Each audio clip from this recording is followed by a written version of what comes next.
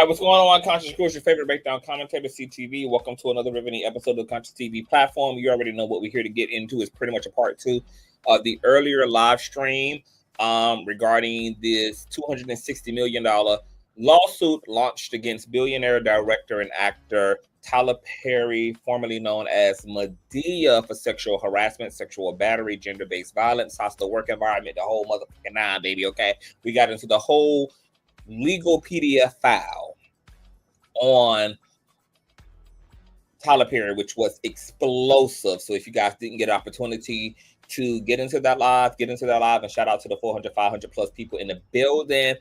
YouTube is doing something really weird with my channel. It's not sending out notifications. I continue to get these comments and emails that people are not getting notified. So I need all of you guys to run those likes up. I'm working my ass off, and I want the biggest bang for my work as possible for my time and my motherfucking energy, okay? So because YouTube ain't doing their part, we got to do ours. So if you're in the building, please thumbs up the video. It's free 99. It don't cost you motherfucking nothing. And if you can't be over here supporting the content, you shouldn't have your ass here to begin with, okay? Don't be a weirdo and don't be a hater, all right? So run those likes up so that all the other conscious crew members can be properly notified. Also, shout out to all the new subbies. We're at 53.5 and counting. Teamwork, in fact, makes the dream work. Also, if you guys want to donate to the platform, you want to keep the lights on around her. Plus, we got a $400 Pacer tab, girl. $399 big dollars we owe, girl, because we've been tearing Pacer down to the ground, pulling up all the damn paperwork for the TD Jakes lawsuit, the Megan Thee Stallion lawsuit, the Jay-Z lawsuit. Now we got the Tyler Perry lawsuit, girl. So, we've been running Pacer down, girl. So if you guys want to contribute to that funding, you can definitely do so at Cash App $Consciouztv and or PayPal.me/Consciouztv, Conscious spelled with the Z on the end, just how it is here on the platform. And thank you guys for all of your monetary support. I love you a long time and could not do this without you. Last but not least, please share the stream out to wherever it is you have digital community, whether that be a YouTube community or your Snapchat, your MySpace, the dark side of Twitter, Tumblr, or your personal OF. I don't really give a damn where you in fact lay the link. Just let them whores know that we're live, and we're certainly in color. But no further ado, let's go ahead and push on through. I know a place where you can recharge your soul. Baby, that's Consciouztv. And in the midst of brokenness, he gon' see your asshole. Baby, that's Consciouztv. You gon' heal, you gon' laugh and catch a little shade. Ooh, girl. Y'all know he be slaying, y'all better stop playing. Come hear what he's saying. Ladies and gentlemen.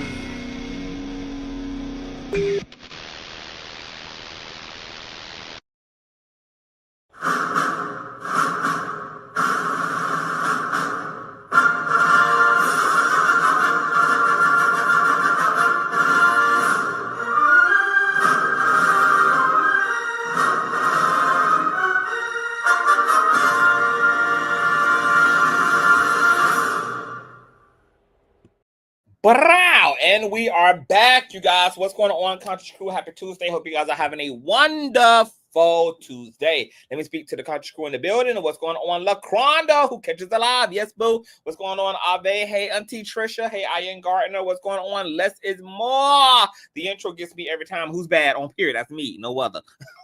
What's going on, St. Marquise?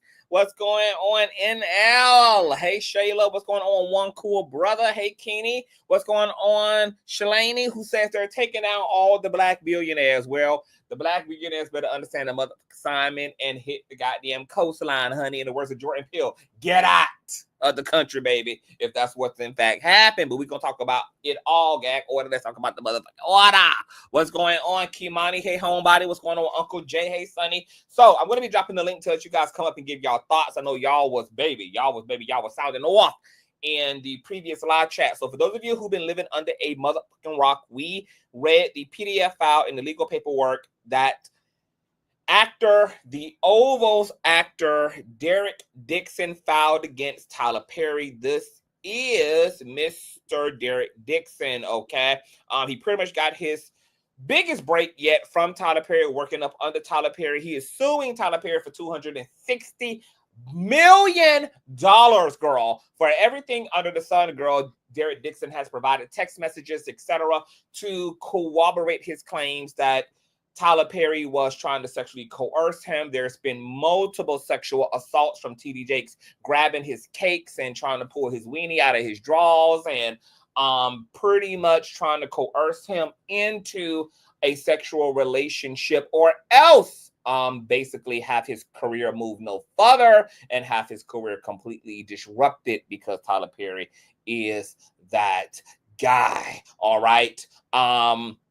He ran down plenty of instances over the years, from how he met Tyler Perry to when things first happened, the fact that he has suffered emotionally and physiologically due to the post-traumatic stress of having to live under these circumstances. And he ended up, by the end, also reporting Tyler Perry to some type of a authoritative board, who was supposed to launch an investigation into the claims, which was to no avail. Now, Derek Dixon is suing under certain California civil procedure as it relates to any issues that may arise regarding statutes of limitations regarding these type of claims, girl. As Derek Dixon is holding Tyler Perry's feet to the absolute fire, a lot of other previous allegations against Tyler Perry are resurfacing, such as Christian Keys, which we were getting into a little bit toward the end of the last live stream, which we had to cut short because it had already been over a 3-hour mark. And then my computer was running slow, so then I had to restart it and everything. So now we are rebooted and we will be revisiting Christian Keys. But before we get to Christian Keys allegations, we're going to get into a lot of other things, because I don't know if you guys remember, but either last year or year before last, I think it was following the Christian Keys expose in 2023, I had gotten personal intel regarding this alleged model actor, Caton Carter. Okay, he was kind of an up-and-coming model actor in the mid 2000s. He was kind of on his up and up, and he had been allegedly contacted by a Tyler Perry, somebody out of Tyler Perry's camp, who was claiming that Tyler was interested in sitting down with him. Matter of fact, I think it was Tyler Perry who reached out to him directly, etc. Said he wanted to, that he had some opportunities for him, etc. Wanted to possibly consider him for some things. Tyler Perry had arranged a flight and a hotel stay and covered all of his expenses, and just needed him to get on the plane in order for all of his dreams to come true, girl, for him to come into Wonderland. So Caton Carter got on that plane, took that business deal, of course, and realized almost immediately that something was very off about everything, because he was picked up from the airport allegedly by one of Tyler Perry's drivers, and from the commute from the airport to Mr. Carter's hotel, the driver was asking him very personable questions that he thought were really unprofessional and were really awkward and intimate, such as Mr. Carter's personal life and whether he was in a relationship and what his sexual orientation was. Of course, Mr. Carter, insisted that he was straight and he was only into women, etc. That he was not into men, And Mr. Carter reported that by the time he got to his hotel, he had gotten a call from one of Tyler Perry's associates claiming that the business meeting had been canceled, that something had came up, and that Mr. Tyler Perry would be in touch. And of course, that was the last of communications and exchange between Caton Carter and Mr. Tyler Perry. So the consensus is that Tyler Perry was having some of his employees vet some of these men that he might have been personally interested in. And if they pretty much weren't with the shits, then that would be the end of the excursion. And apparently this driver had vetted Mr. Carter on behalf of Tyler Perry and had obviously gotten Tyler Perry that information, which resulted in the business meeting being canceled and Mr. Carter being, put back on the goddamn plane the very next day. Like, he never even had a chance to see Mr. Perry after taking time out to, take time out of his schedule to get on the plane, to travel across the country, etc. Absolutely bizarre shit. And of course, Mr. Caton Carter has that same aesthetic that Lance Gross has, that Tristan Keys has, that Dixon has. And of course, you can see a similar aesthetic as well through, you know, a lot of the men that Tyler Perry cast, you know, these kind of Herculean men, these well-bodied men. To a lot of the public, it's clear that Tyler Perry has a particular type. And of course, there typically is always sex scenes in Tyler Perry's movies and men's buttocks being shown, and, you know, sometimes homosexuality, such as Beauty is Black, which is sickening. I mean, baby. Black is Beautiful had me in a goddamn chokehold. Unfortunately, I am looking forward to season 2, girl. But, you know, there seems to be a running theme here, okay? So, there's Catton Carter, who's had an interesting experience with Mr. Tyler Perry, but things get even more interesting because another actor who has worked alongside and under Tyler Perry allegedly had an entire physical altercation with Tyler Perry because Tyler Perry allegedly physically sexually assaulted him, and that resulted in him having to uppercut Tyler Perry ass into the goddamn floor. We're going to revisit Storm Monroe. So shout out to Storm, who had presented some intel last year, according to his sources, about Lance Gross, Black actor's experience with Tyler Perry, okay? So shout out to Storm Monroe. And of course, this is covered by no other than Fair Use. Okay, these are things that I'm compiling as it relates to the claims that Derek Dixon launched against Tyler Perry. Where is my disclaimer? Here it is. All right, check out Storm, you guys. Conversations at once. You apply. Okay, Storm is paying bills immediately, and we got to pay them to you guys. So run those likes up, and of course, all donation information is in the description box because the Kang is in fact Kanging today. And I know several people in like these mixed families, or even if you got like the dark skinned daddy and the light skinned mama, and the way it came out where the daughters took more, look more like the father side, and then the sons look more like the lighter skinned mama side. I know a lot of those dynamics. We need to get into that later. Another story for another day. Okay, so allegedly, as it was told to me, that Lance Gross allegedly did not escape the advances from said Black billionaire that's so coveted by the community. Now, I do have to say this, Christian, shout out to you. I think you're overestimating how much the Black community praises Tyler Perry. Like, it is not 2009 anymore. If he gets exposed, we're good. We're good. We're not going to miss a lick of sleep. We're going to talk about it. We're going to laugh. We're going to gag. But we're not going to be like, oh, my God. Maybe the old church ladies, maybe. But the rest of us, no. Hey, Sunky. Okay? Now, we all know that Tyler Perry has a certain type. It is what it is. All right. And pretty much all his films, there is a certain type. Now, when you look up Lance Gross, I would say he fits that type. Would y'all agree? I'm going to pull up some pictures of Lance Gross, actually, while story gets into his story time. He got the mixed fetish. He got the chocolate fetish too. All right. Oh, there goes his wife right there. Yeah. I remember that controversy years ago. I ain't forgot. Yeah. Same thing. Buff Black dudes. If you really think about it, Tyler Perry thing is buff Black dudes. The type don't change. For real. Okay, so let's go back here. So, allegedly, Tyler Perry tried Lance as well. According to my source, Lance is straight. Lance didn't give him any inclination, and by he, I mean this Black billionaire, any inclination that he was not, but nonetheless, he got tried too. Now, the when, where, and how of the triation, I'm not exactly sure of, so I'm not going to lie.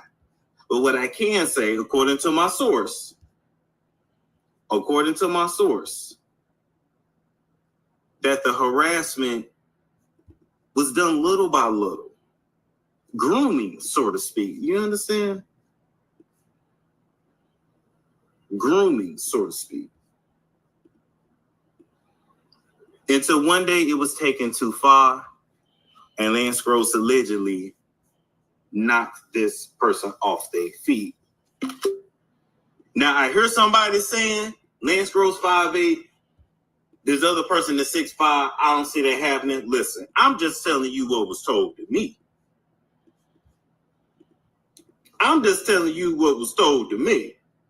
But I done seen big niggas and big women get taken down. So I'm going to tell you the very same thing Gene did. When Gene Deal is 6'8".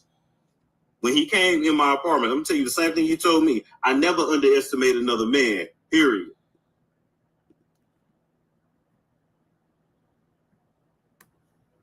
I done seen women that was 5'2", 5'3", knock a tall hoe out. I'm just letting you know I don't underestimate nobody. Because just when you think, oh, they little ass ain't finna do shit, you would get your ass whooped.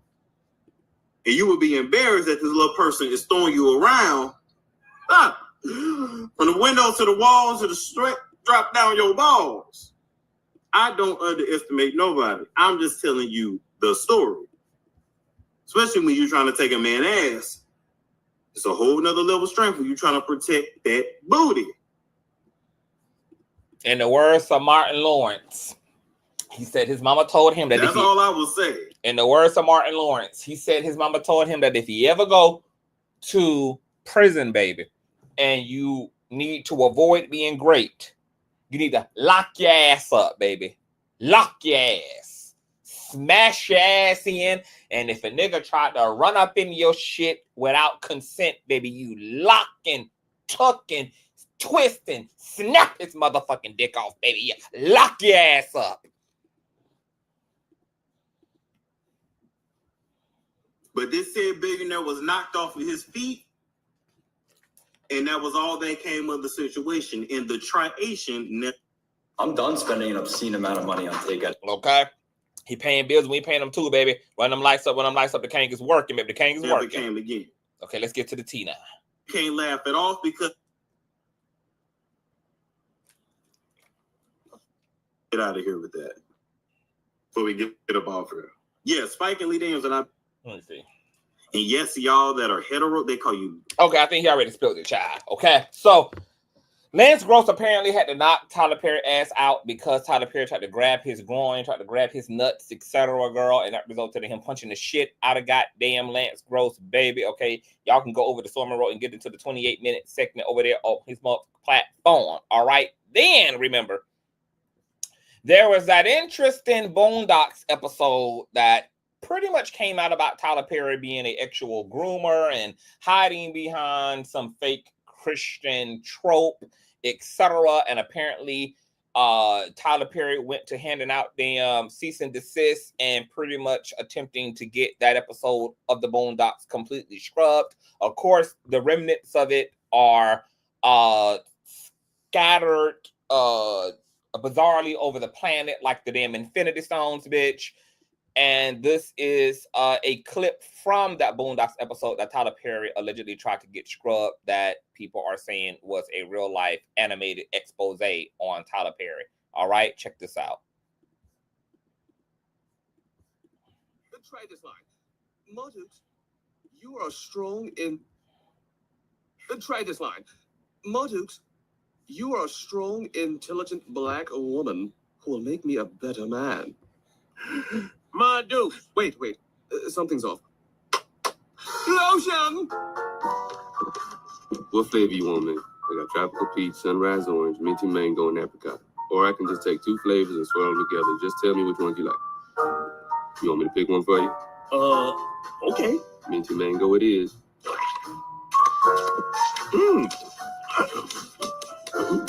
Turn around. Hey. You want me to pop these bumps? No. All right. You good then? Okay, Robert. Again. My dude. That's it! Breathtaking. Try this line. Okay, let me see if I can find another excerpt for you guys because it busts out with Medea and every goddamn thing, child. A motherfucking mess. The Boondocks episode titled Pause was removed from television, and evidence points to it was because it upset Tyler Perry. The episode features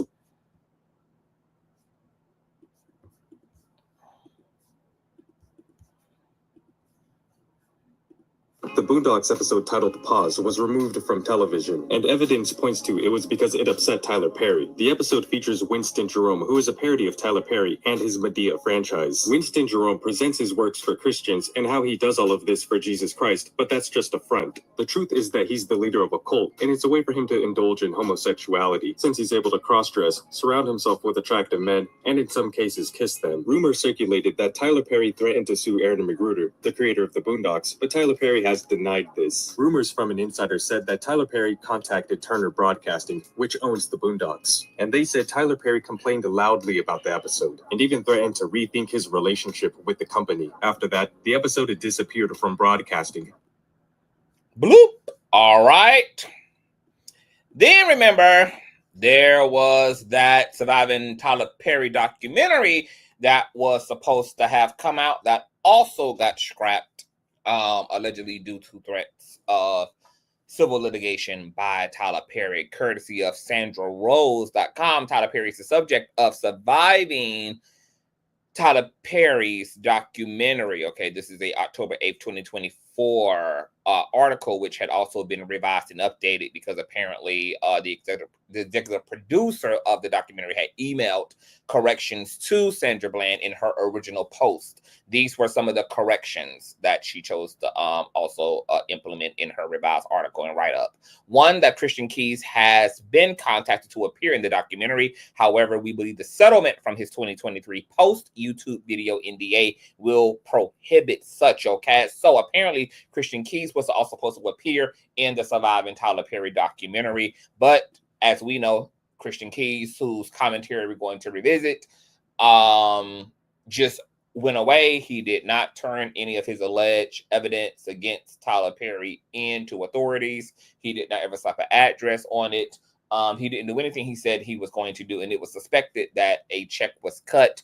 And Sandra Bland is claiming that the executive producers of the Surviving Tyler Perry documentary had reached out and verbatimly told her that he was supposed to appear in the documentary, but that a alleged undisclosed settlement and NDA more than likely would have prevented Christian Keys from further participation in that docu-series. All right. Another revised correction was the registration that we have seen and confirmed is not for a truck, because remember, Christian Keys had claimed that this billionaire producer, etc., that everybody believes to be Tyler Perry based upon all of the obvious Easter eggs, had gifted him a truck, etc. Apparently this is how Tyler Perry attempts to, keep his hoes and or the niggas he want to be his harem whores, keep them at bay, keep them obedient. He love bombs them, gets them financially dependent on him, and or starts love bombing them to keep their mouths closed. So apparently the executive producers from the documentary had actually looked into, I guess, the registration and everything surrounding the car situation that apparently was, in some connection to Tyler Perry. The registration that we have seen and confirmed is not for a truck for the state of Georgia, but a mid-level luxury, very popular sedan at the time in the state of California, and was for the year 2007 through 2008. Shortly after this time, Christian Keys would shuffle back and forth between Metro Detroit and Los Angeles due to his inability to find consistent work in LA. This does not mean that the sedan could have been purchased earlier when Christian Keys was very active and Tyler Perry plays as his go-to leading man around 0507. It is only the registration year we can confirm. Okay. They also gave this update. Our EP of the film was present on several occasions and saw Christian Keys personally driving the vehicle in Los Angeles during the time when Christian and Claudia Jordan were trying one of their many attempts between her NFL romances to date. Okay. And I told you guys in the last live that Claudia did confirm to me that Christian Keys had confided in her about his experiences with Tyler Perry, like early on, like this was years ago, like maybe 2008 or 2010-ish, you know, when she first met Christian Keys, and he seemed pretty disheveled and dealing with a lot at the time, that he confided in her about you know, his run-ins with Tyler Perry, and she had pretty much kept quiet about this up until Christian Keys spoke out in 2023, and she actually said she was rather shocked that Christian Keys had actually finally said something, but she did confirm that that is who Christian Keys was talking about, because he had personally confided in her about Tyler Perry a decade prior. Okay. 4, just a little bit of exclusive tea for you. Our EP has met Tyler Perry on several occasions, including once with Christian Keys and another time at a private super party Hollywood A-list gathering celebration in Monticello, California, at the sprawling estate of Madame Oprah motherfucking Winfrey, his good Judy and handler, allegedly. Okay. 5, the vehicle was the most expensive and popular Chrysler sedan model available at the time. So this alleged car, per Christian Keys' claims via Tyler Perry love bombing him, was, you know, it was the car of all cars for that particular time. All right, so those were her revisions. Now into her article. The documentary is set for release on November 28th. Of course, that never happened. There is also a Surviving Tyler Perry website that includes more information about the film. Here was the cover art for the documentary that was supposed to star Christian Keys and other individuals with testimony and claims against Tyler Perry. SandraRose.com received a promotional poster for the documentary, which features the names of victims superimposed over an empty director's chair. Okay, matter of fact, let's go ahead and revisit some of those names. Okay, I see Alfonso here. Oh, Lance. We see a Lance here. So was Lance Gross what's supposed to appear in this film? Wow, we see a Brett. We see a Aaron.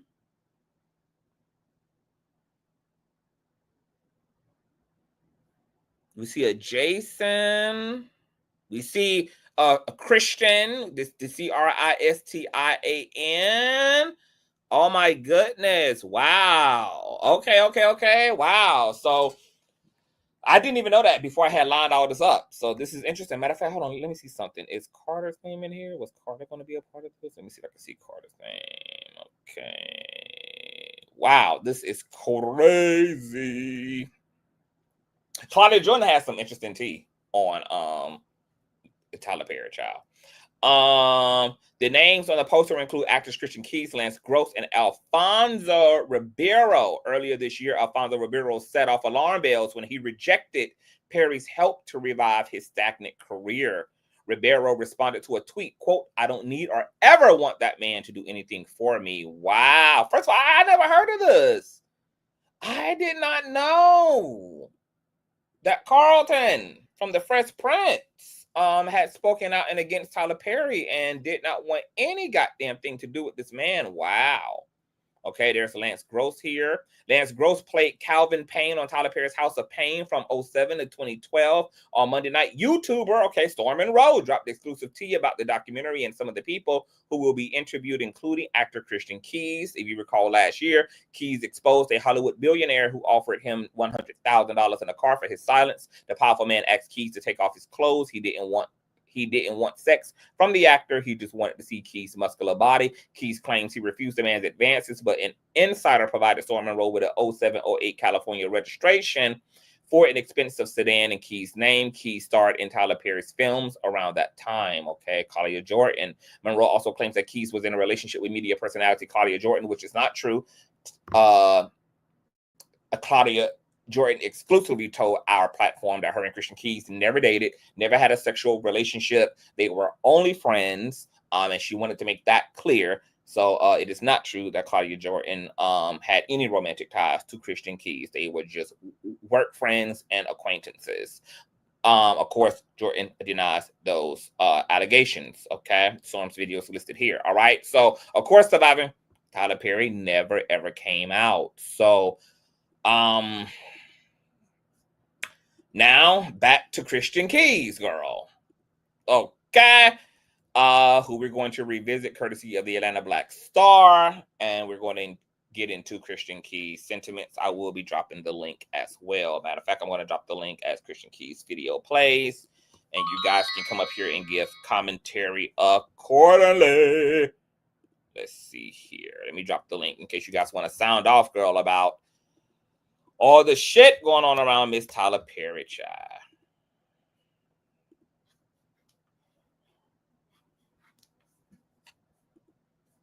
Okay, why are we moving slow again? Let me get rid of all this shit I got up on the screen.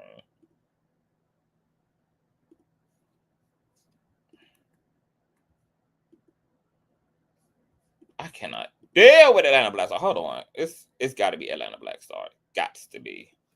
But let's see here.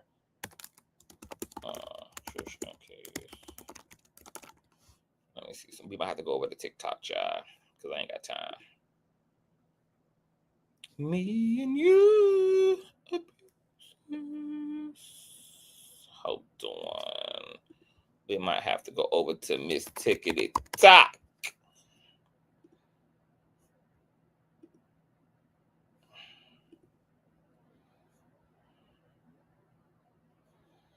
Matter of fact, let me see something, y'all. Run them likes up, run them likes up, run them likes up.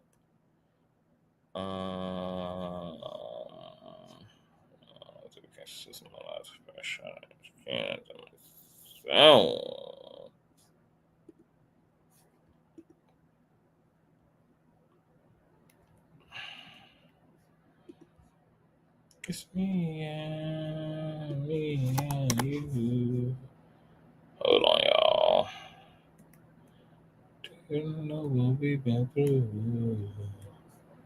Did it all without you. And I didn't want to. Needed time to be away. Had to do some growing. Let me see.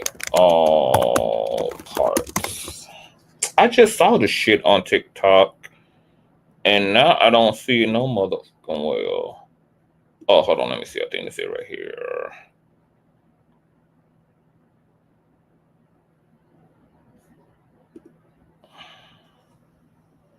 But I promise you this. Let me see. Is this the whole thing? I will promise you this. Nah, this ain't the whole thing. I'm gonna have to deal with Atlanta Black Star, but she acting so fucking goofy.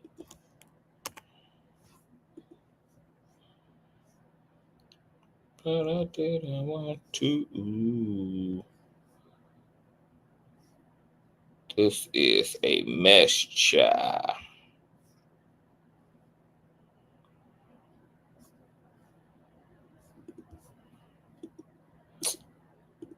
Oh, doing Atlanta Black Star. If you guys want to hit the link, you can. I just dropped the link. If you guys want to pull up. Okay, let's see this shit work. Here. More dependability. That's them goddamn gargoyles and shit that Tyler Perry be working for, girl, trying to block the things, honey. Trying to block the things. We're about to get back into Miss Christian Keys. Some people feel like it's a conspiracy against Black billionaires, girl, that there is some concerted effort to take down our prominent Black billionaires, etc., girl. Look, girl. I'm just gonna follow the T. Okay, I'm gonna follow the T, girl. Wherever the T takes me is wherever the truth is going to be, honey. Okay, so I'm just gonna follow the T. The T is going to tell the story. I don't know if there's a concerted effort to take down innocent Black billionaires. There might be a concerted effort to take their asses down first, but I don't know if they're taking down innocent Black billionaires.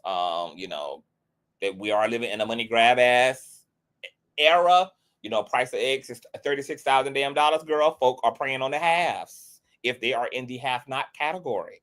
So yeah, here's Christian Keys.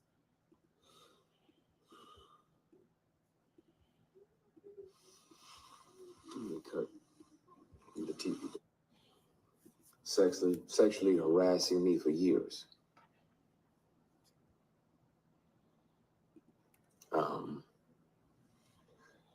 he was claiming, you know, that he had multiple young black men on the payroll, and they just had to show up when he requested them to be there. And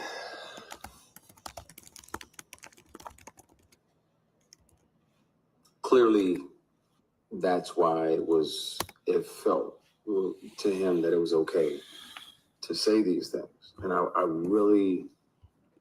want to have these discussions. Hey, Ave, what's going on? Boo, sound off. Hey, how are you? I am awesome. How are you? I'm doing great. What do you think about these explosive claims and all the stuff resurfacing about Tyler Perry's alleged back curtain behavior? Child, I'm not surprised. It's like the only thing is with me is it's like, well, all this stuff coming out in the past, it's like he just couldn't help himself. I'm like, you gotta know when to hold them and when to fold them. So you believe the claims against Tyler Perry? Yeah, it's like no different than the Shannon Sharp situation. And he been warned too. They all been warned and they just won't stop. Why you think that is? It's like you can just instantly tell. I can just look at him and tell. He just oozes, you love to be on a man. And then the way he talk about us black women, oh yeah, you the op. Not Tyler Perry. It's the op. A lot of black women praise him, Ave. They praise him and love this Tyler Perry down to the ground. But you feel like he's an op. Okay, so what makes you believe that he's an op? Because I don't. Girl, he tells their story. He's telling the story that's never been told. He's, bringing a certain visibility to the struggle and to the plight of the black woman. And so there's a lot of black women that love him for that. I don't, but that's just me. I can only speak for myself. What makes you not like it? Like what do you? Yeah, like expound upon that for us.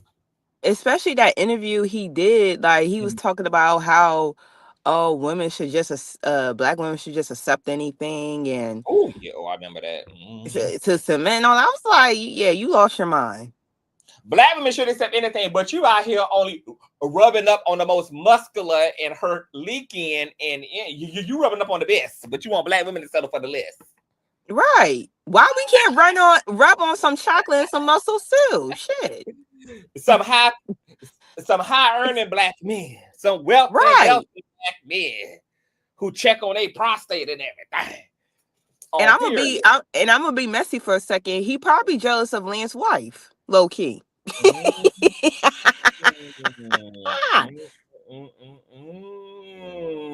Probably like, how dare you? You probably like, how dare he married a black woman? No, I'm playing.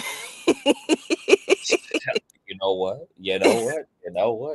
Ain't Tyler Perry allegedly got a girlfriend too? Allegedly, ain't he got in a relationship? Allegedly, like some older black lady. Yeah, I seen her before. So you think it's giving Portia Corday is giving a beard? Yes. Yep, with the child and everything. Didn't they have a child together? I think they were trying to or thinking about it, but no, I don't believe that Tyler Perry is in fact the father yet. Let me see. Let me look it up. But I don't think he's a father yet. No, but I do think that he had put it out there that they was maybe thinking about starting a family. Does Tyler Perry? Let's see, have a kid. Let's see here. No, Tyler Perry. No, that's Tyler, the creator. Hold on, let me see. It's Tyler Perry. I don't think Tyler Perry has no kids. I know they was trying to have some type of family. Yeah, Tyler Perry. Let me see. Tyler Perry have a kid. Oh, wait a minute. Oh, he does. Tyler Perry has a son named Amon. Right. I remember. That's what Tyler Perry was talking about that he was going to be with over the Christmas holidays. He was going to be with. Yep, it came out on the Shade Room. I did not know that. Okay, he was born on November 30th, 24. Okay, so his son is also a Sagittarius. That's interesting. His mother is Jalea Makele, an Ethiopian model, filmmaker, and actress. Okay, so he got with him an old African Wakanda ass. Yep. Whoa, Ethiopian. Okay, so let me see something else here. Is Tyler Perry currently with woman? Is Tyler Perry Probably not. She probably just did all that for a check. I don't blame her. She's set for life. I As ain't of mad at June it. 17th of 2025, Tyler Perry is reportedly single, while rumors Yep. circulate about a potential relationship with Crystal Hazlett. Her co-star DeVale Ellis confirmed that they are just friends. Perry was previously in a long-term relationship with Galia Bekele, with whom he has a son, but they separated in 2020. Oh, she's gorgeous. She got a big curly hair. All right. Okay. All right. We got Whitney to the table. Okay. My next question to you is, what's up?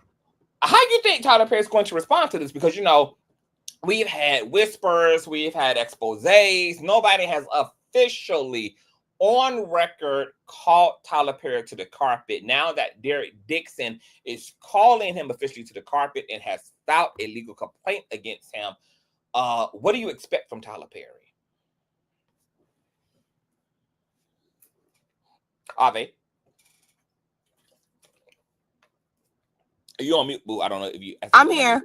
Okay, there you go. Repeat that one more time. I'm sorry.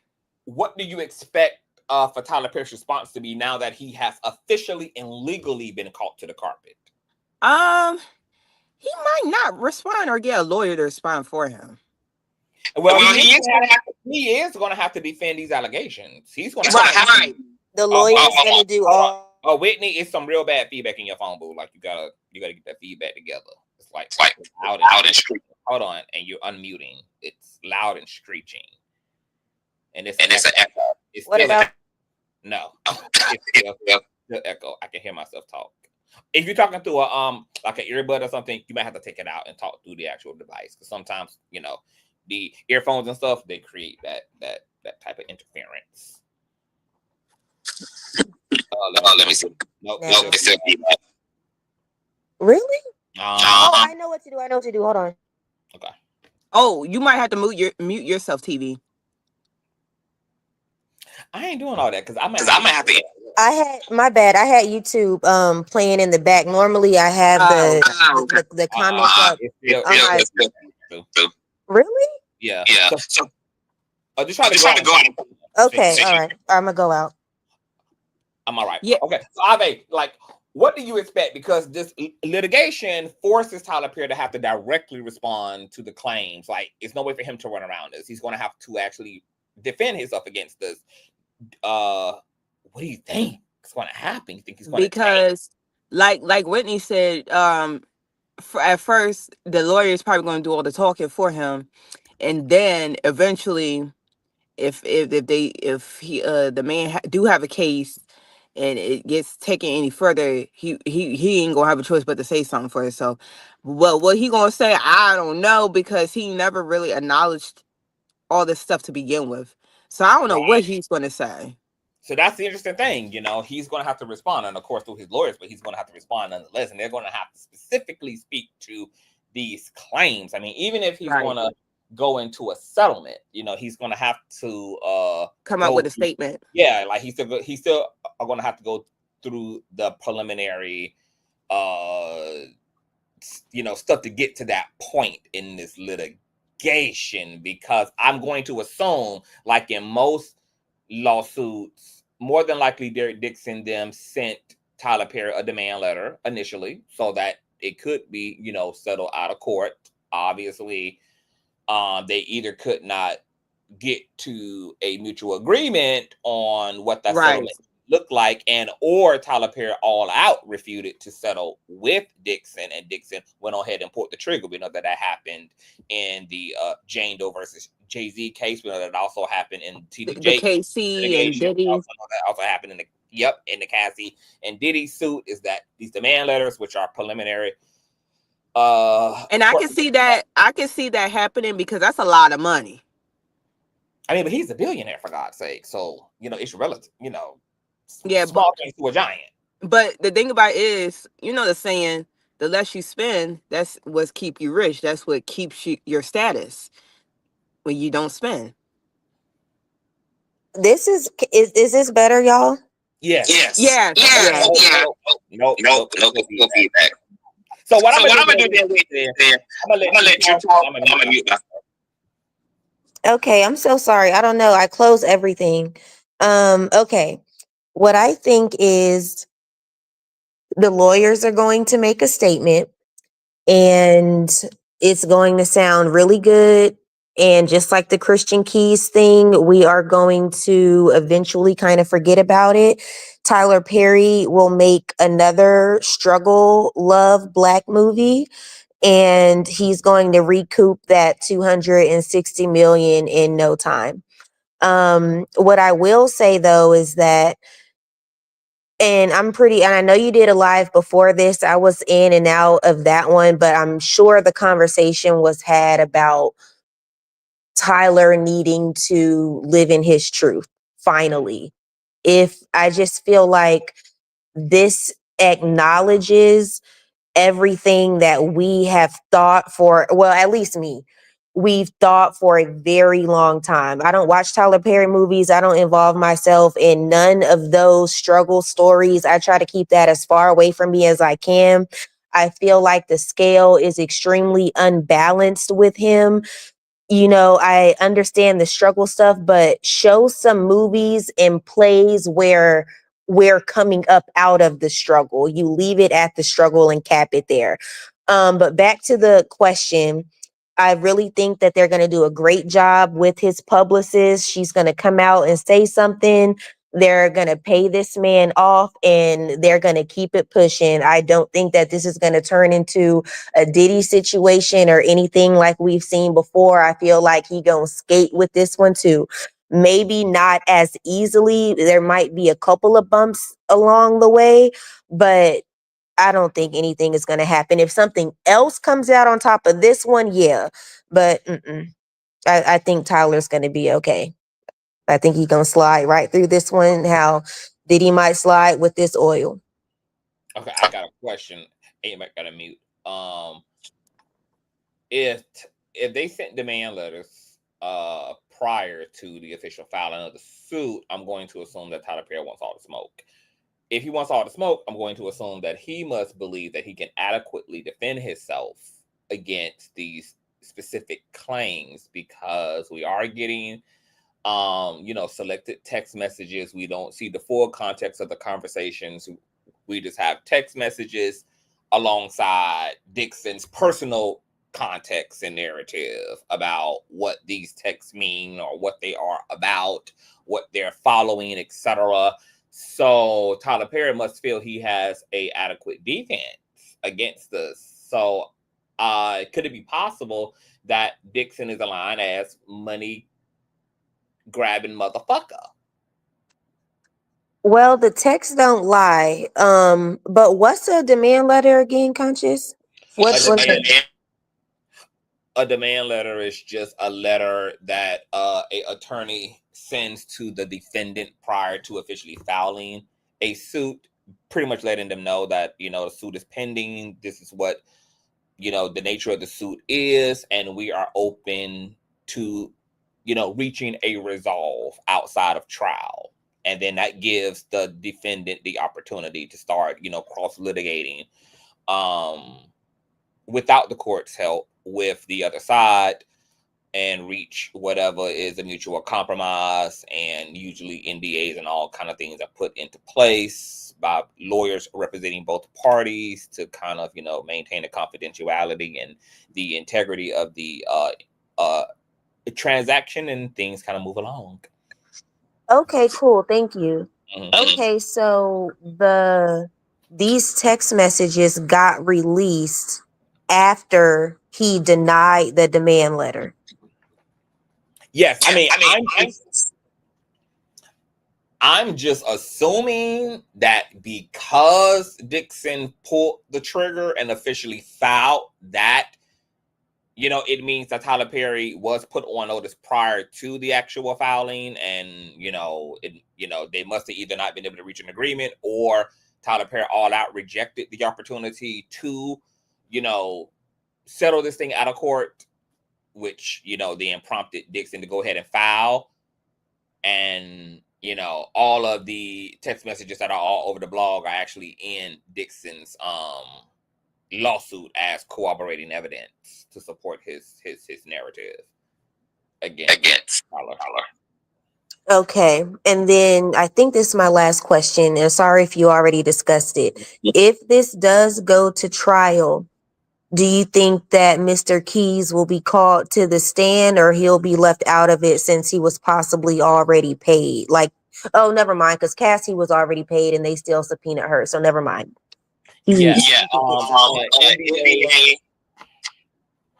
NDA does not prohibit or provide immunity in as it relates to like criminal civil offenses. So if Christian did sign an NDA, yeah, he still could be pulled into a litigation of this kind, considering, you know, that these are actual crimes. So he could be subpoenaed, and they did drop his name. They dropped his name officially. You know, I was kind of shocked that they went there in the lawsuit. So Dixon wanted all the smoke. He did drop the Christian Keys expose in the lawsuit to further add, you know, a legitimacy to his claims. So yeah, Christian Keys might end up subpoenaed, and for all we know, maybe there's been some backdoor correspondences and conversations actually between Dixon and Christian Keys, where they both, you know, shared with each other their experiences, etc.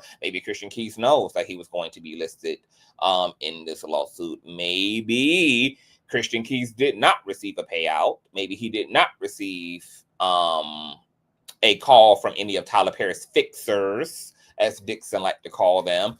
And maybe Christian Keys plans on helping Dixon by, you know, being a witness in his own lawsuit against Perry. And maybe that's how he's also going to get his coin, because maybe Dixon has agreed to compensate him for his testimony. How do you feel about the statement that another content creator said,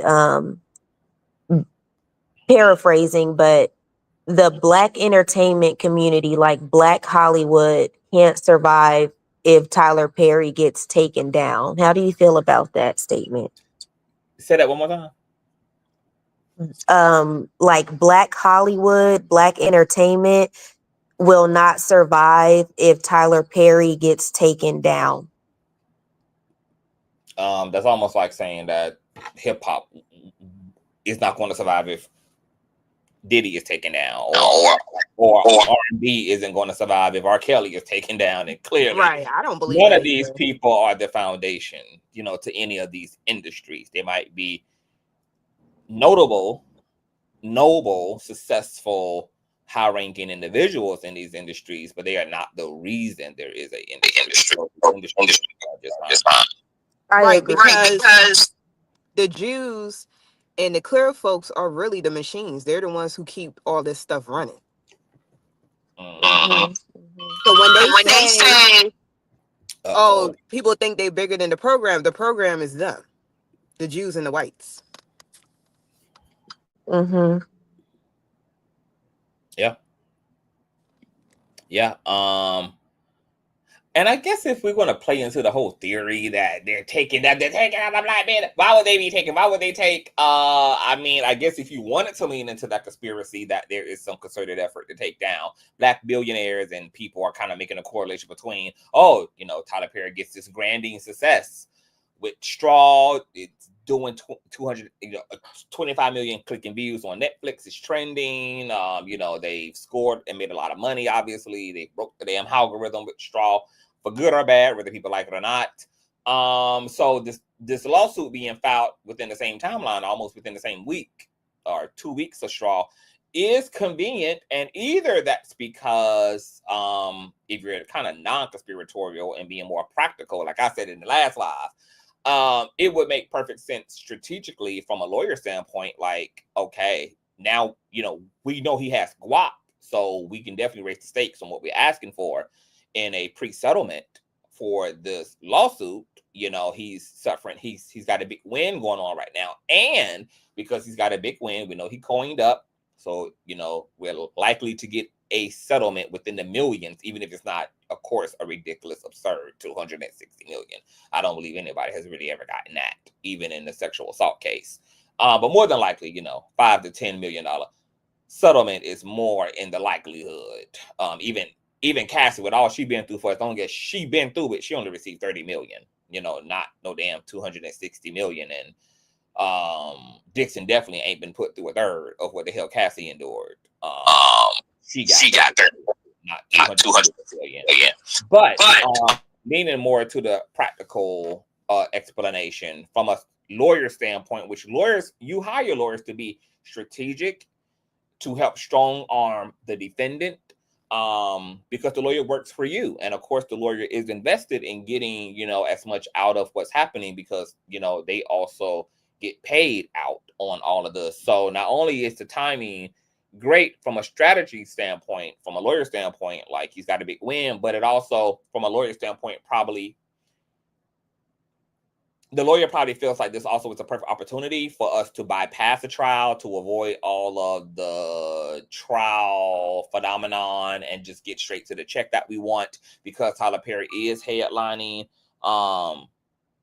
you know, for positive reasons. So that would probably make him more likely to want to settle out of court, considering that he, you know, is in the news for the success of Straw, etc. He probably wouldn't want this negative publicity kind of still in his moment, etc. However, the fact that they pulled the trigger and, you know, went forward with the lawsuit anyway means that Tyler Perry wanted to smoke, but they still will have an opportunity to settle once they get to the mediation part of this lawsuit. So I think what Tyler Perry might be doing is he might be testing the goddamn waters. Like, he might, to Storm and Rose point and other, you know, viewers' points, you know, Tyler Perry is a beloved figure. Maybe Tyler Perry trusts in the sentiment and the value he has amongst consumers and viewers, and believe that he could survive something like this. He's also a man of immense wealth and resource, so maybe he trusts in all of those variables, or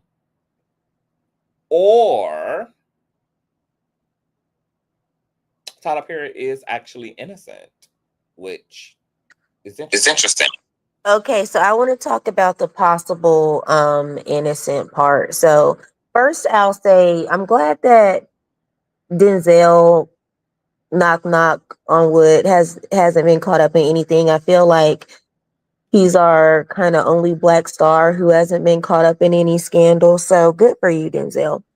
I feel like this Diddy trial really opened my eyes to how much we don't know until every single thing is dissected. The lawsuit came out, we have the filings and we have the text messages, but there's still so much we don't know. And I feel like it depends on who came on to who first, because if they can prove that the gentleman was kind of flirting with Tyler first, and then Tyler decided to flirt back, that's different than Tyler coming on to the person. Because if the gentleman opened the door, then they can easily claim, what's the word? Like, you just trying to like set me up or do this to get some money. They can easily claim that angle if we find out that he's the one that came on to Tyler first. And I think maybe that's why Tyler's so confident here, because ain't no way Tyler came on to this man and he's super confident that he'll be okay. So I think Tyler has something, not in the closet, but he has something in his back pocket that we don't know about yet from this court filing. So that's where the innocence could come from for me. And here's the thing, you know, like, you know, there are Dixon.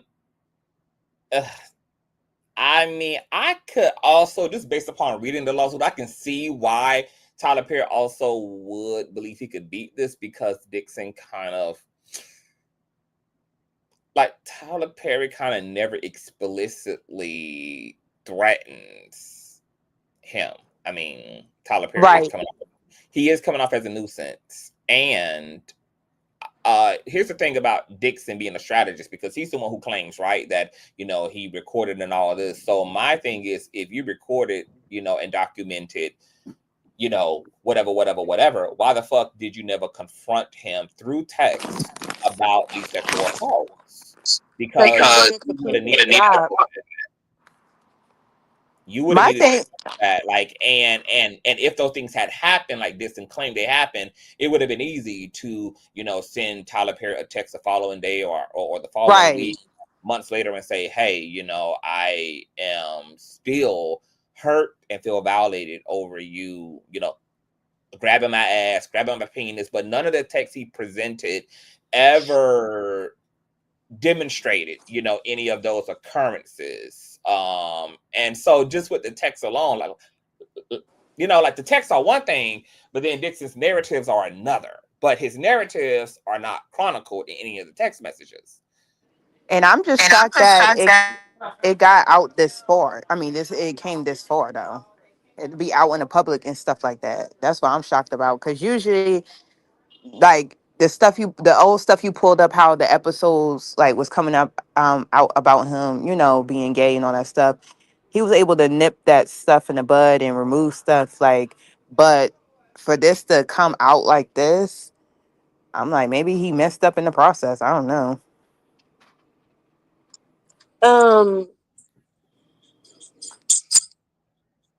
Shoot, I forgot what I was going to say. It'll come back. Sorry. And I was looking up like bosses, like being able to fraternize with employees and stuff. I mean, in particular companies, they have like clauses that prohibit it, but it's actually not illegal for it's not. Even like I work for Amazon, and we're allowed to have relationships with our managers. We can't the only thing is, the clause and the policy is we cannot work in the same department. We or the management have to work somewhere else, like upstairs or a different department. It's the same thing with family. Like, family can work together, but not on the same floor or same area, et cetera, et cetera. Yeah. Yeah. So, I mean, while it can be argued to be, it can cause issues, it can be unethical or, based upon certain stipulations. But with Tyler Perry being, like, these actors are pretty much like freelance employees, I'm not sure what that situation would look like as it relates to sexual harassment, violations, and all of this. And like I said, Tyler Perry isn't. I mean, I don't know. It's like, I think is it Dixon's narratives that are making y'all see more into the text messages? Because if you just isolate the text messages from Dixon's narratives, are the text messages that I don't know what I want. Yes. Are they that? Explain with me. Yeah, I really think the text messages say a lot. And now I remember what I was going to say.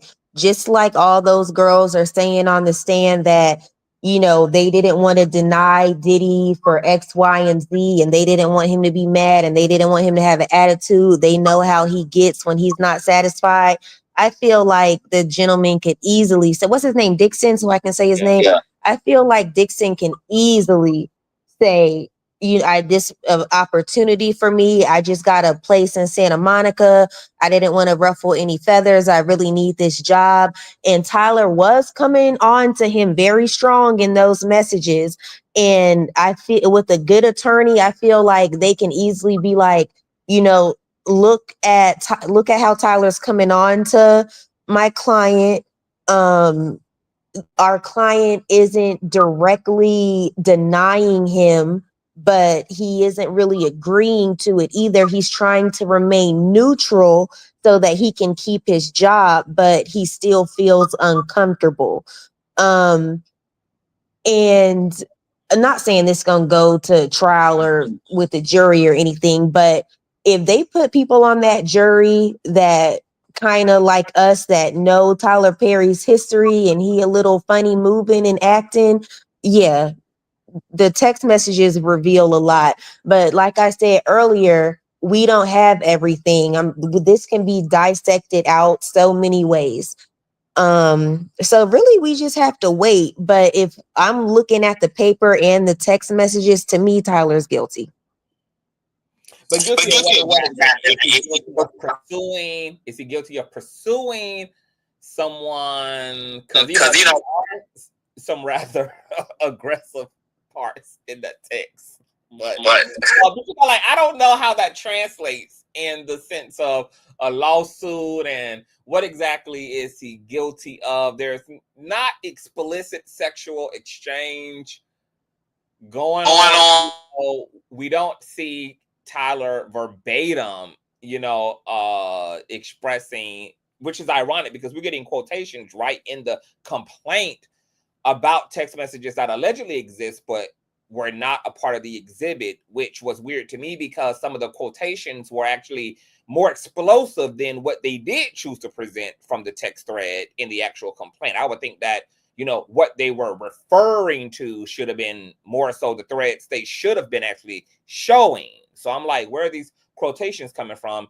And why didn't y'all put those actual threads in the actual complaint? I mean, even though I know that maybe sometimes when it comes to lawsuits, like lawyers and plaintiffs aren't necessarily they don't have social media or the public in mind because they know that this is going to be a full out litigation. So they're going to be able to play their whole hand in the actual lawsuit. But I would still think that you will want your complaint to be as muscled as possible.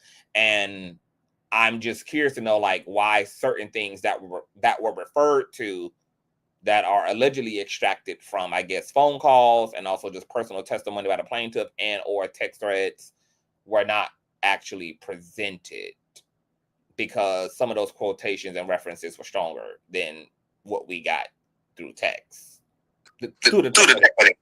Is the overall complaint is workplace harassment, right?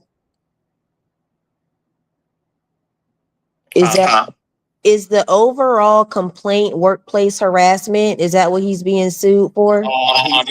Sexual battery, assault, hostile. I don't know about the battery. That seems excessive. They define it in the lawsuit. Let me see here. Because they suing Tyler Perry on like 10 different counts, I think. Wow. Yeah, could you it's feedback in your phone with it. You may have to either mute or just be careful that we don't talk at the same time, because that's when the feedback comes. Okay. First cause of action is sexual harassment. Second cause of action is work environment harassment. Third cause of action is sexual harassment in defiant relationship. Fourth count of action is workplace gender violence in violation of California's civil procedure. Fifth cause of action is violation of the Ban Act in violation of California civil procedure. Sixth act is sexual battery. Okay, so let's see the sexual battery. Plaintiff incorporates by reference and realleges herein each and every one of the allegations contained in the preceding and foregoing paragraphs of this complaint, as if fully set forth herein. Defendant Tyler Perry intended to cause harmful or offensive contact with Mr. Dixon's buttocks and other sexual. Okay, yeah, because I remember Whitney, Dixon alleges that there were like physical violations, like that, he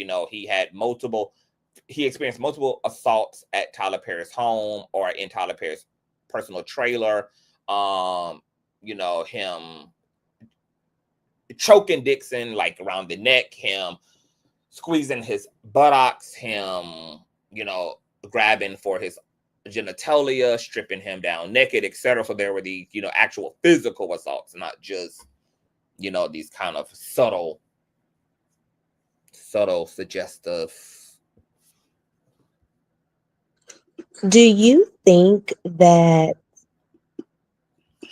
Tyler is attracted to like that hard to get kind of? Because why are you going after this particular man so bad, who doesn't seem to really be showing the same interest? It's like, You're It's all it's all correct. about ego Hmm.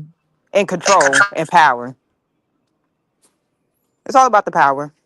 So ego, control, and power would mean that Tyler Perry is not just like some horn dog who's just, don't have a lot of hormonal discipline, but you're describing a actual abuser, Ave. Yeah, because if that's true, it's giving Diddy vibes. Like, and then mind you, like with my mindset, like since I'm not on that type time, I would never understand because if you got the person already and because they don't want to do certain things, it's like I don't know, it's crazy. Cause it's like you don't want them to have like a mind of their own. It's like you want to take control like over their whole being. And it's just crazy. So to that point, Whitney, to that question, I mean, abusers, just like a rapist, a lot of people will say, well, why grape somebody? There are plenty of willing folk, because if you are deviant and you are a abuser, you are looking for non-consent situations, because what you're getting off to Exactly.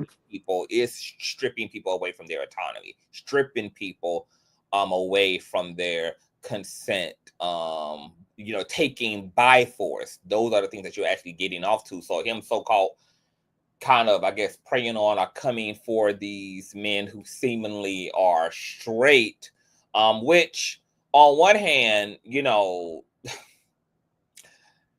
know that most men have not really unpacked their sexuality. They can have hidden desires. There have been a lot of situations where,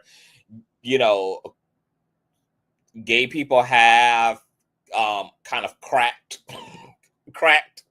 men open in a way through being diligent, because of the issue of homophobia and cultural and religious indoctrination. There can be closeted people who have these desires but not initially comfortable expressing those desires, which can justify for some queer people kind of like not taking no at face value, because they know that there's going to be a no initially just right off back because of the social indoctrination. So, they will kind of like go in until the person makes it absolutely clear. So I don't know whether Tyler Perry just thought maybe, he wanted it, he's under the belief that this is something that exists in these men. And if, and that he can press on them enough to get them to be comfortable. Because the text messages, you're right, some of the text messages were in the vein of, apparently Dixon has admitted that he has some type of sexual repression, maybe due to being violated previously in his life or earlier in his life, or he has some hang-ups around sexual expression due to religion or whatever. So some of the text messages kind of show Tyler and Dixon kind of corresponding about that and talking about, how he needs to work through that, etc., because it's prohibiting him from being able to be, as intimate and to indulge in this part of his life to the degree in which he could. So there's that. But then if Tyler Perry is in fact a actual predator, then yeah, I mean, this is on brand for a predator to seek out,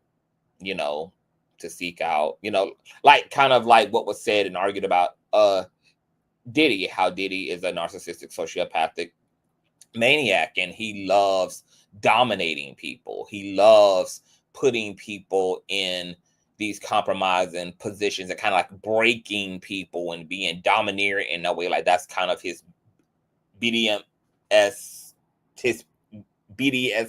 fetish, to dominate people mentally and sexually, etc.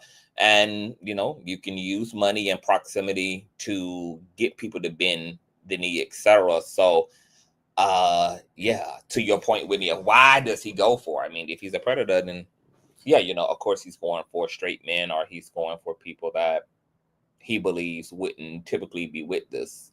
And his ego gets off on breaking these men.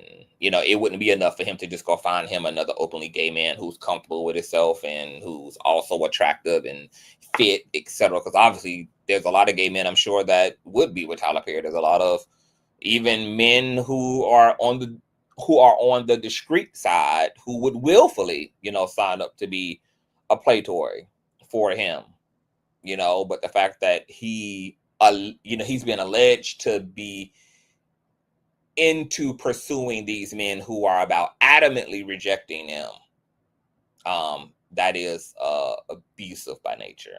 Yeah. So that's interesting, though.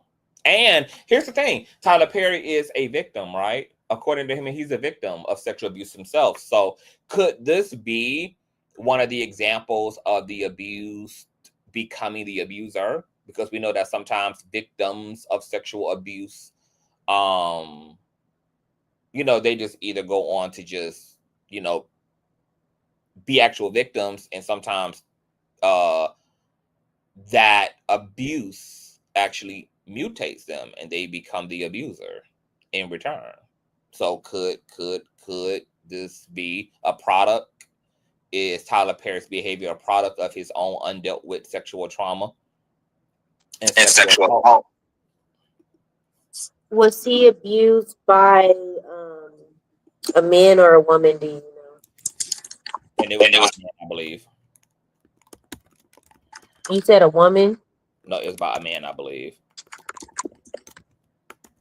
Because I think that this is because some people were arguing that he was kind of like using that as an excuse, or using that kind of as a buffer in case something came out later on about his sexuality or whatever. Like the same claims that people make up about Donnie Kirkland, you know, who some people believe that, you know, he's using quote unquote being sexually assaulted, if that's even true, as a way to kind of excuse his sexuality in case he's found out about, because a lot of queer, bisexual, pansexual people who are still kind of uncomfortable with their orientation might use the sexual assault trope as a way to make themselves feel better and as a way for the expression of their orientation to be more like acceptable socially, because people were kind of like, you know, people, unfortunately, dominant society better receives gayness and same-sexness when it's out of victimhood versus when it's just out of a queer person, you know, just naturally being queer and asserting pride and dignity over being queer. So it's unfortunate that dominant society creates a space, you know, to better receive homosexuality if it's at the hands of abuse versus homosexuality when it's just a natural component of a person's humanity. So some people believe that people still to this day, they hide behind the, you know, I was sexually assaulted, I was molested when I was growing up, I was raised in a household of all women, I was raised around women, you know, all of these kind of like tropes to make their orientation more palatable. But who knows? I'm trying to find a clip of Tyler Perry opening up.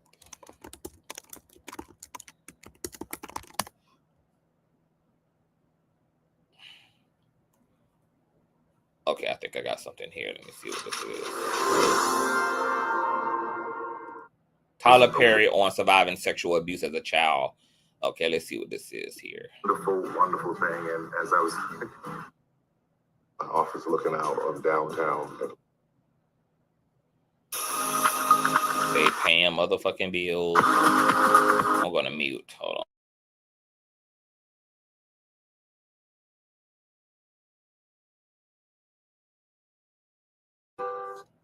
Your cheeseburger deserves oh my God, they're just paying bills and paying bills and paying bills and paying bills and paying bills and paying bills. All these motherfucking commercials. Jesus Christ.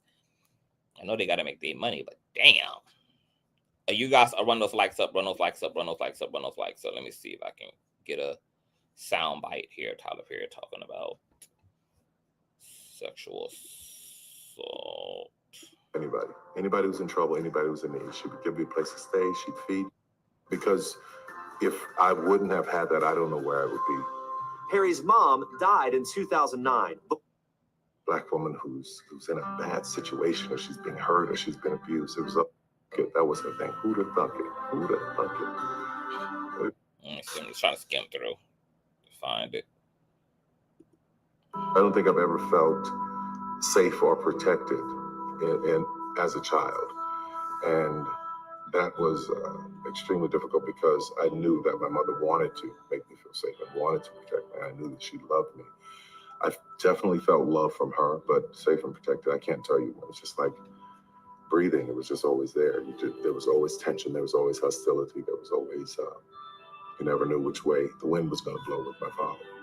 Him being a functional alcoholic, the thing is, he had an incredible work ethic, and I promise, I believe I get my work ethic from him.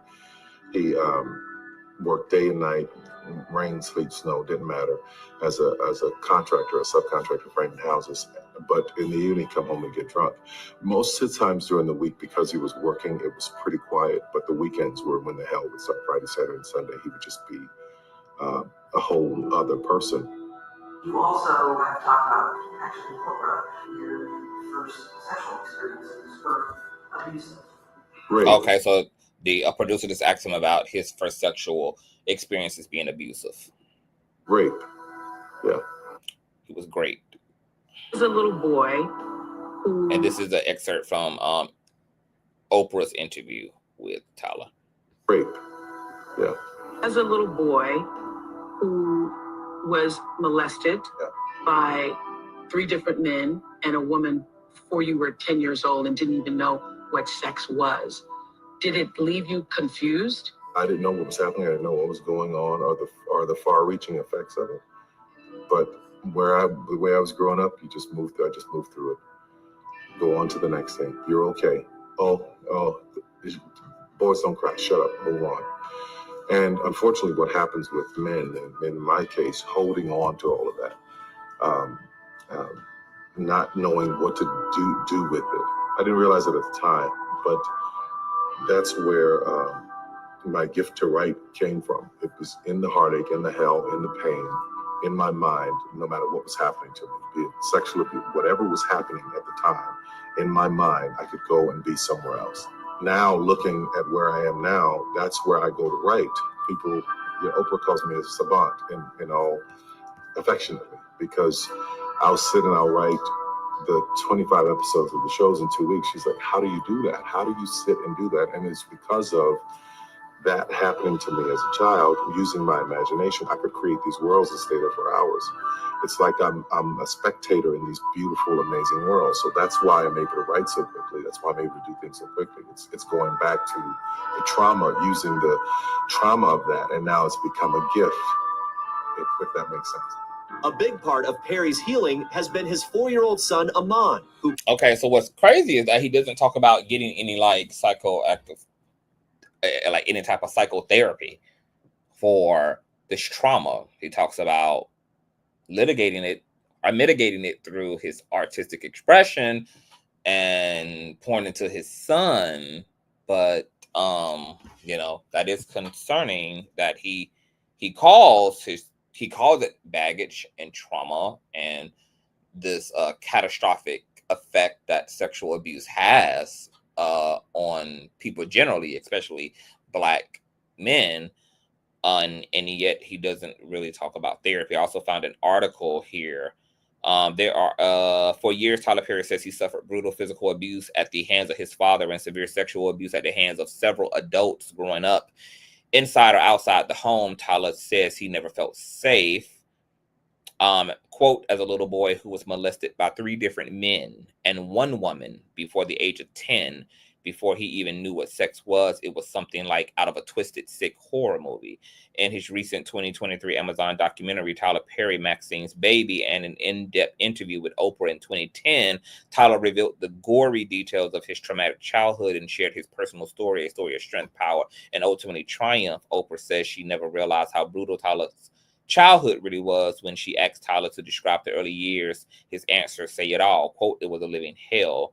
Tyler explained. As a picture of a young Tyler flashes across the screen, he starts to tear up and tears start flowing. Quote, "That's hard for me to look at." He says, "I feel like I died as a child." To endure the violent beatings, shouting, and name-calling, Tyler said he used his imagination to escape. Quote, "I could go to the park in my mind that my mother and my aunt had taken me to. I'm there in this park, running and playing, and it was such a good day," he says. "So every time somebody was doing something to me that was horrible, that was awful, I could go to this park in my mind until it was over." One particular beating Tyler says he'll never forget is the time his father brutally whipped him with a vacuum cord. To this day, I don't know why he did it, but I remember him cornering me in the room and hitting me with this vacuum cleaner cord. He would just not stop. There are all these welts on me, the flesh that's coming from my bone, and I had to wait for him to go to sleep, Tyler says. When he fell asleep, I ran to my aunt's house, and she was mortified when she saw it. Another vicious beating from his father. Tyler says he blacked out for 3 days. He played these mind games.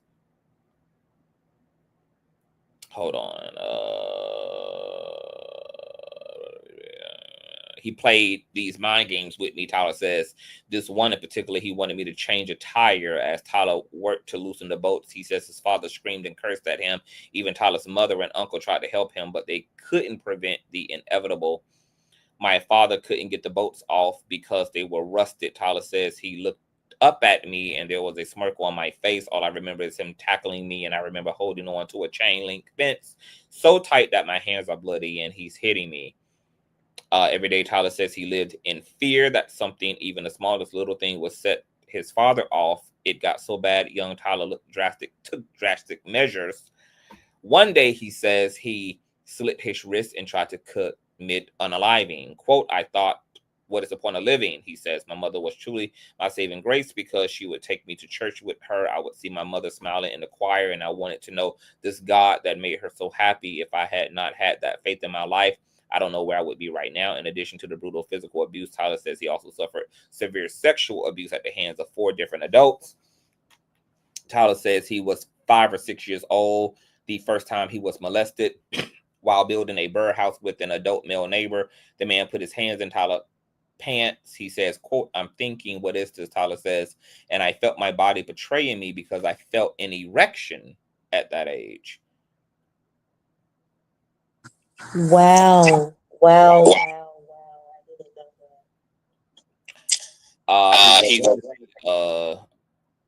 Tyler says he later endured sexual molestation at the hands of a male nurse and a man he knew from church.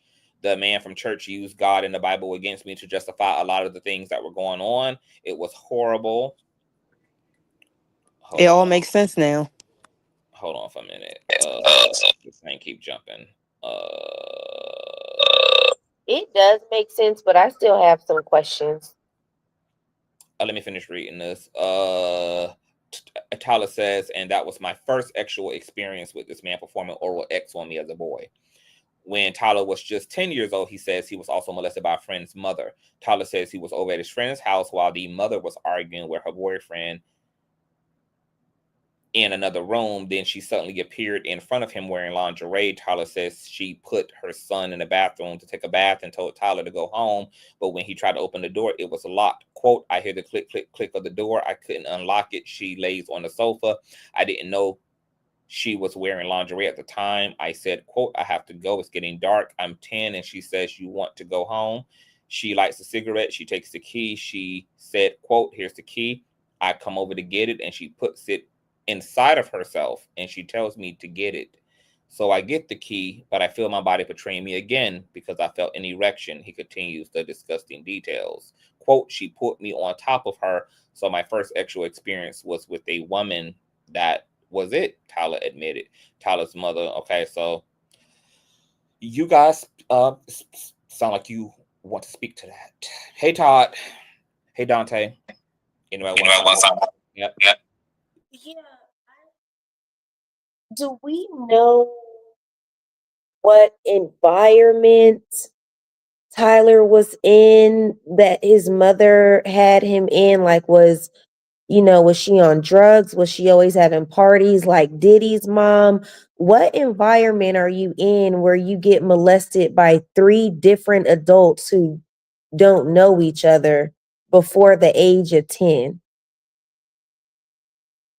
I'm not sure, but Mama felt him no matter what. I mean, she obviously felt him. He had an abusive father. He was being violated by other members of his community. He was being violated by men at church. You know, I mean, by God, you know, people who were also supposed to be trusted members of his community, you know, were, you know, betraying him and betraying his mother. Miss Nicole in the chat says that she thinks that the text messages are weak. I would love to hear what Miss Nicole thinks, because I think that the text messages are really strong.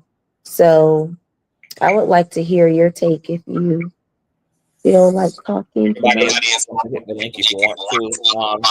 So the reason why I had even initially went into kind of seeing what was going on with his abuse situation is because once again, you know, there's been these accusations against Tyler Perry for being abusive himself, being sexually deviant. He's experienced a lot of deviancy in his formative years, and like they say about some survivors of sexual assault, sometimes it can mutate them and they become the abusers later in life. So, you know, that's something to consider. Something to consider there is, could this be the context of, you know, these allegations against him, especially if they're true? He was abused multiple times, and he allegedly has become the abuser to some degree.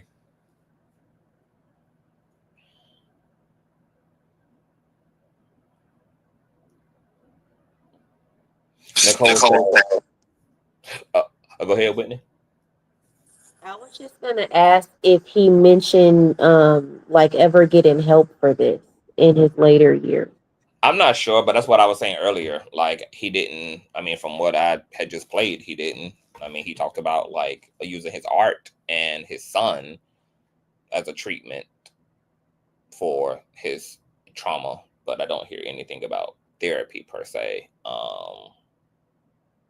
and him actually doing the work and maybe giving commentary about, you know, what that was like for him and what came out on the other side of that work. So I haven't heard yet about the therapy, etc., which also might explain why he's maybe on a rampage, why this behavior is persisting, because he's not treating it.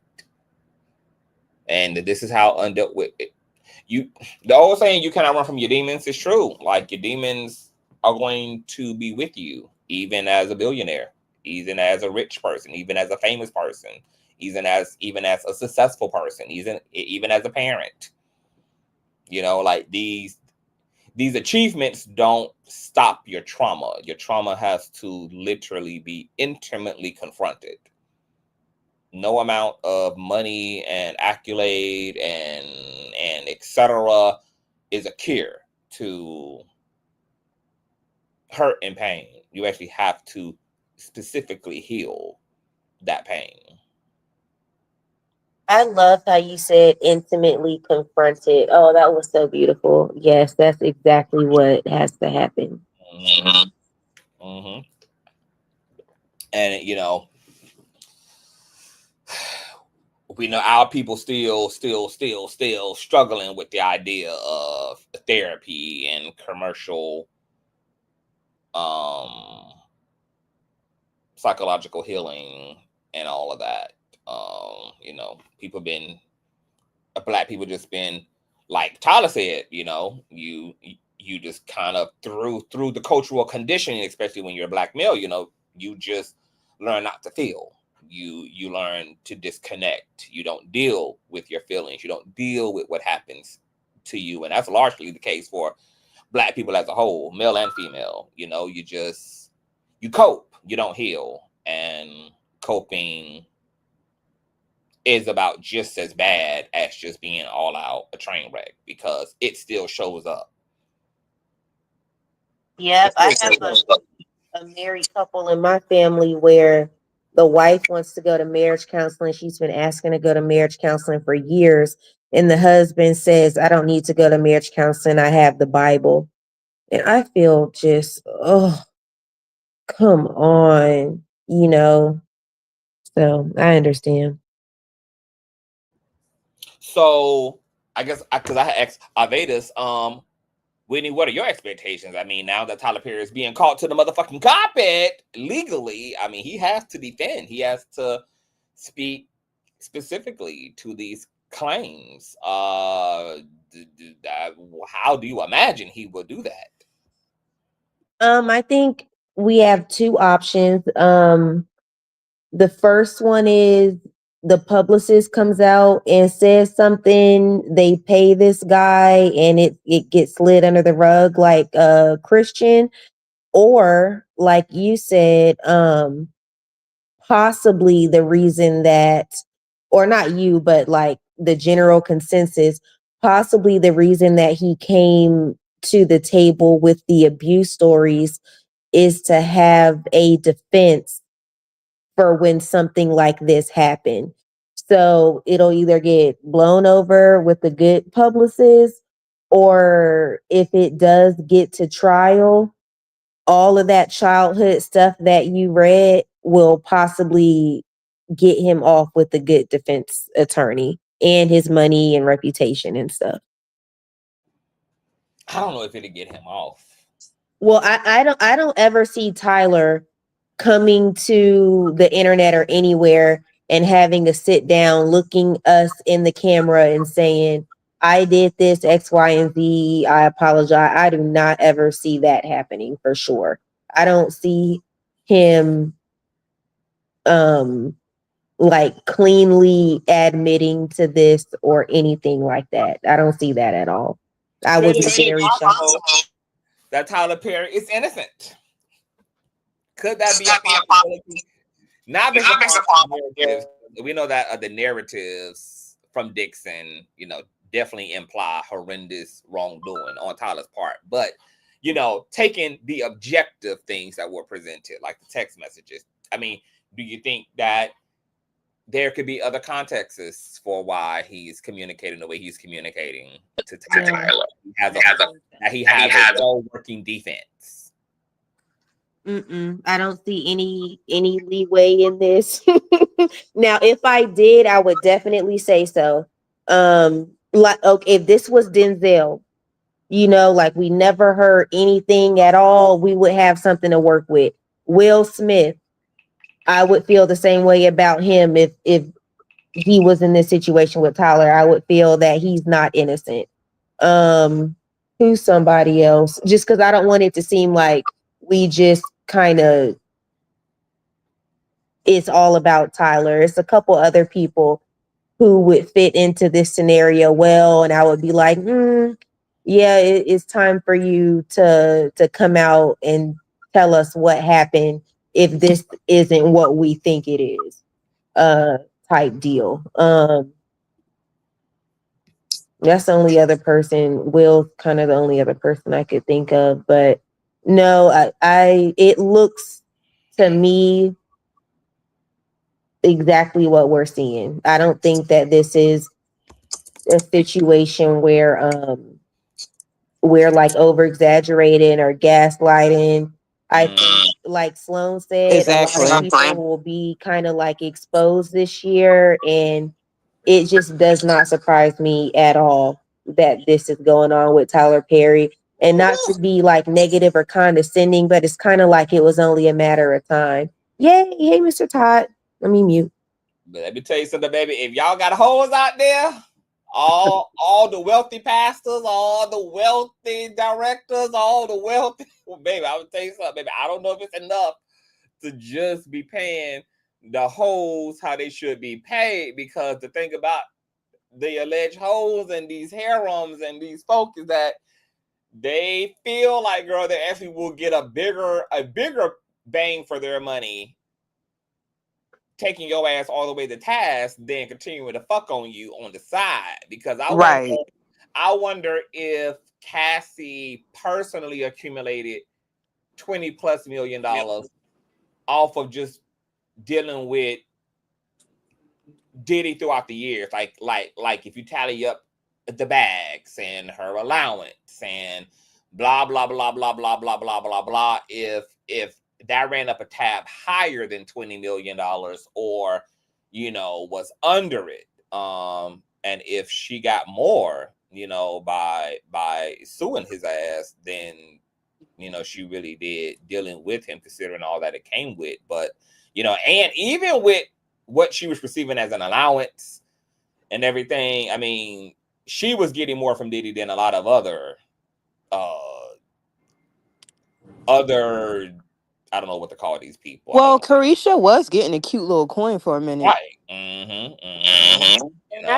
I got something real quick to say about Cassie and really all these other girls about I know it's an immature conversation, but it's still being had, so I'm gonna address it. The body count situation. As we can see, Cassie, I did the math. It seems like Cassie participated in about 104 freak offs. Cassie is now a married woman with 3 children. So don't let nobody tell you that you are washed or you've been with too many people or whatever. Cassie's entire sex life has been put on display for the world, and she still got a man to get on bended knee and say, "Can you marry me?" And I bet you Jane Doe, I don't know if I'm allowed to say her name, so I'm gonna just say Jane Doe. She give it till 2027. She'll be in the same boat. So you freaked out, slutted out, whatever it is, you are still eligible for marriage and for somebody to ask you to be with them. That's what I learned. Exactly. There's corn stars that have a whole family, a husband, kids, everything. Like, I be telling people, don't believe the hype, because there's always someone for somebody. There is plenty of men that don't care about none of that, or there's some men that love the fact that you've been with other men, or whatever the situation might be. That because even a woman who can attract a lot of men and being with a lot of men, for men, just like it does for women, a lot of times it translates as desirability. And a lot of people love having someone on their arm who has a lot of desirability about themselves, because for them, that also translates as some type of significance about them, that I have you, you the girl that every man wants and is salivating over, or your man got major sex appeal, and maybe he got a lot of baby mamas and a lot of kids, etc. A lot of that stuff translates as desirability on a conscious and an unconscious level. To Ave and Whitney's point, yes, like, it don't matter how much of an alleged hoe or how promiscuous or what even your career field is, whether you a stripper or you are an adult entertainer, and none of that ever kept nobody from getting on bended knee, baby, and making a king or a queen out of that thing. I want to welcome Todd to the platform. What's going on, Todd? And what the hell do you think of your black billionaire Tyler Perry being sued for $260 million damn dollars? Well, it again, all right, it's like you always say, look, we got to get this thing in court to figure out what the real issues are, right? Because trying this stuff in the court of public opinion is just an opinion, right? Yeah. So we got to get this in court. And this is one of the things that I have learned when I have watched your channel, Conscious, right? Because the facts have got to start factoring, right? And you can't impose your own facts until you get them in court and you start factoring. This is why we have these revelations when you start doing your readings and we start putting this stuff side by side and we start doing some comparative case analysis, and then we start coming up with some logical conclusions, right? By using inductive and deductive reasoning, right? So I'm like you, Conscious. Let's wait to get it in court to see what's going to happen. Now I'm curious, because I've been asking the ladies on the panel, like I can't imagine what his defense is going to be. So I'm curious to know. I can't either. Yeah, like I'm curious to know, how is he going to what can be the defense? I'm just going through my mind with like, you know, how could you defend this? What would even be a sound defense? And you know, I don't know how long that you've been here, Todd, but I was you know, saying earlier on in the commentary with the ladies that, you know, I assumed that a demand letter had went out and that Tyler was given the opportunity to litigate this thing outside the courts and come to a settlement, you know, and keep everything kind of quiet and tucked away, etc. Put some NDAs in place, cut that check and move along. Right.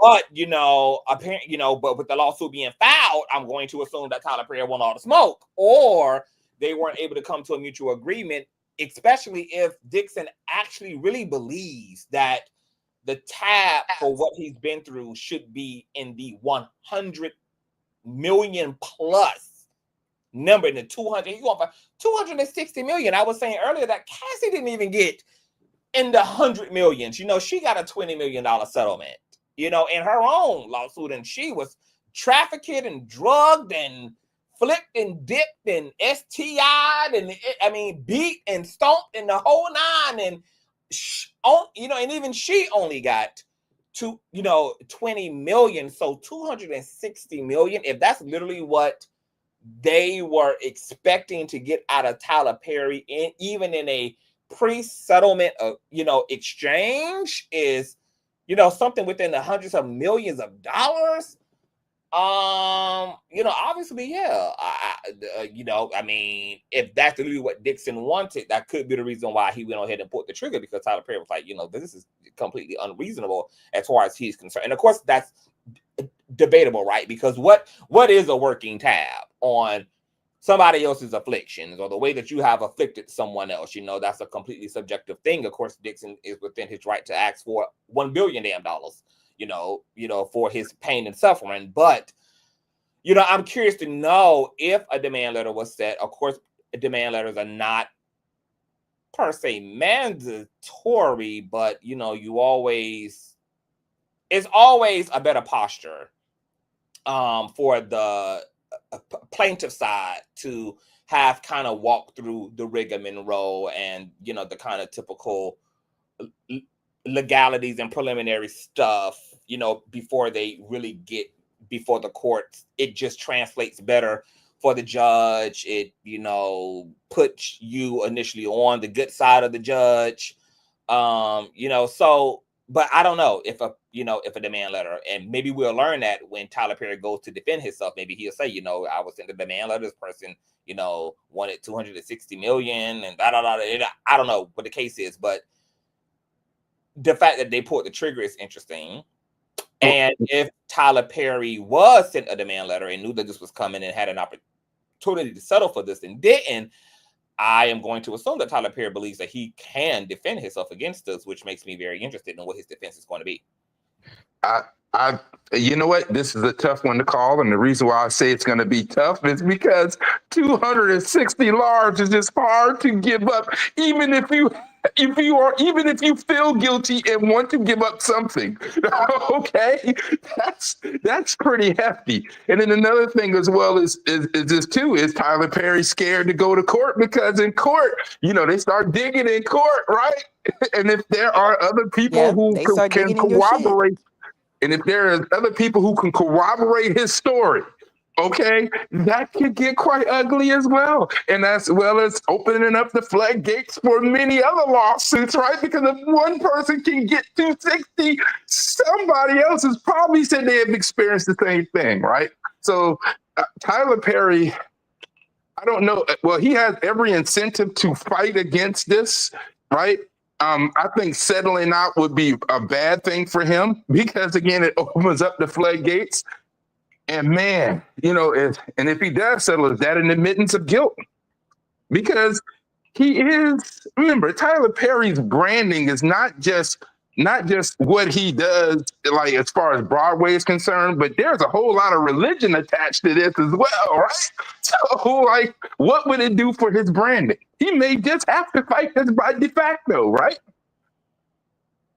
Yeah, and 260 million is a lot. And even if you are scamming, I feel like people need to like really be reasonable. I know 260 is a drop in the bucket to a billionaire, but still, like, where did this number come from? Did the lawyer help you come up with this? That's what I was saying. Because 260, that's like a very specific number. And I'm not saying any amount of money is worth your pain or being sexually assaulted, but from the text messages and from the legal documents, I didn't hear about him being like actually assaulted. I don't want to misspeak, but every time he was at Tyler Perry's house, and he was at his trailer, he was physically assaulted, according to him. And he described physical assaults with Tyler on him. But no penetration. No penetration. But you know, a touch in his genitals and grabbed all in his ass and choked, and Tyler Perry, you know, jumping up in the bed with him and rubbing him all up between his thighs and legs and all of this, and getting him drunk or encouraging him to drink, etc. And you know, all of that. You know, that is still sexual assault, man. Yeah. You know, you don't have to penetrate to sexually assault somebody. You don't have to. Yeah, so he's well within his right. Battery. Yep. It's still a battery, it's still a sexual assault. Absolutely. He's well within his rights to file. However, boy, this seems to follow the same blueprint as everything else does, right? Because, you know, we're looking at TD Jakes, you know, and like, you know, TD Jakes supposedly had slid in the bed. You understand what I'm saying? These things seem to be following a pattern, right?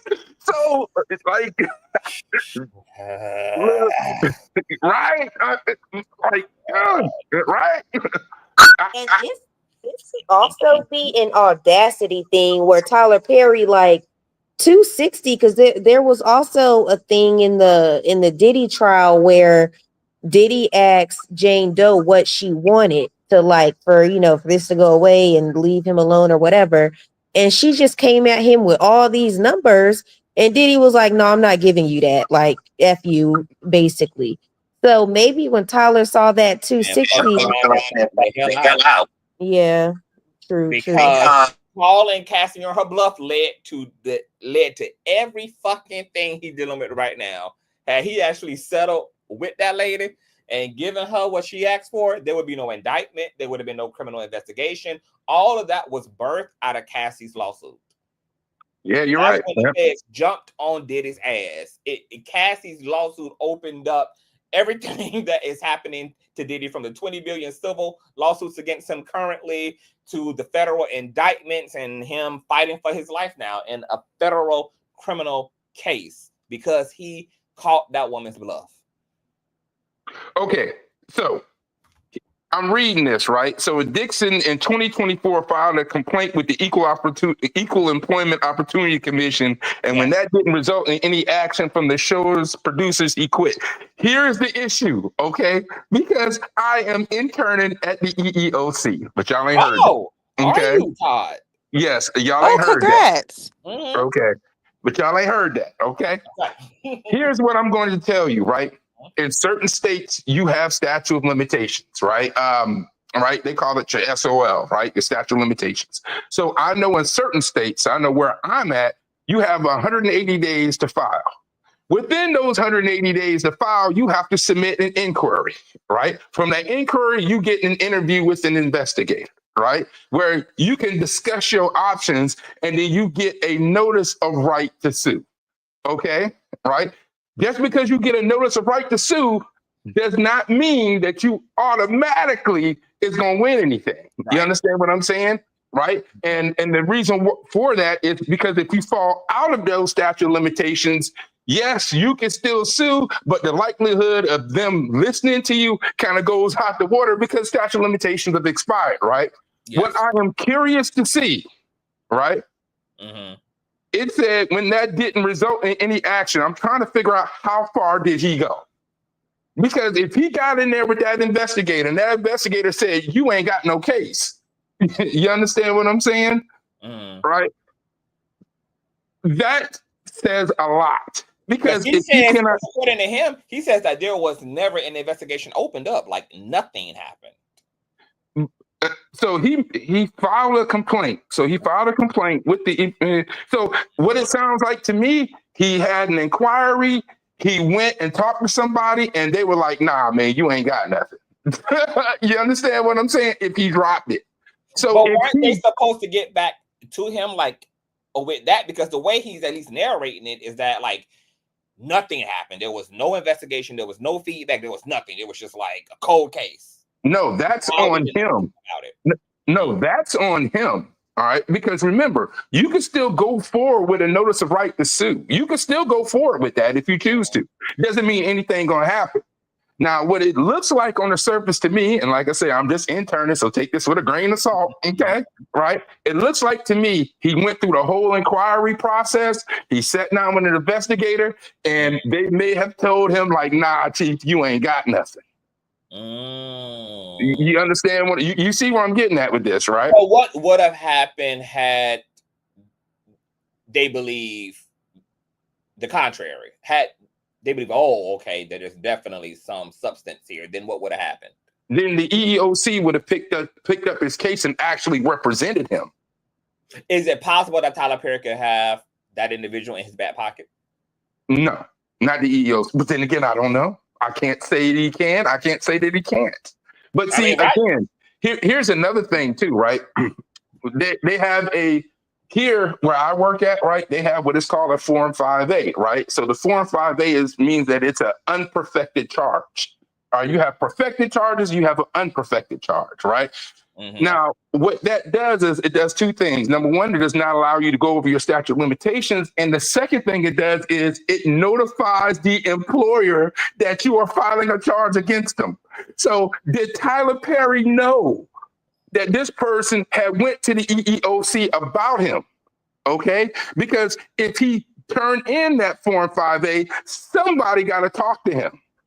Okay, if he did not turn that Form 5A and just opted just to do the inquiry and do the interview to see if he has something, then no, Tyler Perry would not have been contacted. I'm gonna see if I can find the specific. See, that's what you got to find out. Was he contacted by the EEOC? Okay, because I think that would shed a whole lot of light on this. And also, too, I wasn't here to hear a lot of it. Is Tyler Perry getting? Is there a criminal investigation against him? Not to our knowledge, it's not. Okay, so that leads me to believe two things, because if it went to the EEOC, okay, that's going to get published. All right, that's going to get published. That's going to be somewhere. And to my knowledge, I don't think Tyler Perry has anything about an EEOC complaint against him. I'm looking through the lawsuit now to find the EEOC part if I can. This is just such a lengthy complaint. Because I know also in the litigation, Todd, it said that I guess they can still file the stuff regarding the sexual harassment that are not under a California code. Right. Now that right. It depends on what the statute of limitations are. And what I can tell you, if this happened in 2024, right? Well, it depends on when it happened in 2024, right? And then it said California. Well, I don't know. Let's look it up. Let's see. The lawyer addresses that in the lawsuit and says that under California, that. Okay, what is the statute? What is the statute of limitations? Let me see if I can find how they for EEOC complaint. Complaint in California, right?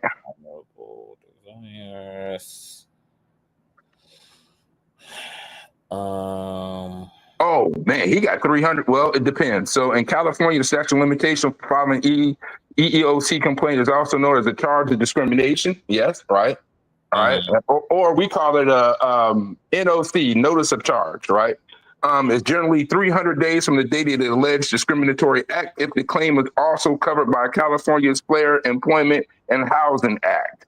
If it's not covered by FEHA, the deadline is 180 days. More than likely, he might have 180 days. He might have 180 days and not 300. Might have, but then again, we have branding the cases where people been in other states and it has been 300. You know, so it's hard to say. Okay, so here it is. So this is one part of what I was looking for. Additionally, California law provides specific revival statutes for sexual assault claims, such as California Code Civil Procedure 34016, which revives certain claims that would otherwise be time barred if the plaintiff meets the statutory criteria, including allegations of a cover up by an entity legally responsible for the assault. The claim may proceed under California law, even if it would be barred under Georgia law. So, well, I'm sorry. Go ahead. I'm sorry, Conscious. Go ahead. See, the key thing I'm looking at is that in 2024 he filed a complaint, but that didn't result in any action. That's a problem, okay? Because there's a level of burden of truth. It's called the 5 indictions, right? And I got to remember, I got to do my studying, right? Because you know what I mean? I got to do my study. It's called the 5 indictions, and it's got to meet all 5 requirements for there to be discrimination. Yeah, it's got to meet all 5. I believe it does. Don't quote me on that. Okay. If you are just short, then there's no charge. You understand what I'm saying? Don't quote me on that, okay? Don't quote me on that. Like I say, I'm interning, okay? All right. So don't quote me on that. But what I'm looking at here, if he filed a complaint and it didn't get anything, I don't know how much of a case he got. I'm gonna be very truthful with you. And that might be the reason why people take things to civil court, because the burden of proof is just lower than what it is by law. You understand what I'm saying? You know, put a complaint now to find the yeah, you can find that EEOC and exactly what did he file and how far it got, because here it's saying it showed no action. Whew, that's huge, man. That's huge. I mean, he tried on a legal level, and they were like, "Nah, Saj, you ain't got nothing." Now, if he's civilly suing him, the burden of proof, as we know, is lower. And the reason why I know these things is because I watch Consciouztv channel, which I hope everybody else is doing, because you'll learn these things. But civil suits, the burden of proof is just lower in a civil suit than it is by law. Yeah. No, I'm glad that you are giving us this intel, and this is just ironic that you are interning. And I found the part in the complaint. So it says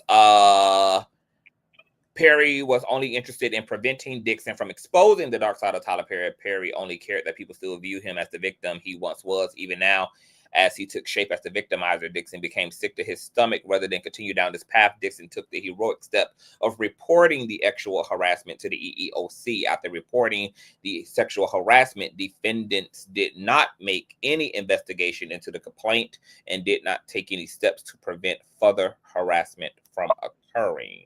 Now, he's saying the defendants did not make any investigation. I don't understand that language, or was that a typo? Yeah, and see, that doesn't make any sense, because all right, so here's what can happen, right, in a situation like this, right? He can actually go get an inquiry, right? And by law, if you turn in that Form 5A by law, right, at least where I'm at, by law, they have to notify the respondent. You got the charge, and they got the respondent. The respondent would be Tyler Perry. He has to be notified that somebody's filing a charge against him. He's got to be notified. You understand what I'm saying? But it does not stop him from defending himself. You understand what I'm saying? All right. So what I'm interested to know is if this individual Dixon got a notice of right to sue, and did he go to court to sue it? All right. Or did they mediate? Because sometimes you can mediate something. Was there any type of mediation? Whether it be a verbal agreement, whether it be something, or him just saying, "Look, I'll leave you alone, you leave me alone." You understand what I'm saying? All right. But I don't think there was any type of mediation, because he's trying to settle now. Because if there was a mediation, he would have been trying to do a mediation back when he actually filed a complaint. You understand what I'm saying? Yes. I'm texting as well. Okay. You know, but you're right. That's weird to say that the defendant didn't start an investigation. Was he supposed to investigate his own self? Like, what? Right. I mean, Right, Exactly. That's what I'm saying. that That didn't doesn't make make any any sense. sense. Right. That doesn't make any like, sense. is he like defending? Because he said, because it says after reporting extra harassment, defendants S did not make any investigation into the complaint and did not take any steps to prevent further harassment from occurring. So I'm like, are the defendants in this case the EEOC, I'm assuming? Which is why he's also speaking in the plural. He's speaking to the institution of EEOC. Or we look at it like this, right? He could be just disgruntled. He could just be saying, look, I filed, and you know what? They are working against me. They didn't investigate. They didn't do nothing. But in actuality, if you file and you sit down and talk with an investigator, and an investigator tell you you ain't got nothing, they're not going to try to stop you from suing, because you can still get your notice of right to sue, right? But that does not mean that the courts is going to rule in your favor. He may have heard something and they may have said, look, you can try, but there ain't nothing there. You ain't going to get no help from us. So as a result of that, he wrote what he wrote. You know, they defended him. They did, you know, because these things happen when people are upset, when they don't hear what they want to hear.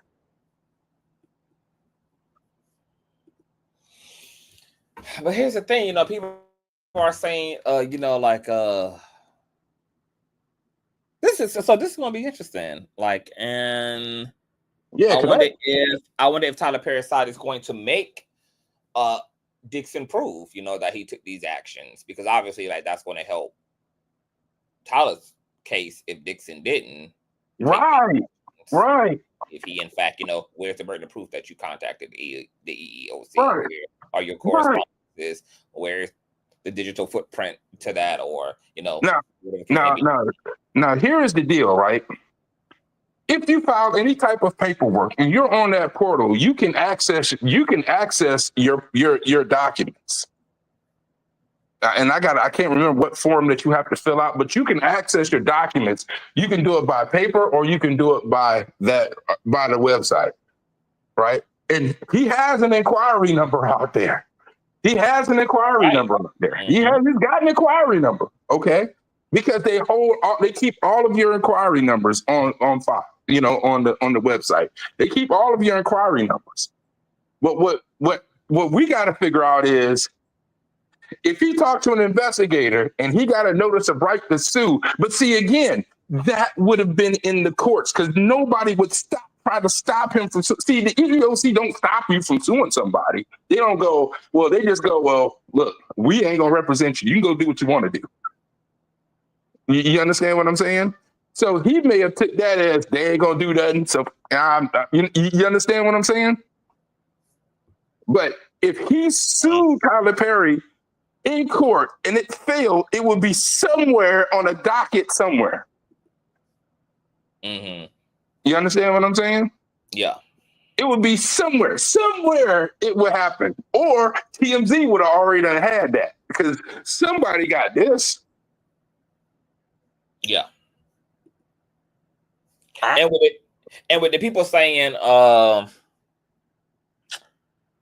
you know, he's going to settle, I'm like, why would he settle if he already was given the opportunity to pre-litigate and didn't take the opportunity? What would be the point of settling later? Like, why risk all this coming up and out and having to deal with this on the social side and all of this and all of that? Because, you know, it's even more loss potentially, you know, on behalf of Tyler by letting this come out. You know, he had to deal with the whole cancel culture and sponsors and shit pulling out amidst. I mean, even Jay-Z lost, you know, $20+ million behind all this shit with Jane Doe. You know, even as powerful as he is, he still took some financial dips. Of course, Tyler is wealthy, so I mean, you know, will he be really injured in any meaningful way by whatever the residual blowback will be? Probably not. But most moneymakers, regardless of how much money they are worth or own or have, don't like to lose no type of damn money. So,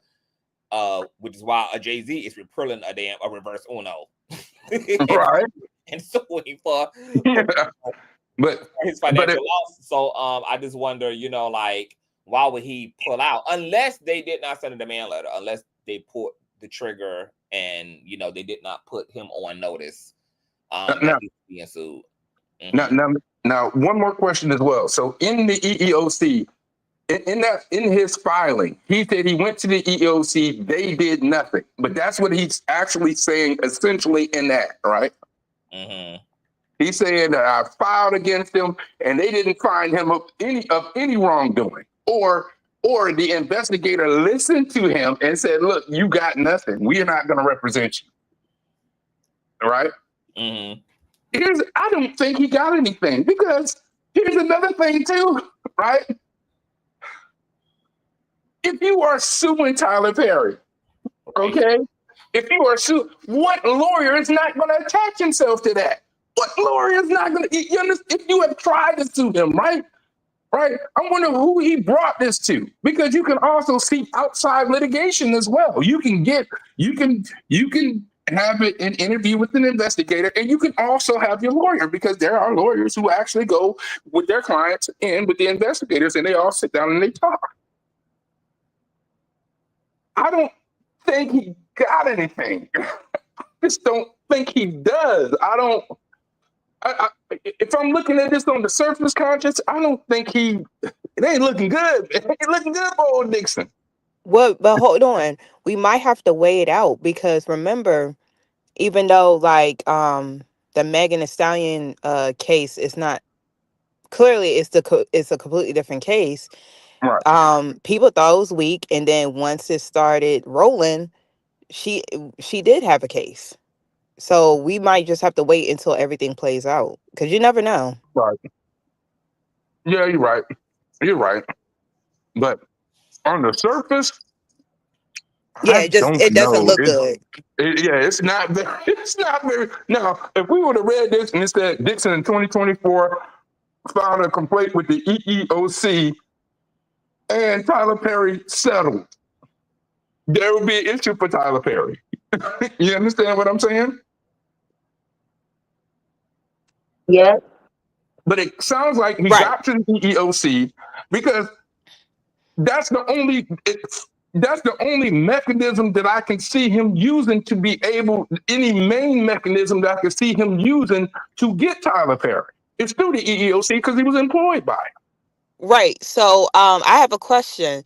So if he was considered an independent contractor, can he still file a complaint? Yes. Oh, yeah. Okay. Oh, yeah. Yeah, you could. Yeah, you're employed. Yeah. Oh, yeah. Yeah, that doesn't matter. Because they like some like depending on the situation, like some people try to make it seem like, oh, if you're a 1099, you don't have rights. But I was like, no, there has to be some laws, even if you're a 1099.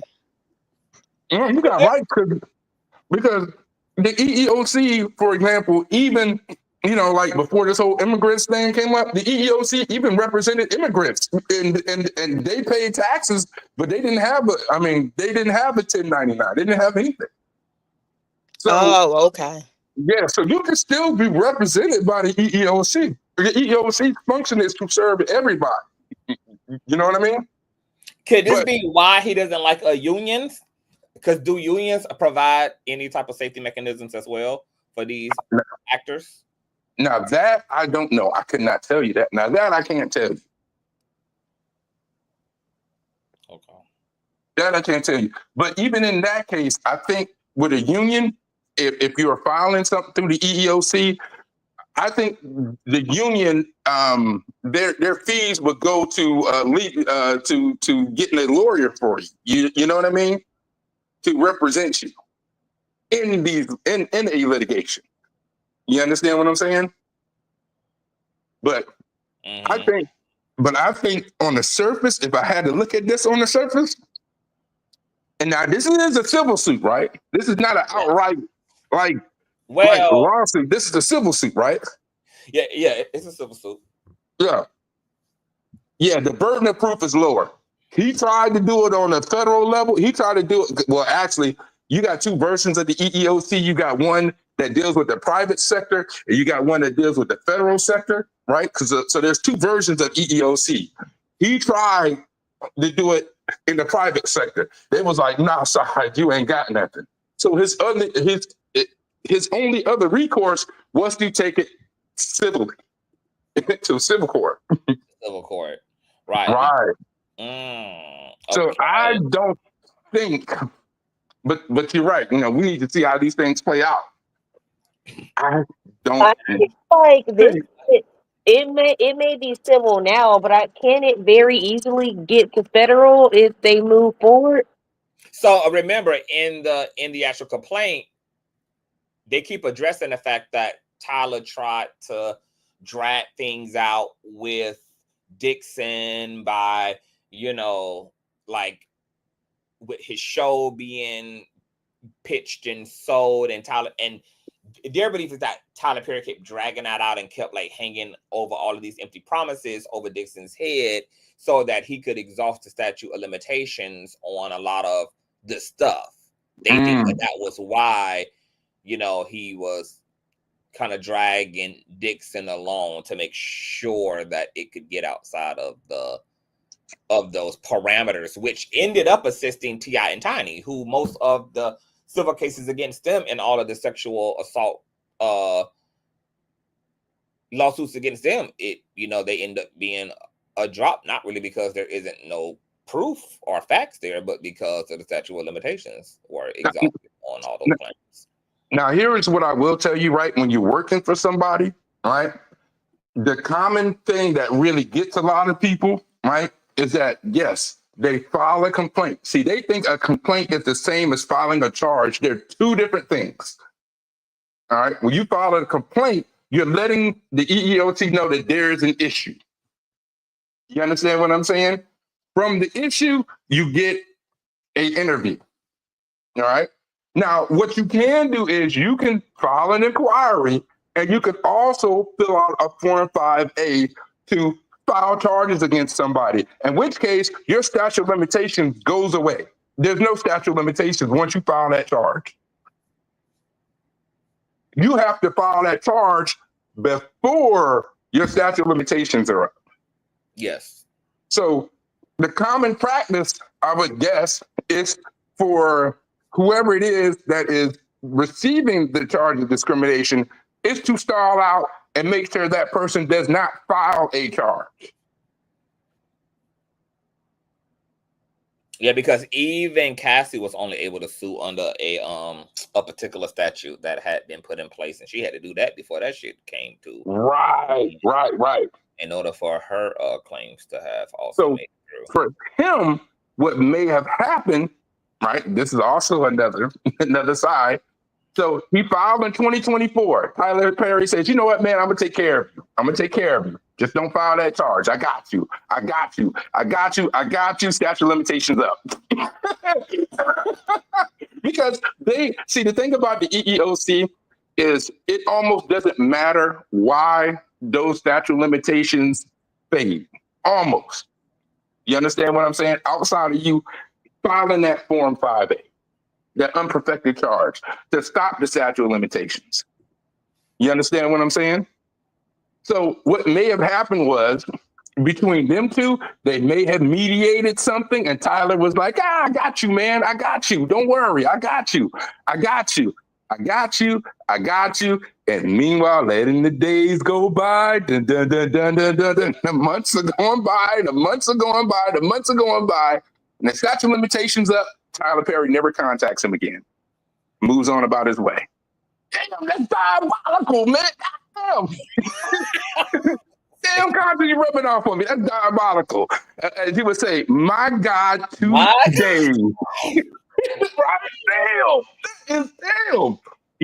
This is fucking crazy. This is wild. So what do you? So your conclusion on the whole EEO, is it the EEOC? Yes. So your whole conclusion on the EEOC is that they more than likely didn't find shit. Like it could have been two things. He could have had something but didn't file, and the statute of limitations went up, it expired because he didn't file a charge, because Tyler Perry assured him that something good was going to happen for him, which is what it sounds like in his complaints, that's what it sounds like, right? Because he talks about stalling in his complaint. He talks about that.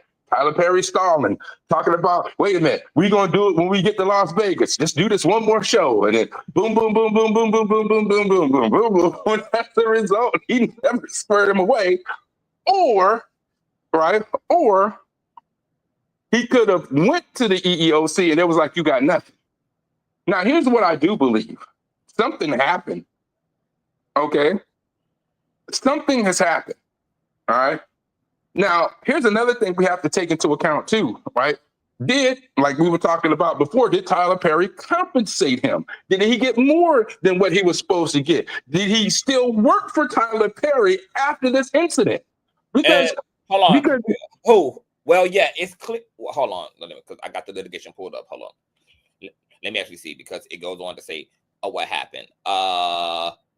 Rather than continue down this path, Dixon took the heroic step of reporting the sexual assault to the EEOC. Because defendants took no action to prevent further assault or harassment, Dixon had to quit his job working on the last season of The Oval. Dixon did so even though he was under contract to finish filming and stood to make $400,000. Dixon did not want to be actually harassed or be placed in danger of sexual assault again. Defendant then retaliated against Dixon.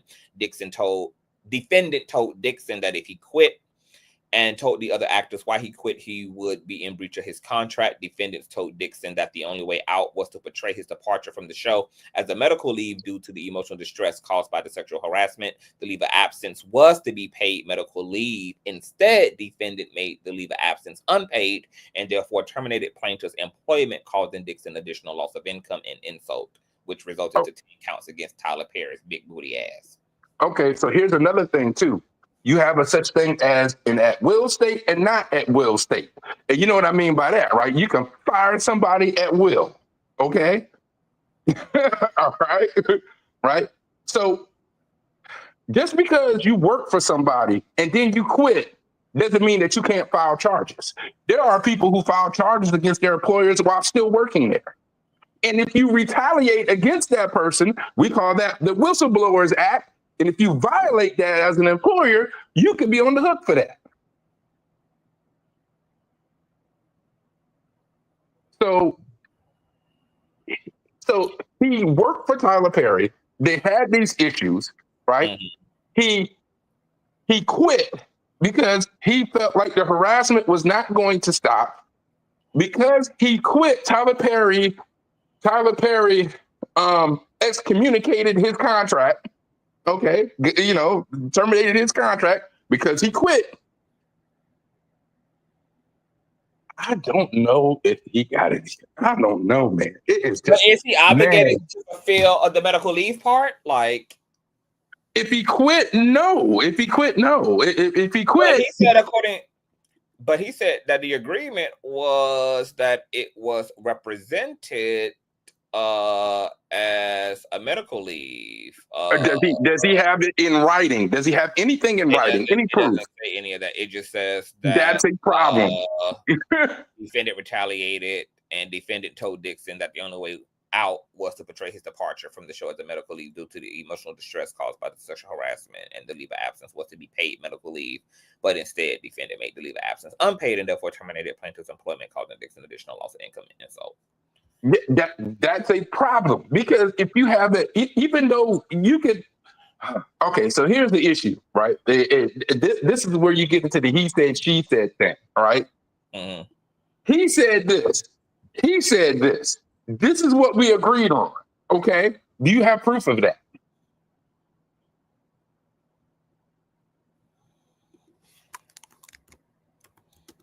Right?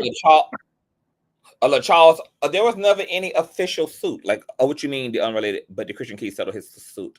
Oh, actually, are you talking about the suit that was against Christian Keys and Tyler Perry for like copyright infringement and shit? Because if you're talking about those suits, the judge kept throwing it out. I think one time they threw out that person's suit because he could not successfully serve, and then I think another time there was some other like legal discrepancies with the suit, so he had to come back. And then I think one time, like it was meritless, or it wasn't a state of claim, but ain't nothing come of that shit.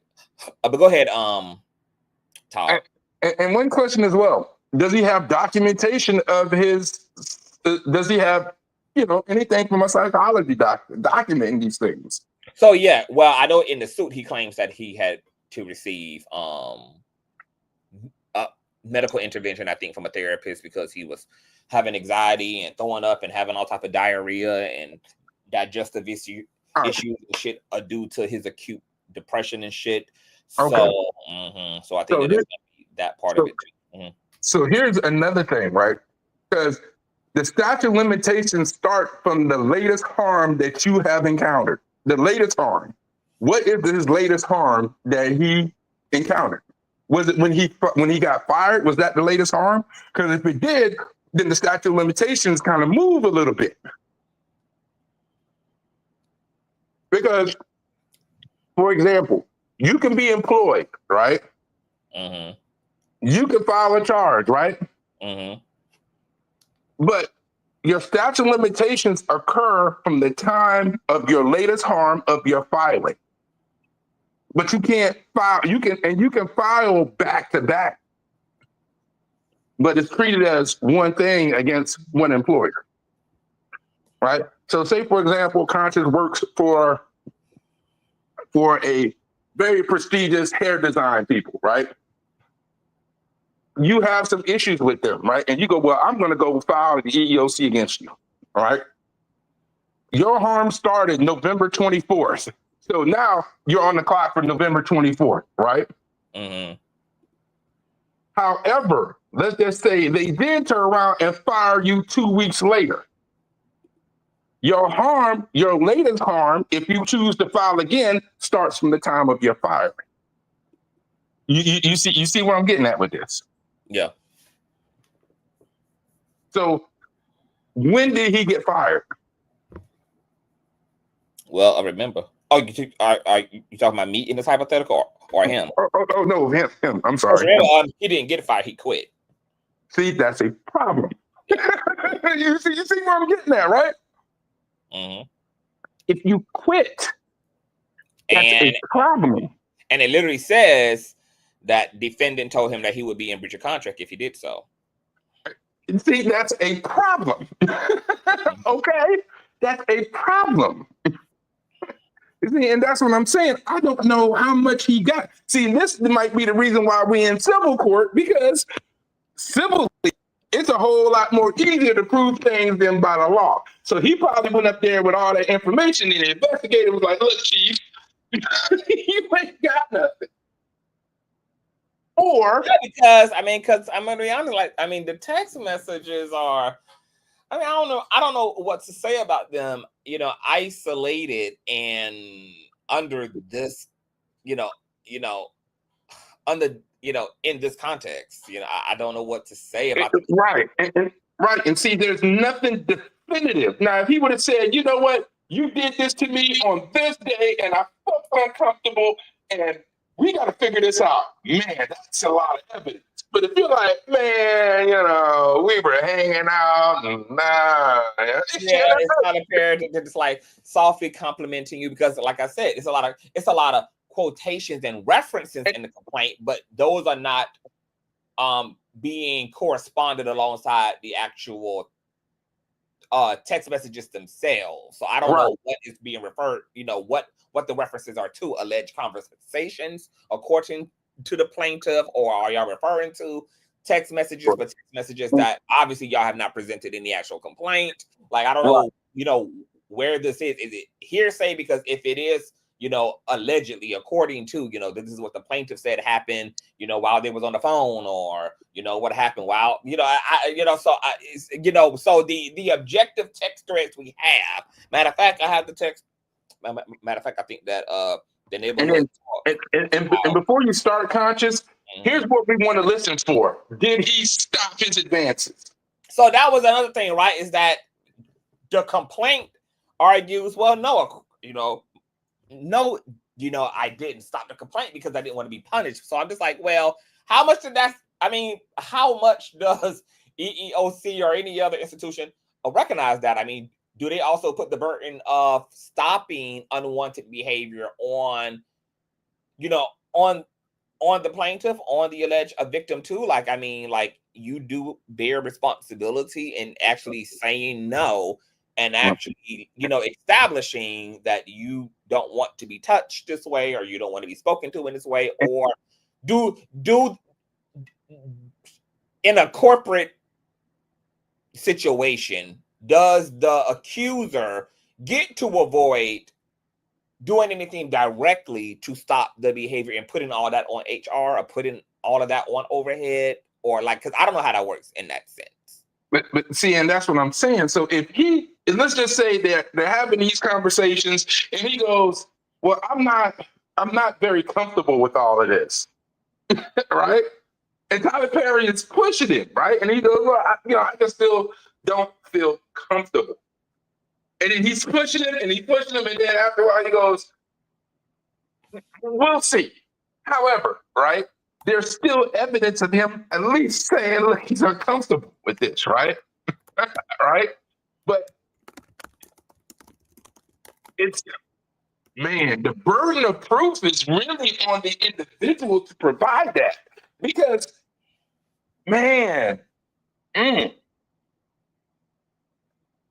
And he didn't say, nah, man, I'm not really with this. This is uncomfortable. And if anything, he provides text of Tyler Perry encouraging him to draw the lines and to all out, strengthen his no, all out, explicitly establish, a wall or a boundary so that there's no room for interpretation. So I don't know if that's going to work against him. The fact that he presented Tyler encouraging him to strengthen his no, and to empower his no, and to learn his no, and to I'm just like, huh?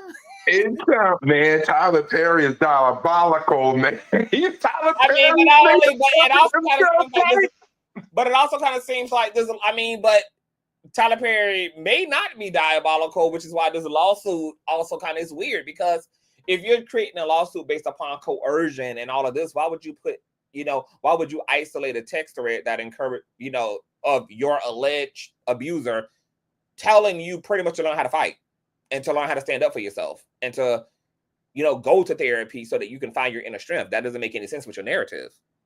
So let me ask you this, right? In any of those texts, do you feel like, just by reading these texts, do you feel like Tyler Perry alluded to any type of sexual contact with this individual? I do. Well, okay, hold on. So because we read so much shit, and I don't want to confuse the quotations with the actual threads, that were provided. Okay, so here's what hold on, because I want to refer to these threads because I have them up here on.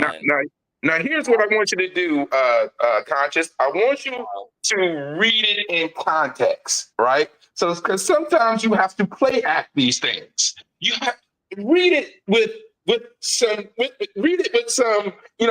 don't want you just to read it, but just. In context though, like, are you meaning in a Dixon context or to just read the texts as they are? No, so read the texts as they are, and it's kind of like acting. Put some oomph in it. Put some oomph in the text message. Right.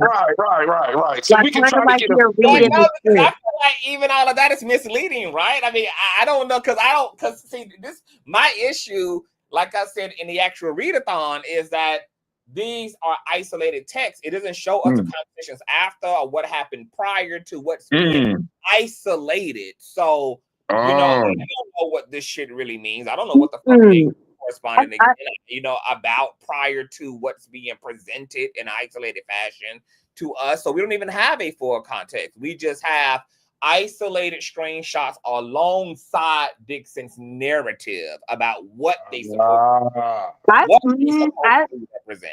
I feel like I could read him though, especially that Rose part where he's talking about you haven't had your rose opened or smelled before.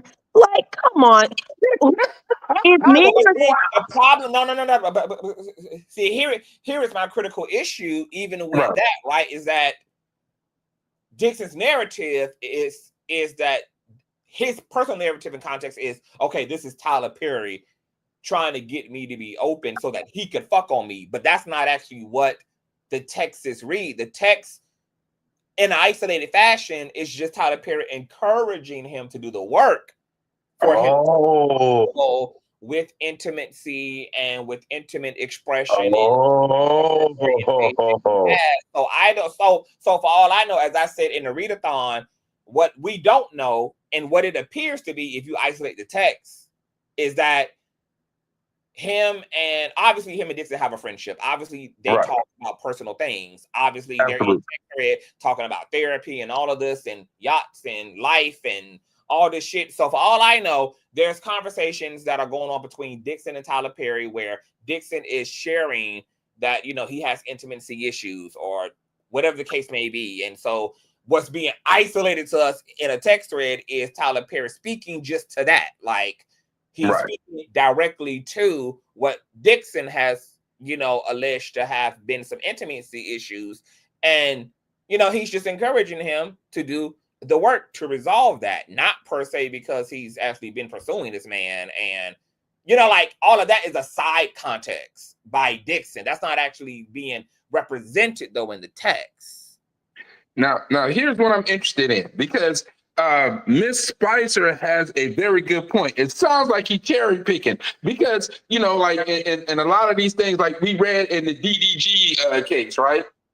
She's only saying certain things. She ain't saying the whole back and forth. Same thing with the Shannon Sharp thing. They're just picking out certain things. Well, what was his response to these things, right? Because there has to be a response, right? You know what I mean? We're missing a whole lot of context, and the context could be just Tyler Perry's just responses to him and what led up to this. Because you're right. If there's only like 4 or 5 text messages and you're claiming these things, well, what is so let's just do it right now. So I'm just going to skim through this complaint and show the text messages in their isolated form without his side narrative. Let's just read. That's the exact one I have pulled up. That one about why did that photo make me jealous? You too. I mean, but even that's not criminal. It's like I can tell you I'm jealous. I mean, like, I'm not doing anything offensive. I mean, like, there's nothing criminal about that. Me having banter with you, saying, oh, I'm jealous of you hanging out with this person. I wish it was you and I spending time together. Even though Tyler Perry didn't even want to see even all of that. But you know what I mean? Like, that's not a thing in and of itself. It's like, I mean, that isolated part isn't, but as a whole, and the point that Dixon is trying to prove, I think that this heavily helps with the point that he's trying to prove. Because why would your employer text you talking about thick? Ooh, thick, Derek. Yeah, in them jeans and all that stuff. Like, I feel like we're being like slightly gaslightish just a little bit, because I feel like we can see in these messages where the flirting is taking place. Is that the criminal part? No. I'm also not denying that it's not giving some type of flirtations, but I'm saying, I mean, it's not criminal to flirt with someone. You can flirt. And to Tyler Perry's point, like, I kind of do need you to tell me not to flirt if that's literally what's making you uncomfortable. You personally deciding, right, oh my God, well, if I say that, then, there's going to be a punishment. Well, that's something you're self-imposing. I haven't demonstrated that I'm going to punish you. I haven't done anything to punish you. You are personally having a conversation with yourself about what my response could be to your perceivable rejection. And that is still a personal assumption. You're not actually giving me the opportunity to just be rejected and then to just carry on accordingly. You're just... That's right. You're right. Yeah, like you're just imposing your own assumption and then justifying staying in the middle because you don't have the balls to just tell me, to stop this behavior or that you're not interested. And then they're going to sue me because of what, because of all of your internal dialogue, really, which created all of this? Well, let me just read these texts because this is just interesting. Okay, so the first text thread is from Tyler. Why did that photo make me jealous of you two together?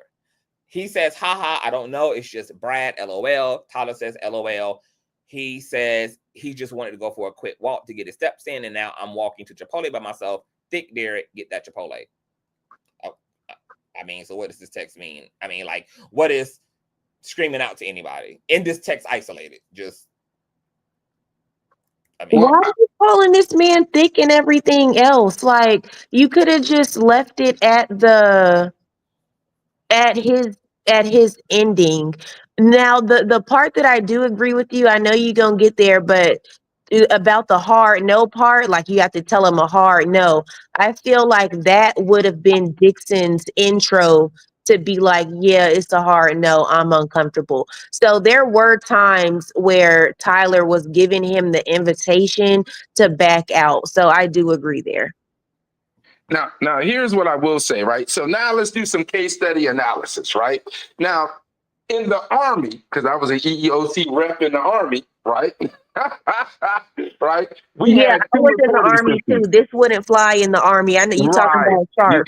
Right. So you have restricted and you had unrestricted reporting, right? And then you had mediation, right? So there were three ways to handle this, right? So restricted reporting means that you go to you go to your commander, right? And your commander pulls that guy. How's it go? No, you go to the EEOC rep. The EEOC rep sits down with the individual. Y'all talk and y'all come to this conclusion that this stuff needs to stop and it doesn't go further. Because if you take it to the commander has an obligation to report that. He cannot just go, I'm not going to report that. No, he's got to report it. In which case it becomes unrestricted. That means it goes directly up the channels, right? Once it gets to the commander, right? And then you have mediation where the person can go get another person and they can be a mediator in between the two. Like, look, I know you talking to the private so-and-so like that. Hey, chief, you need to stop, because if you don't stop, we go into the commander, right? She's right. That ain't gonna work in the Army. You get caught doing it in the Army, you gone. Okay, right. Nowadays, you gone.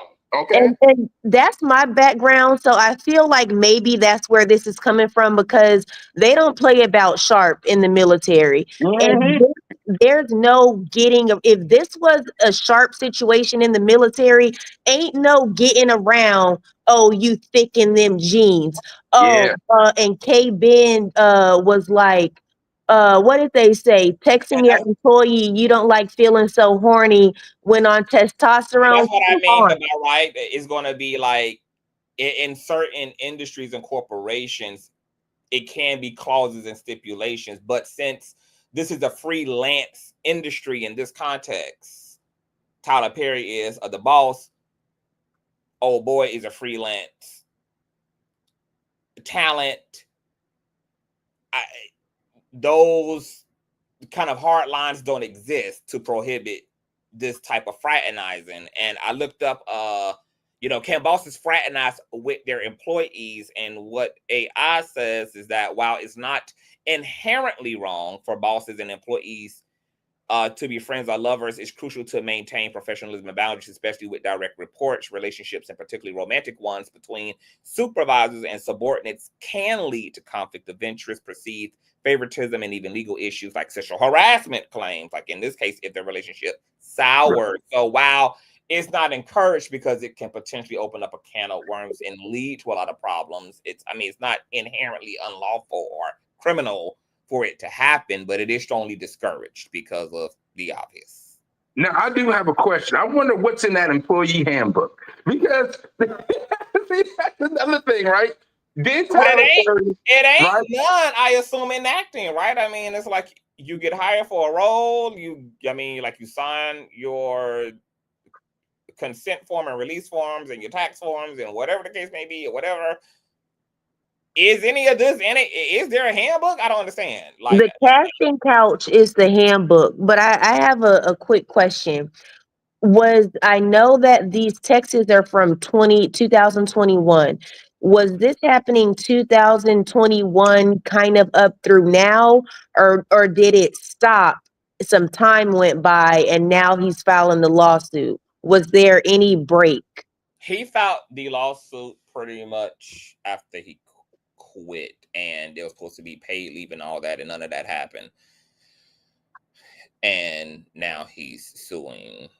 And then after he filed, to the EEOC and nothing came about it or whatever, he decided to quit because he wanted to avoid further, because he was still in contract with Tyler for the Oval role and all that, but he just couldn't do it anymore, according to him, because of the sexual harassment stuff. And it was agreed that, okay, if you're going to leave, then we want to represent it as a medical leave and you'll get paid, blah, blah, blah, blah. And he went along with that, but Tyler didn't make good on his part with the paid leave.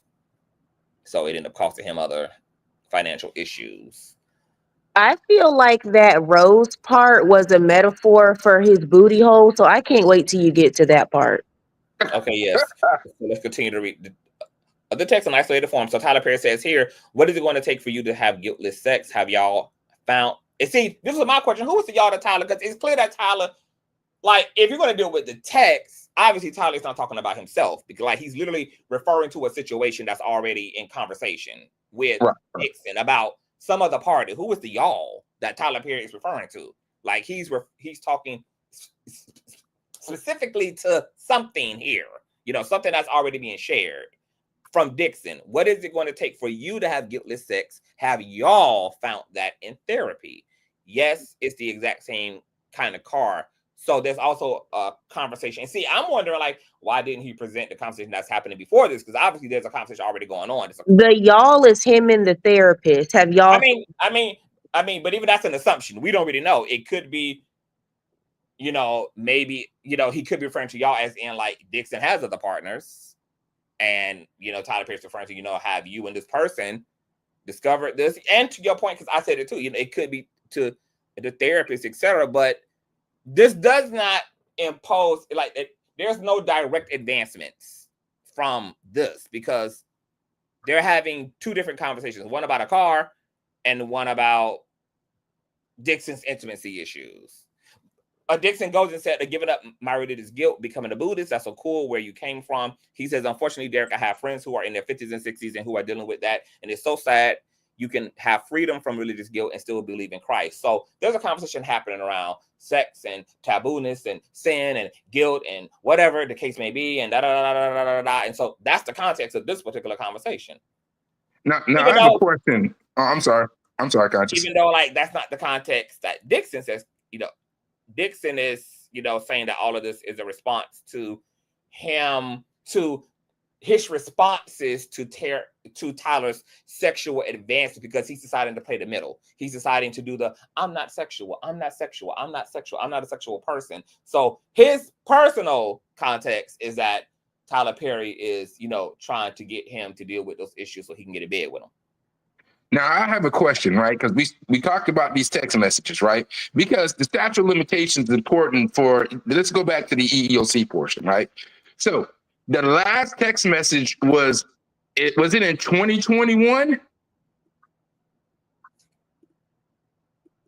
Oh, I'm not really sure, because the complaint doesn't per se really deal with a lot of dates, more so, and it's just kind of scripting all of these things out. And the reason why I ask this is the reason why EEOC may not have been able to do anything, even if there was a smoking gun, is because if the harm occurred back in 2021 and then nothing else has occurred between that time and the time that he left, his statute of limitations may have just ran out. You understand what I'm saying? So look at it like this, right? Let's just say you're in the company for 5 years, right? Mm-hmm. In the second year, you're being sexually harassed, but you choose to stay there, right? But you don't file anything, right? And we know that the statute of limitations is 180 days, right? But you quit a year later, but no other harm has occurred to you since year 2. Your statute of limitations is gone. That's exactly what I was asking. Like, what's the time frame here? Did this go 21 through like 23? Or did the Texas stop in like 2022? We let 3 years go by and now you filing the case. So We need those dates. Yeah, because the Right. dates are not adding up. Right, because if he's texting in 2021 and he files in the EEOC in 2024, they're going to be like, bro, your statute of limitations is up. You know, that might be the reason why they just didn't look into it. That might be the reason, not saying that it wasn't there, but his statute of limitations just literally ran out. It's a technicality. Yeah, it could be. And the texts aren't explicitly listed alongside dates per se. So we don't have that information yet about, you know, what the lineup here is when these things are happening. And then on top of that, if a person feels like it's criminal, right? Here's what people got to understand. Nobody knows there's a problem until they know there's a problem. Right. You understand what I'm saying? This is why a lot of organizations kind of sit around and then all of a sudden out the blue, somebody goes, y'all didn't do anything. Well, we didn't know. You never reported it. Like you can't do anything that you don't know about. And remember what I said, he can file a complaint, but if he does not file a charge, EEOC cannot just move forward like that. That's just not how it works. It's not like it's the police, where the police shows up to a domestic violence issue, and the person who's being abused does not press the charges, but the police go, nah, man, we're going to do it. That's not how the EEOC works. Yeah. Okay. Here's another text thread. Tyler says, I treat myself right. What are you doing? Derek, he calls his name in all caps. He responds and says, just talking to my sister. Tyler says, I roll fine. Good night. I'll go through the 600 people in my phone book and be annoyed that I don't want to talk to any of them. Derek says, trying to get off so I can go to sleep. LOL. Tyler says, I understand. LOL. He says, lots of laugh. Apparently, you're not the only one that's been drinking tonight. I guess he's referring to his sister, who he's on the phone with, that won't let his ass get off. Tyler Perry said, I just started. And then Derek says, they didn't. LOL. So, you know, and the context here is that on one occasion, Mr. Perry was drinking. He started to become extremely annoyed when Mr. Dixon avoided him. There's nothing about extremely being annoyed. I mean, he is letting it. I mean, he's obviously expressing a desire to, you know, want to interact with Mr. Man. But once Mr. Man establishes that he just talked to his sister, Tyler Perry just kind of goes on, you know, about himself, you know. I roll fine. Good night. I'll go through the 600 people on my phone, but They talk about his sister being drunk and There's nothing like if you deal with the text, and if you just deal with the text without the narratives, like what he's trying to act like is happening is not happening in some of these texts. It's just not happening in this context. So he's a little bit of reaching, a little bit of performativity, right? To be honest, this text, even like this isolated exchange right here, looks like a lot of isolated exchange. Like it looks like a text conversation between a lot of friends. Like a lot of friends are like, "Girl, what are you doing? I know you see me calling me a you bitch. I'm shopping, or I'm on the phone with so and so," and then you do an eye roll emoji or do a whatever. It's like this easily it either can be. Tyler Perry is personally just so annoyed and so outrageously annoyed, or, you know, being misrepresented. And Tyler Perry, this is actually lighter than what is being represented. I mean, but there's nothing inherently outrageously, you know, I mean, I don't know if the demonstration matches the exaggerative narrative that. Oh man, I wish I could see it, man. That reading what look, without that paperwork, without that inquiry number and that paperwork, it's like, it's hard to say what happened. But on the surface with the EEOC, it looked like he tried to go the EEOC route, and that failed, and now it's a civil suit. Right? Let's roll the cubes and see what's going to happen, right? Because the worst thing that can happen during a civil suit is they can say, no, you don't do anything, right? Yeah. So, it's like the whole Tony Busby thing. Remember what he did to Jay-Z? And he goes, they had little Miss Jane Doe out here making all these accusations. And the worst thing that can happen to Tony Busby is that he goes, in this state, if you try, you just try. It is what it is. Yeah. If my street committee member, Chef, is in the building, if you can get, I don't know if there's a way to get access to the EEOC. I don't even know if that's like publicly available information. But if that is, all of my street committees who does all of the paperwork in, hey, oh shit, you an intern. Are you able to get access to that complaint, Todd? I cannot do that. Well, I cannot do that. Any street committee member who wants to anonymously even send me. Yeah, I can't go in the system to abstract that new. I would be gone too. Is this complaint publicly available? I don't even know if this kind of stuff is like available through some type of information. Here's what I will tell you. I don't think that it is. Okay. I don't think that it is because it's not an official lawsuit. You understand what I'm saying? Official lawsuit is kind of like open to everybody. The things that happen in EEOC is just not open to everybody. You understand what I'm saying? Yeah. You got to have access to the system.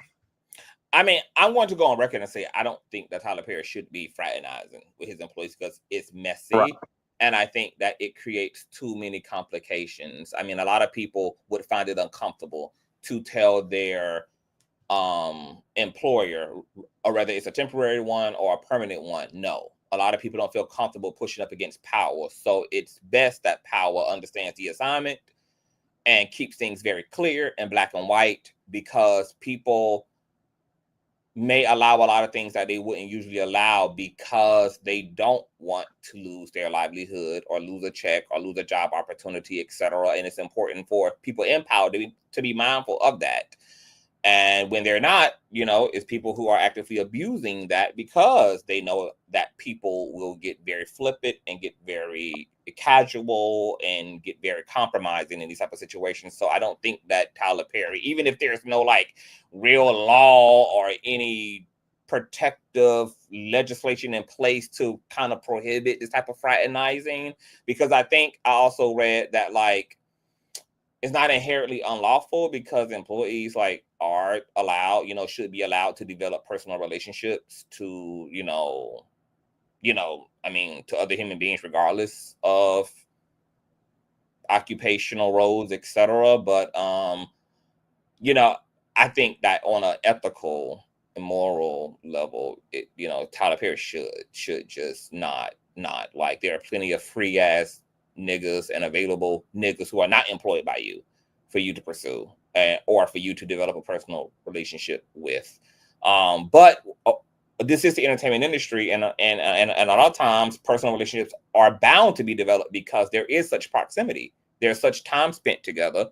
There's so much engagement and interaction that it's almost becomes inevitable. Like a student to teacher, a relationship is going to become personal to some degree because it's just too much time and space available for it not to happen. But Tyler Perry should, even if relationship is going to develop, he should be mindful of the way he's carrying on, because you don't, to people's point, have to be communicating that the supplement you're on is making your dick hard. You don't have to per se have to choose to compliment your employees on how they look and how they look in them jeans, or the lack of how they're looking in them jeans. These are just messy and it's inappropriate. And Tyler Perry is too fucking old to not know better.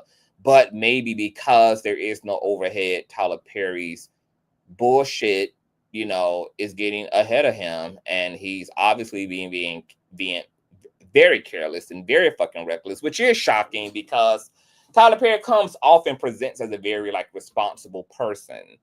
And you would think he would be beyond this type of carrying on. Even if it is innocent in nature, you would think that, given the situation, and to somebody's point earlier, given the fucking current climate, are we learning nothing from, the Shannon Sharps, and learning nothing from the Diddy's, and learning nothing from, these 50 million 11 instances where shit is going crazy just by living on the same floor as a motherfucker? I mean, like, that's just how tender and fragile everybody's safety is at this goddamn point, yet alone when you lean in further and start getting super affectionate. But then again, these are the people who may be these type of people because they have a facade like Boondocks. Yeah, I was about to mention that, like the Boondocks, right? Yeah, like, oh, you know, a lot of these people will present in these tropes, a Christian trope, or, you know, this philanthropy, or, you know, as a pastor or as some community member, in order to be able to get away with this type of, I don't know what's going on here, you know, but yeah, it's a lot. Okay, so here's where Derek fucks up, you know, here, because this is why I'm like, okay, I don't even know why you put this in here, because to be honest, like, this is heavily problematic considering what your lawsuit entails. This text message reads, nice Santa Monica is nice. I'm glad you're going out there. How is your no? Is it stronger? You got to have a strong no. Okay, so once again, here it is. The person he's alleging is a perpetrator, violator, a perv, is encouraging him to actually develop boundaries and develop his absolutes and to develop his lines. So that's a contradiction to his narrative. He responds and says, yes, it's strong. My mom literally thinks I'm going to sell my soul to the Illuminati. She heard Kanye say that that is real.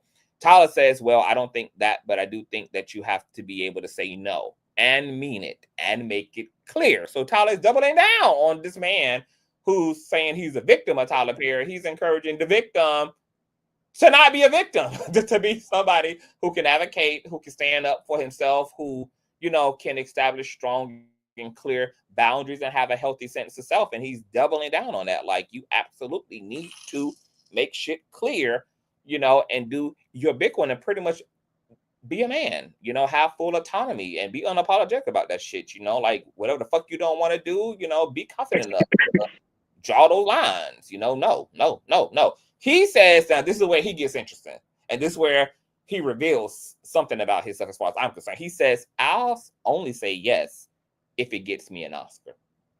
Now, my whole diatribe on this is, why the fuck would you say this to somebody who's a perv? Somebody you are narrating is a perv who has been verbally making you uncomfortable, certainly been making you physically uncomfortable. You don't even, according to you, want this type of behavior. You don't even want this type of attention. This is unwarranted sexual advancements in every single form. Why would you say something like this then? Why would the fuck you say something? This is a conversation that you could have got away with moving along, because the conversation wasn't even there for that. And you're going to choose to insert a road opener to allow the unwarranted attention that you're suing for.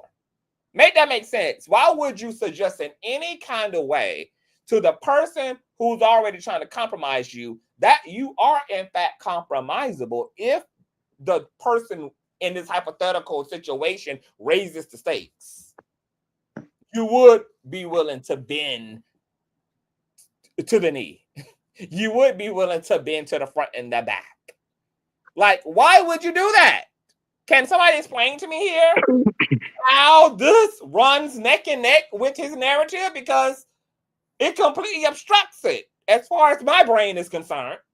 And see, that might be another reason he might have got, like I said before, if he got in front of somebody who could actually counsel him on these things, right? Because oftentimes that's what happens. People probably get in front of these investigators, and the investigators are listening to the case, and they're trying to tell them if they have a case or not. There may have been a few things in there they were like, nah, she's based on what we're seeing and based on what the communicative processes are, probably not going to happen from us. Now, we ain't going to stop you from suing, but we're just not going to represent you. You understand what I'm saying? Yeah. And he might have just forgone that. He might just say, you know what? You know what I mean?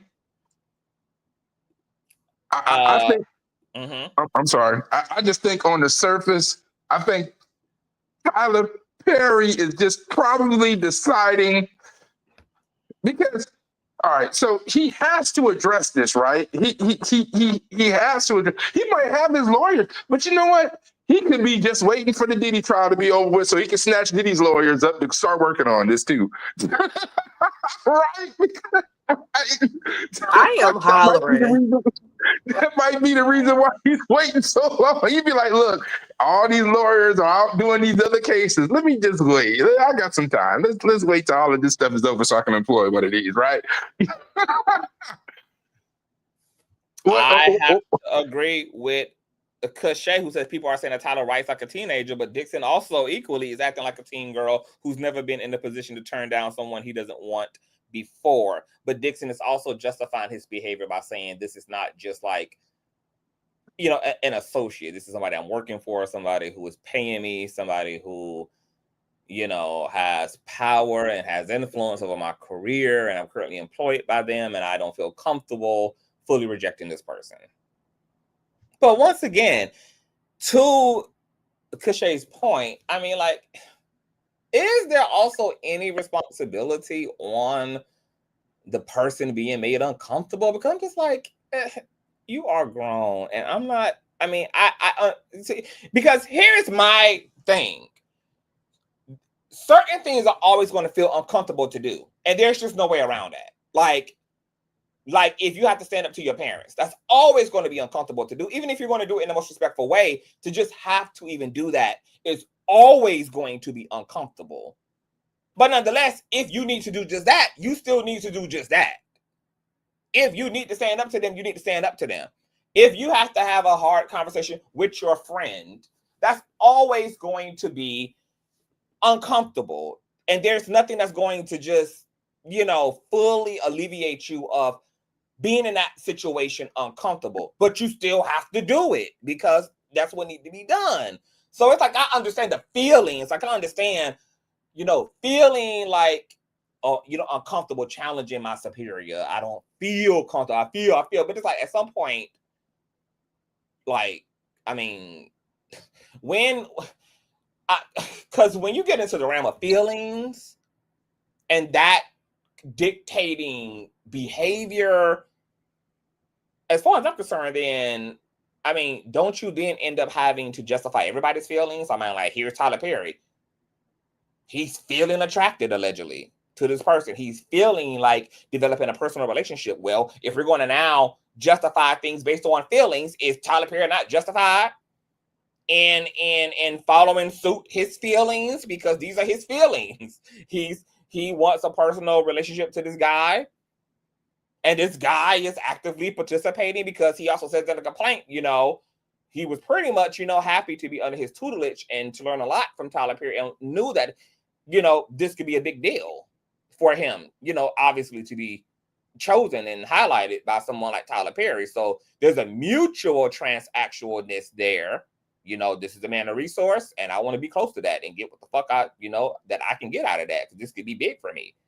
And Tyler Perry is, you know, in his human shit with desire leaning in. So I'm just like, if we're going to be objective and be left brain, then let's be left brain, you know, and let's transcend feelings. And I understand it's going to be uncomfortable to check Tyler Perry, but as a grown ass man, you need to be able to have the courage to draw your boundaries, because they are yours to draw. And that goes for all of us as adults. Like, and you have to give the person Exactly. like, and you can't be stuck in your head about what all, yes, of course, there's a possibility that you could get slapped, punched, fired, evicted. Of course, I mean, if you're going to go into your mind where infinite possibility exists, of course, there's going to be infinite possibility. Of course, you know, I mean, anything could happen, but I'm not sure if also using that to say, well, this is why I didn't stand up to myself, because this person could have killed me. This person could have raped me. This person could have. Okay, but okay, I mean, if that's the mentality, how do we actually stop the right now discomfort then? Because that can only be mitigated by you saying something.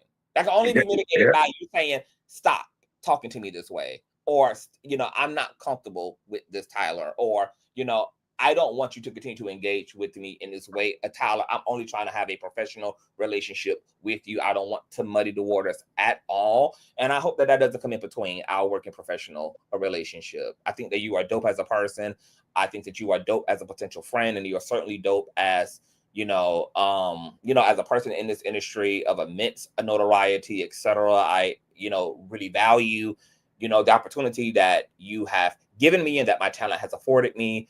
And, I would not desire in any kind of way to compromise that at all. Like, you have to do something.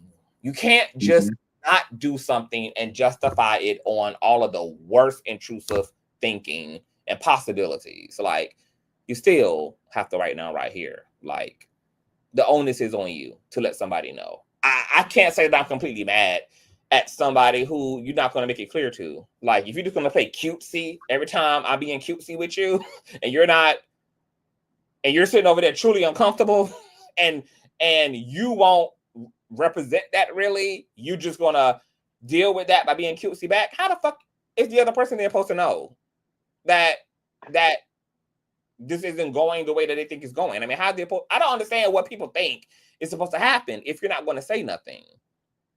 And then if anything, kind of lean into the flirty banter back. Like, because here it is, like, he continues to make it clear to us in his complaint that I am going to do whatever it takes to make Tyler comfortable.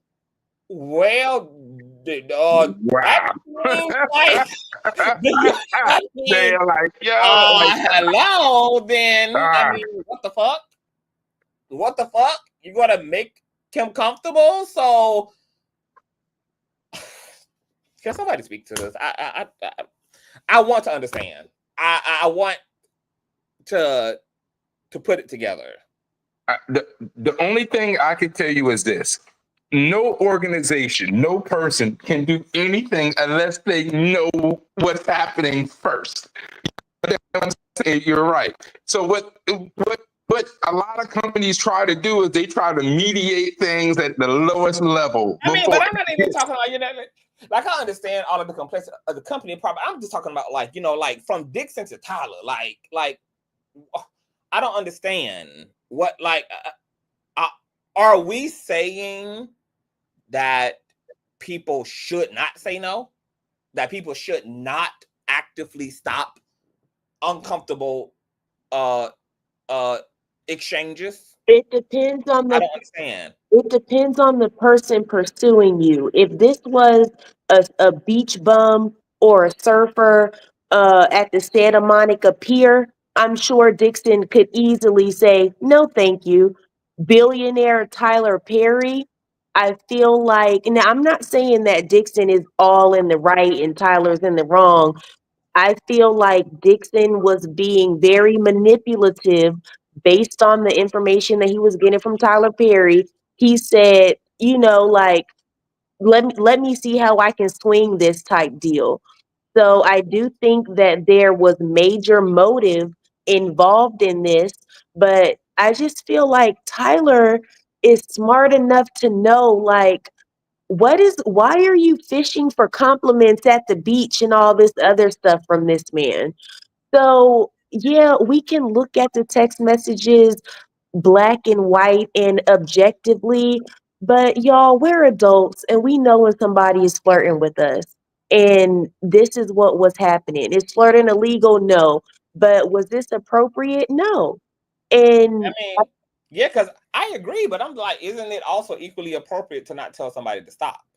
Because what am I supposed to then tell my daughter with that psychology? Well, if your boss is complimenting the way you look in that skirt and is attempting to build a personal relationship to you, and this is something you're uncomfortable with, well, feed into it so that you don't get fired. I mean, like, what am I supposed to actually tell somebody if we get to justify people not speaking because of the circumstances? Because I can't tell my children or the young people in my life to make their own personal boundaries circumstantial.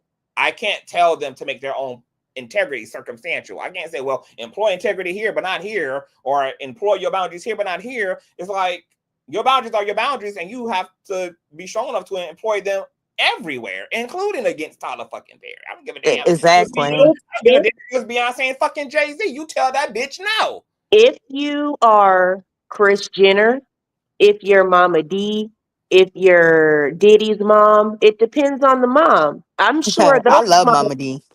I'm sure those moms are going to coach them and be like, keep it neutral, girl, because you're dealing with a billionaire here.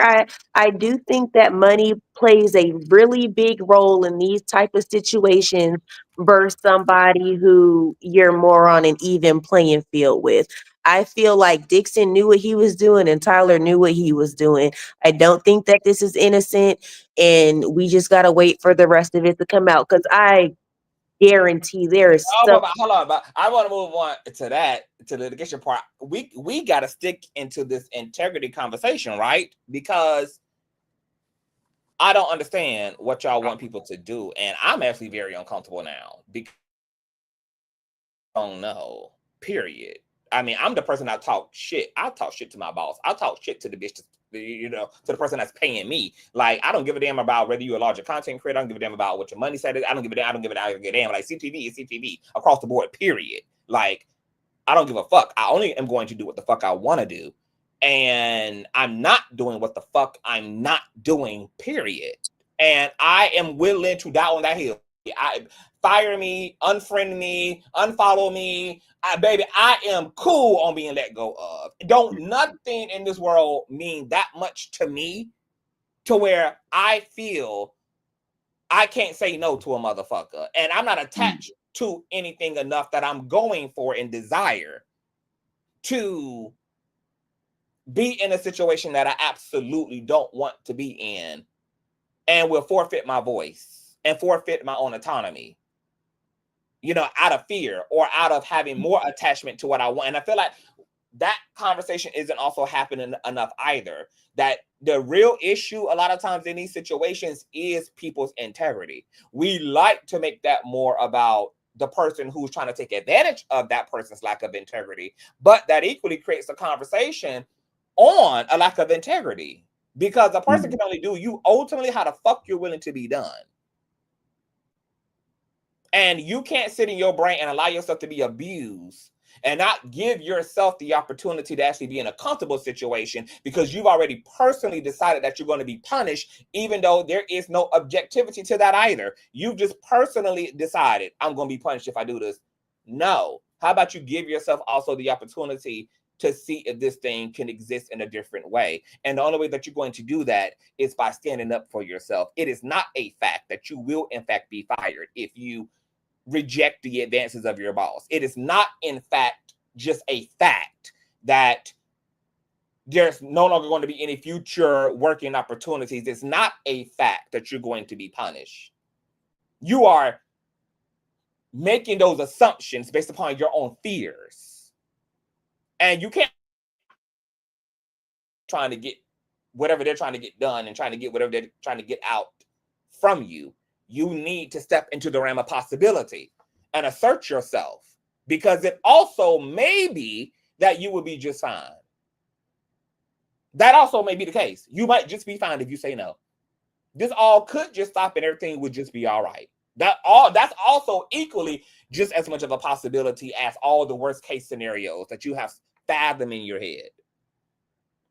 And I know that there are situations and circumstances where it is not best to openly reject a person. I would not encourage a woman walking along, home after the club to outwardly reject men who are, trying to make passes at them. I can understand a woman finding the middle ground so that she can ensure that she get her ass home, but I'm not talking about those fringe circumstances. But in situations like this, just like a workplace situation where an employer is getting a little bit too testy, getting a little bit too touchy, getting a little bit too yeah, like what I'm not going to do is tell my daughter or my female cousin to allow that, because she may be fired. I don't know what else to tell her but to stand up for herself. And then if there's, if the behavior continues, then, we escalate the situation. But, at the very, very, very ground level, yes, you have to be responsible for your comfortability. That is your responsibility. And somebody does not know that you are uncomfortable until you make it clear that you are. Here it is. Tyler Perry's being accused of being a perv and all this and all this and all this and all this, and Dixon turns around and says he's willing to be compromisable for what? For an Oscar. So I don't know what that means. Oh, what you gonna say, Todd?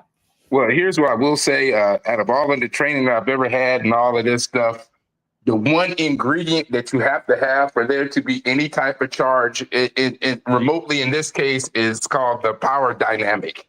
Does the person have power over the other individual?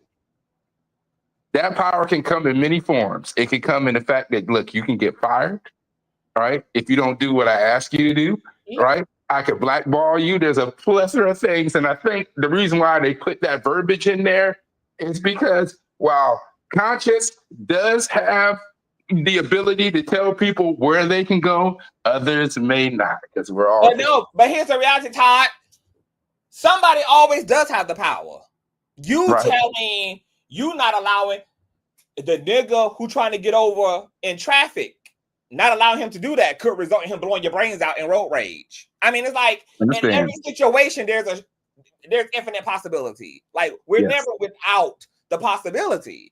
In every situation we can find ourselves socially, there is infinite possibility. So because of that, I mean, but you know what we do, despite all that, we still encourage people to stand up for yourself, have a voice, speak up, advocate for yourself, regardless of what could happen. Yeah, there's always a could. What also could happen is you're just fucking fine, and you're not having to wiggle around to let this motherfucker in to this lane. That person will sit in a car and fucking deal with it. Or you don't have to let the motherfucker jump the line.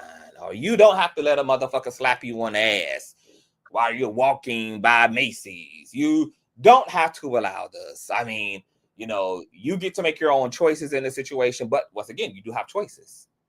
And I understand, like in the corporate sense, like I think we all agree that corporately, lines should be black and white so that people don't have to find themselves in situations like this at all. Because at the end of the day, you go to work to fucking work, not to fuck, not to be groped, not to be molested, not to be touched, not to be, you know, advanced, not to be complimented. You know, work should be work. Like corporately, you know, I think we all agree that it should be black and white, period.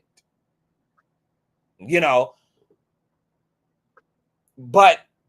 and with that, like, once again, Dixon is throughout his whole complaint justifying why he played the middle ground. So how exactly was it supposed to end if you personally decided you were never going to just objectively say no? Now I know he's making a lot of other claims as well, such as, and see, here's the other issue, right?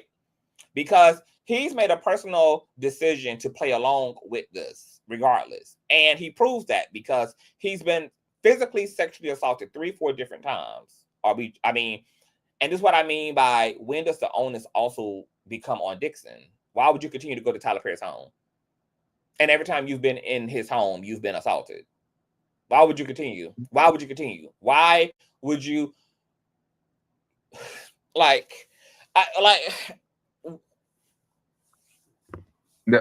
The only thing I can tell you is this, Conscious, right? What the people who have in mind, who created these laws, are accounting for people who does not have that ability to do the things that you're saying. Because everybody is different. The level of power from person to person is just different. Okay. I can only tell you know what I know. You know what I know, Todd? I know that you also know that some of this stuff ain't really about how powerful a person is. Some of this stuff is because a person is power and because people are attached to their opportunities. Absolutely. I will agree. I will agree. Even he's sitting here saying, yeah, baby, I'm willing to be really uncomfortable for an Oscar. I'm willing to be very not like myself. I'm willing to be very unusual for an Oscar. I mean, so, and this is what I mean by the other darker part of the truth is that it be transactional on both sides a lot of times. It just happens that there's sometimes one person who has more power and resource than the other, but it doesn't mean that the other person isn't being just as predatory. It doesn't mean that the other person isn't being just as opportunistic. It doesn't mean that the other person, because here it is, Dixon is playing into Tyler's attraction to him, which is why he's playing the middle. He's using that to his advantage as well. Because he has his own ambitions. And if he can find a nice middle space between him and Tyler Perry, like, you know what, this nigga finds me sexy. I know he wants this ass, etc. But I never have to give that up. But I also don't have to all out reject him. Hell, I'm willing to be a little bit uncomfortable to get what I want, and I'm willing to let him think he can get what he wants without ever giving it to him. If it means in the end I can continue to ascend. Right. So now you are allowing your own desires to pimp you out. You are the whore to your own desires. You are allowing the things you want in life to put you in predicaments that you don't want to be in, and then fully making the person trying to take advantage of just that the total bad guy and not recognize the role you're playing in your own detriment, because he could have ended up like even more sexually assaulted than what he did. Tyler Perry could have went to some great lengths to really hurt him and to really dominate him.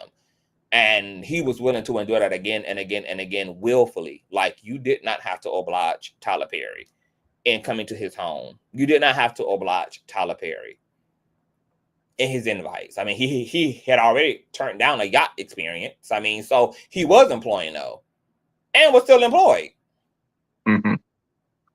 He was employing his no, and was still in contract, was still being pursued. So it's also not given that this man completely was not without his no. And then his abuser is encouraging him to find his no. Well, again, again, the reason why I said what I said is because while that might not apply to this situation, but in general, I understand why they wrote that. Because again, yes, there's games being played on both sides. All right. However, it does not erase the fact that there are some individuals who do not have the intestinal fortitude that you or I. You understand what I'm saying? Right? And that law covers the people who don't have that intestinal fortitude. Now, here's the issue, right? The issue is to prove whether or not this dude is playing these games or not. Right? That's where the issue comes in. You understand what I'm saying? But then again, it's like my late father who just passed away said, right? You can't get framed if you're not in the picture. Okay? I like that, Todd. And condolences to you for your father. Yeah, that's a good saying. Yeah, and that's what he told me. Yep. Conscious, do you know how old Mr. Dixon is? What's the age difference so we can see what angle they gonna try to come with the power play? I want to also shout out to High Mental Abilities for the old Nancy child support shit. Thank you, baby. Bye-bye. You guys know you can donate to the platform, honey, because I done gave y'all 3.5. I done gave y'all 7 hours now. Oh my God. So definitely don't hesitate to be friendly on the Cash App and PayPal. I appreciate you guys. Let me see. Eric. I'm not talking about Eric. Derek Dix.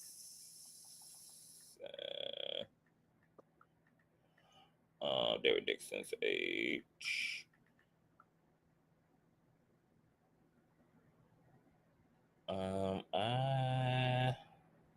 I think they give his birthday in this lawsuit, if I'm not mistaken. Derek Dixon's age. Let me see his IMBD. I'm not seeing anything explicitly about his age. Oh, he's 6'5", 190 pounds, senior. No, that ain't even the right motherfucker. Oh, let me see here. I don't know. It's no information about his age on the internet, so I'm not sure what his age is. But he looked like. I mean, like how old does he look to y'all? About 37. Yeah, so he's probably up in that range in his late 30s, early 40s at this point. Look like him and Christian Keys might be running neck to neck. Well, let me ask you, Todd. Are you going to? I mean, if your boss wants to do the exact same thing to you that oh boy is a legend that Tyler was doing, I mean, would you just settle for that behavior? I mean, are you just No, I would not. Now here's what I would tell why you there. wouldn't you settle for that behavior? Right. Now, here's what I would tell you. There are two strategies that people employ in some cases. You have people who are like me and you who go, nah, bro, we ain't doing that ish today. And you have people who play the long game. Okay. Right. So what we mean by playing the long game is, yes, we're going to let you dig that hole and dig that hole and dig that hole and dig that hole and dig that hole. And then one day we're going to be like, look, I feel totally uncomfortable here. Right? This has been going on for 5 years. Right? In a lawsuit, right? You know what? We saw Fox Sports 1 go on with Skip Bayless. remember old girl played the long game, okay? Right? Have you read that yet with Skip Bayless and Fox Sports 1 and what's happened? Oh, you need that. That is some juicy stuff. You want to talk about power? That's probably going to be a documentary one day, right? But old girl played the long run, okay? She got stuff documented for years and years. And Fox Sports 1 is like, what do you want to do about this? Because they almost had no choice. The one that was involved with the black guy and the white guy? No. So this was her name. What is it? Molly Quirm? Is it Molly? Is it Molly Quirm? What is her name? That was over there at Fox Sports 1. That was Conscious. When you get a chance, you got to see that case. Okay, and I think that case is still ongoing. Because I haven't heard of no out-of-court settlement. What is the name of that? Wait a minute. Hold on a second. What is the name of that? What is the name of it? It's because wait a minute. Let me look this up. Hold on a second. Give me 1 second. Let me look this up. Her name was like Joy or something. Because that's what this reminds. Oh my God. Wait a minute. Hold on a second. Wait a minute. And I want to welcome IG to the platform. Hey, IG. Are you on mute if you can hear me, IG? What's happening, baby? It's been a long time, you heard me? What's going on? Happy 2025. What is the teacher? So I was just listening in, coming in from the plantation, got back to my apartment. But I was just I was listening to what you were saying about the integrity part of it. And it is like a two-way street on that, because it's like, okay, even with myself, people ask me all the time, since I live in Atlanta, when they hear me play and sing, they be like, we could tell you used to be in church with Isaac. How come you don't play in churches? And I said, because my integrity. I know I don't believe. I mean, I can get paid ridiculous amounts of money. If I would play the game and say that I'm a Christian, I would pretend to try to play the gay away. I would do all the things politically that I know that they want to hear and do. But because my actual soul and spirit cannot be bought with a price, even if you paint it in righteousness, I will borrow money. I will go fry chicken or suck some dick before I go play for a church, even though I'm a musician. Not to say that I haven't had to do those things in my past. I ain't doing those things now. But I would do that because, at least for me, I know that within my own integrity, within my own, I didn't have to lay down pretending and selling something that I believe is a delusion to people. Not just because other people might believe and stuff like that. If I feel in my heart there's a delusion or cognition, this is there, I am not going to feel good selling that to other people. Right.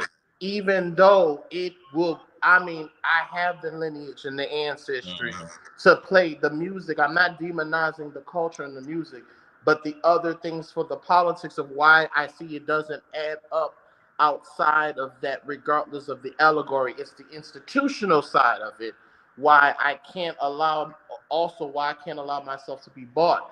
And even though for some people it doesn't mean that for them, within myself, I can't bring myself to do it because I know that that'll be me actually. The gag is we quote scripture that say, what profit a man to gain the world to lose his soul? But some people actually betray their spirit to gain the world of the church and the institution. They forget about their spirit and what their spirit is actually saying when they try to appease to an ideological solar algorithm. So that's what I just wanted to say and share that. So even with people who have more, that's why for myself as a musician, as a singer, I don't want to be famous. I want to write. I don't want to go to a certain level as a writer or composer. I'm good. If I don't ever become a famous writer composer, if I do work a job, I've had to my career in security. The to your point, Conscious, is that if it wasn't for me standing up to the big bad wolf, the director of security out of one other site, because I did it right and I did it in paperwork, I didn't have to do nothing but tell the God honest truth. Now my staking within the company, this heifer's gone. I've been still here moving around the company in different parts, but it took me to defend myself. Now, everybody else might have dealt with her different. And I said, I'm not going to deal with you like an unintelligible bitch. I'm going to deal with you like a white woman with the fur coat and the cat. And bitch, I'm going to be the white woman with the fur coat and the cat.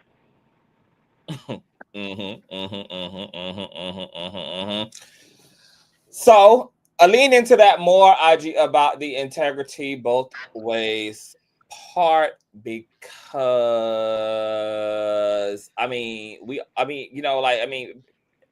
because even when I talk about like right saying no, it's not like, oh, like my no just came out of the sky. It's like, yes, I had to be nurtured and cultivated to advocate for myself, and I had to make a choice in my own self to decide, who I am and what and the price I'm willing to pay moment by moment by moment by moment by moment for whatever. And to Todd's point, yes, obviously a lot of people obviously have not, made a personal choice or have not cleared themselves or have not rectified themselves in a way that, will lead them to be able to stand on business when they need to stand on that motherfucking business.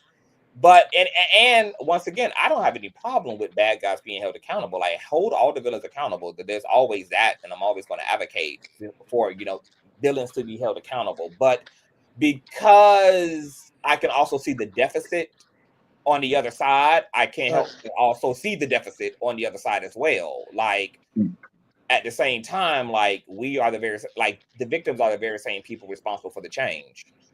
Like, because if there's just a willingness to be compliant all the time and there's a willingness to just allow, then I don't even understand what is the expectation in a better day to begin with. Where do we actually get the revolution from? Where does the correction come from then? Like I don't get, like, the math don't all the way math out when we just also like affirm people having a voice and affirm people not having any autonomy and affirm people not standing up for themselves. Like, I think that's dangerous as well. Like, That's something that I have this conversation with my friend. I said, people don't realize that they become complacent and comfortable being uncomfortable to make other people comfortable. They become complacent in being comfortable with being uncomfortable to make other people comfortable. Now that can be, like I said, very conditional, but when people do it, like I tell people all the time, when I have to go to work, y'all have heard me sometimes now, be able to have a deep New Orleans accent. When I'm at work, yes, I have to, hello, welcome to Colonnade Square. How can I help you? Are you going to Dr. Connor's office today? Are you going, welcome to Brick's work? It's not that I have to necessarily be made uncomfortable, but I do understand there are certain rules of engagement. However, what I'm not going to do, though, when I get off the plantation, I am not going to have that same intrapersonally, okay, if it's not necessary for me to have to completely code switch like that, I'm going to take that off when I get off the plantation. I'm not going to let myself walk on that. I think with a lot of people, because we're so conditioned of being uncomfortable sometimes for your comfort, and it can be for your comfort too, because to your point, for the power dynamics, how much of that are you willing to say? But then that goes to that question, okay, how much are you willing to be uncomfortable to be comfortable? It sounds crazy, but how how much are you willing? What is your gauge or metric of measure of uncomfortableness or disconsolation for you to have said comfort or security? So when it comes to integral things, and regardless, because people could be integral things, we use this word integrity. There are some people that we say that goes a two-way straight now. It does. That means for some people, bitch is being terrible and they being what you want to call degenerate. Guess what? The bitch is being integral. They felt very good raping and killing that person. This sounds horrible, but the consistency, I'm sorry, raping and unaliving that person, that is, it's a terrible kind of like thing to see. But we always want to say when someone shows you who you are to believe them. When people do things that you deem terrible to a consistency, guess what, y'all? They're being integral. They are. That they are honest, authentic, dysfunctional. I mean that they don't make no excuse. They don't make no excuses for it. They embrace it. It's who they are. And yes, you get to have your personal judgment on it, but they are standing on their business. They are at least honest enough to own it and to that mean. So I think what it is that because some people's dishonesty is part of their form of in their mind. I don't give like this is being subjective. In their mind, they are being integral. In their mind, in their deception, they're like, okay, I am keeping this consistent to go along. And as long as it's working for me, I am going to keep what you call, and we can call it the slow game, the quick game. But, you know, I like to play chess and card games and shit. So I kind of get strategy. But I'm not going to also act as if everyone, just because they respond or don't move in a way, we're going to say they're not integral. No, they are moving integrally in their dishonesty. Sounds fucked up.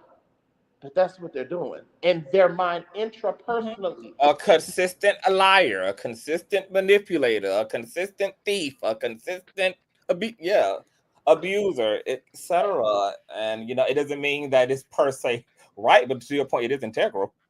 It's integral. It's and maybe you know, and here's the thing. Another word we can use is consistency. But when we're talking about people who can't be bought and sold, that you know, bought with a price and stuff like that, I said, honey, that's why I can't do certain beliefs. Because you're not going to make me vile things for my spirit. I'll be damned if I'm thinking about some things that are of this world when I leave this. And you got me fucked up. So I'm not going to, integrity-wise, my soul and my spirit rejects that because I understand you're trying to tether me to this life. You're trying to get me to subconsciously think that so when I leave out this motherfucker, I go here, and I'm not trying to go there. Like y'all know my claim to claim. I don't want to go to heaven or hell with none of you bitches. I don't want to go. I don't love nobody here on this earth. If you have a subjectical idea of what this means here, I don't love nobody that much to want to go deal with that again. So integrity of my spirit and my soul, not because I'm afraid of the afterlife. No, honey, I'm afraid of things. I tell people, I'm afraid of what I do while I yet live. I'm afraid of the cause and effect. I tell people certain beliefs, I'm not afraid of your God or your demon. I'm scared of you, bitch, because I have to deal with you while I yet live. I'm not necessarily, even if you are a degenerate or whatever case you're not religious, I'm not afraid of your reasons of why you did it. I'm afraid of the cause and effects of what you're doing. Yeah. Because I have to deal with that while I yet live. Yeah. So the integral assets that these people who are doing these very degenerate, dishonest things, or these very kind of playing off the radar, that's what they're doing. They are walking in what they call integrity. If you want to use some form of ideology to like negate if that is, that's debatable. But unfortunately, there's a consistency there. So if someone shows you who they are, but you know what? I hate all of this mixed messaging as it relates to like how we sometimes affirm compliance. You know, it goes equally back to Tyler Perry telling Monique to play the game. And I'm like, well, this is exactly why people like Dixon is in the situation he's in, because at the same time, like there's certain members of society that are telling people to get with the quote unquote program, to, you know, do what you have to do, you know, what's expected of you, etc. And so I can see why people just are mixed up in the way that they go about whatever they go about. But I'm gonna clock Dixon too. It's funny to me how he had enough gumph and integrity to quit, but you didn't have enough integrity to tell Tyler Perry you didn't want him to flirt with you. I love the point that you brought up, Conscious, about Steve Harvey telling Monique to play the game, because if you're gonna tell her to do that, then you would that's probably your advice for everybody, and that can get very dangerous It's when it very. comes to integrity.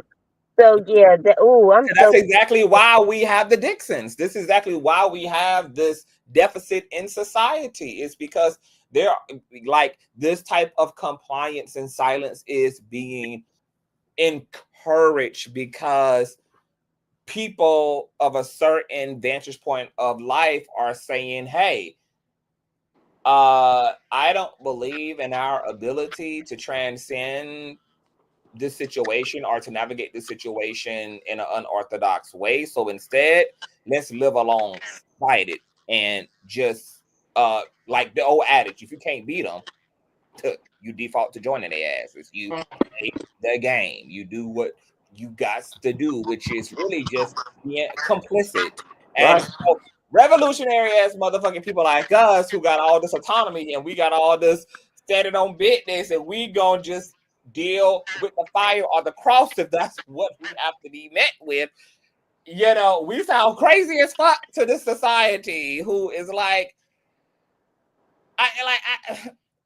once again, I don't understand. Like, we're not gonna be able to have it both ways. We're gonna have to make a clear, conscious choice in which side of the fence we're going to be existing on here. Either it pays to shut your fucking mouth and to endure until whatever infinite end, or people need to be just like in mental health specialists tell folks you are responsible for your triggers, and I'm going to say you're responsible for your comfort.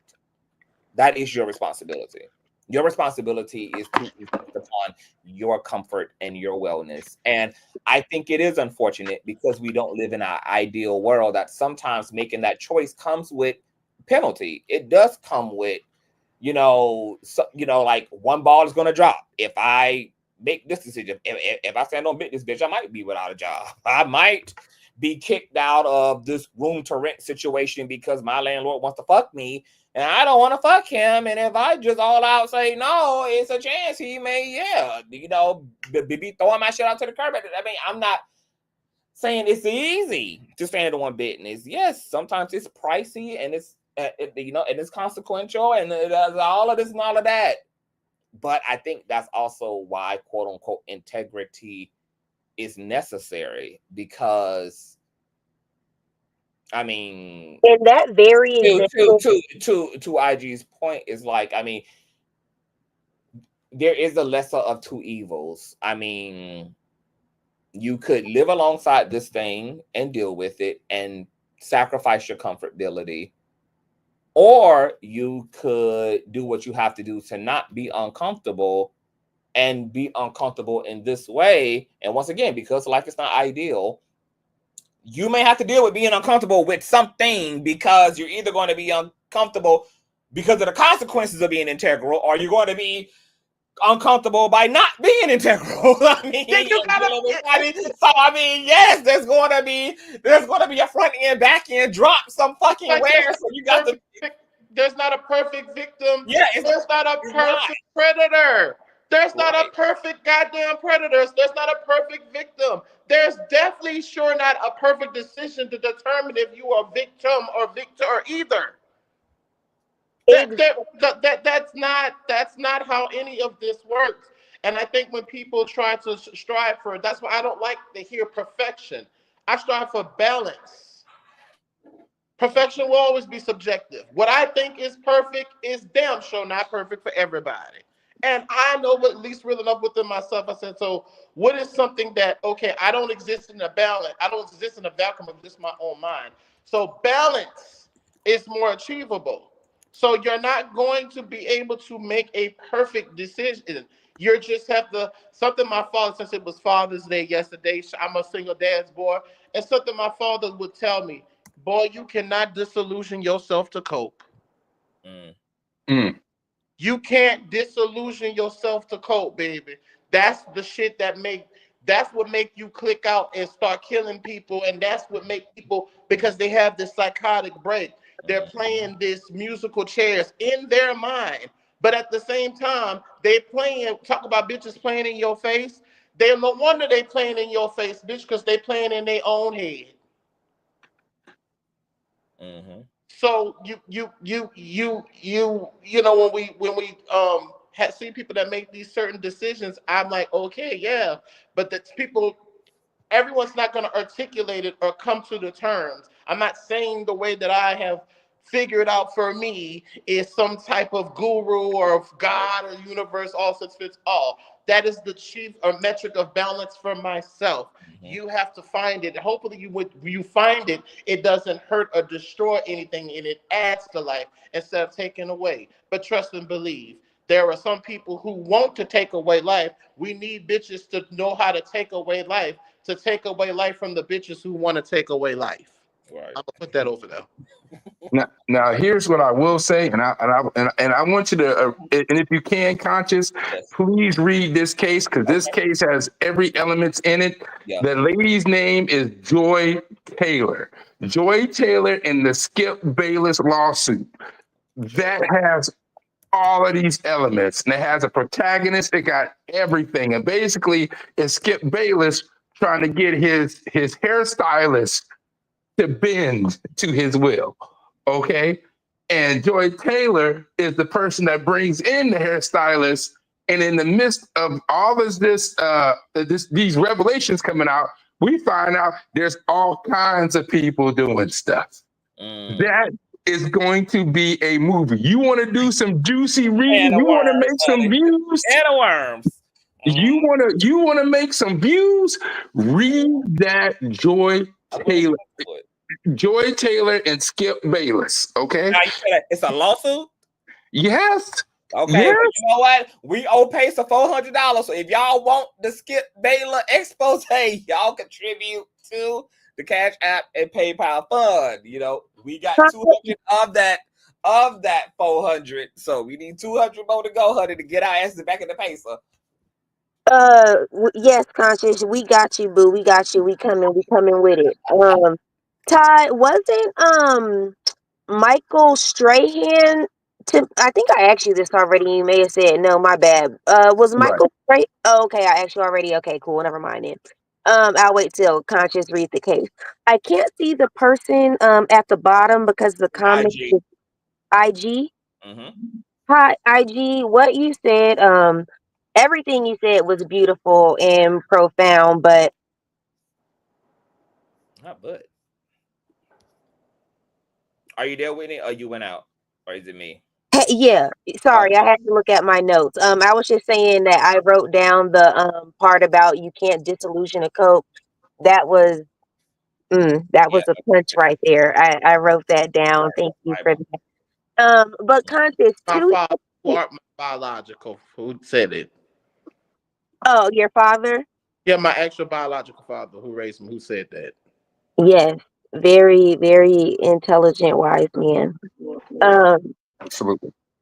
Conscious, the example you gave about the landlord, and if I don't sleep with you, you're gonna put me out. But the integrity part, if you do stand your ground and say no, maybe he'll just be like, okay. You never know. You might And that's not my get point. put out. And that's my point.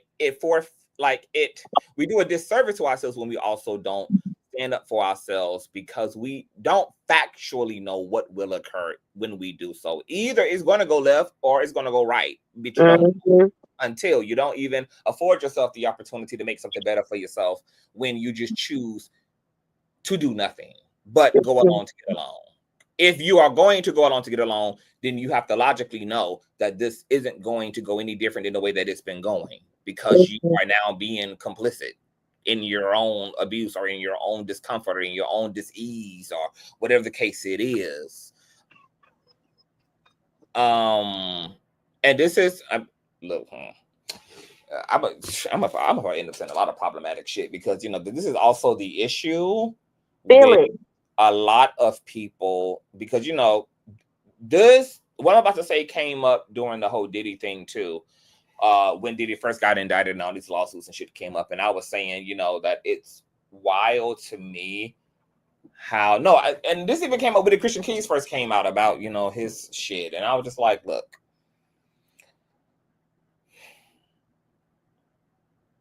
I mean, I don't, how are we going to read the world of people we don't know about because people have hush mouths? You know, there's an attitude that victims shouldn't have to have onus and all of this and da da da da. And I mean, I understand those sentiments, but I think that that's too much of a blanketed statement as well, because if nobody knows that somebody is abusing but you, I don't, then, I mean, how does abuse of any kind come to an end without accountability, without objection, without, I just don't understand, you know, like, it's like, I don't know, some of the ideals we float around, they don't, like, they sound good, but they don't have any real practical value. They're like, there's no real practical application of that, because if you actually applied that, it actually would handicap the world even fucking more. And I do think that this society sometimes is a little bit too pansy and a little bit too, like, there's too much emotional grifting going on, and we need to be a bit more heroic and be a bit more forward and be a bit more proactive in order to be preventive, because as we can see, when there's just no objection, it just ends up being a long line of misery and corruption that just goes on, sometimes for lineages and decades and centuries, whether it's political corruption, economic corruption, whether it's, you know, community-based, family-based corruption. It just goes on and on and on and on and on. Like, I just think that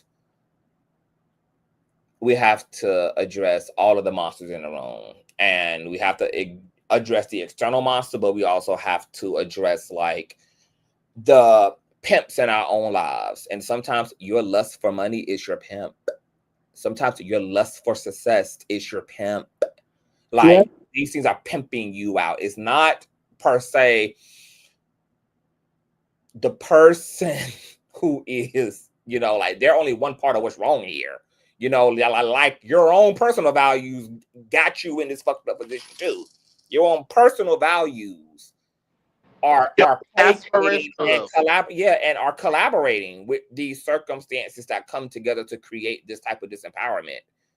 Like, and I hate that we just don't also talk enough about that, because that shit is important. Like, look at how many people were willing to be subjected to damn near-death experiences because of the idea of having a career, the idea of making it, the idea, I mean, like, bitch, like, look at Cassie talking about being overdosed and then thrown in a shower. Like, I just woke up in a shower. I don't know what the fuck happened to me.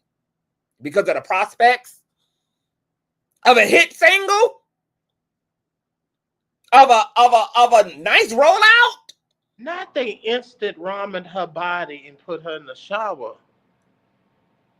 Like, that's crazy. Like, for the aspiration, the aspirationalism. How far are you willing to go, and why do you have that aspire that? Like, a lot of these people, if anything, you know, y'all know I'm part of ADOS and stuff like that. Shout out to Tone Talk. One thing we talk about when they do talk about these cases, and him and Yvette. Are you there, IG? Yeah, can you hear me? I mean, my signal is blotching out. Can y'all hear me? Yeah. Okay, I'm back. No, I said the only part is just kind of funny. It's like, okay, y'all, these were the people that was sold to us as the representation of wealth.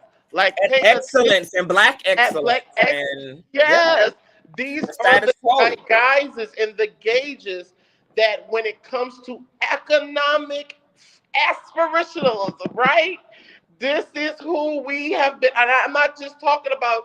But we of the older generation that's born in the 80s, you heard me. We can't talk shit about the next generation over, baby, because when you look now and you see spiritually degenerate, moral, bankrupt ass bitches who you aspired, your persona, your swag, black men and women. This is who, as black Americans in particular now, right? That's why I always harp on that. You don't see other parts of Americans, regardless of national origin or genophenotype, where the motherfucking celebrity is the or the actor or the athlete, whatever. These people, everybody is not using that as the representation of what wealth looks like. And then you also take on for you spiritual bitches out there, just like the same thing with Christianity, it goes two ways. You don't think why your reasoning of your children and why your behavior is so bad? Well, you took on the spirit of the person that you listening to. So, bitch, that goes two ways.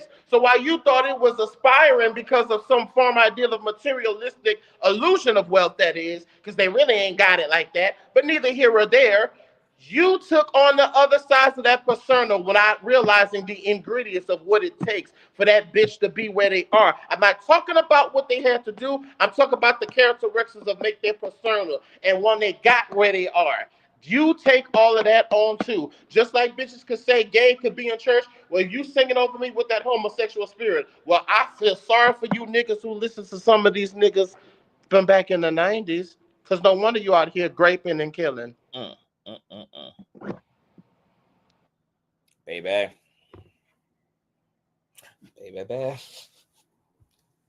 Like I always tell y'all, these things that we be talking about, even in pop culture, they don't exist within a vacuum. They are a part of a larger issue, larger realities. Can y'all hear me? Yeah. I can hear you. Did I black out at one point? Because on my end, my computer be like taking me out of StreamYard, etc. But I don't. There's a lot going on.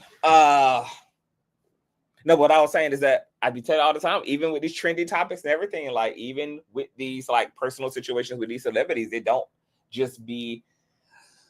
Nothing exists within a vacuum. There, it's a larger conversation. These things are part of larger issues and become very, very much so nuanced in all the ways that we are talking about here. And I love taking advantage of these topics because we get to start peeling back some motherfucking layers and really get into the rooty goddamn tootie of the role everything is playing. Not just the easy identifiable problematic components, but the more subtle contributions and things collaborating, such as, once again, our own personal values, our own personal self-esteem and personal posture, our own worldviews and values. These are the things that are literally shaping our lives. They're shaping our decisions. They're shaping the way we walk, the way we talk, the way we show the fuck up. And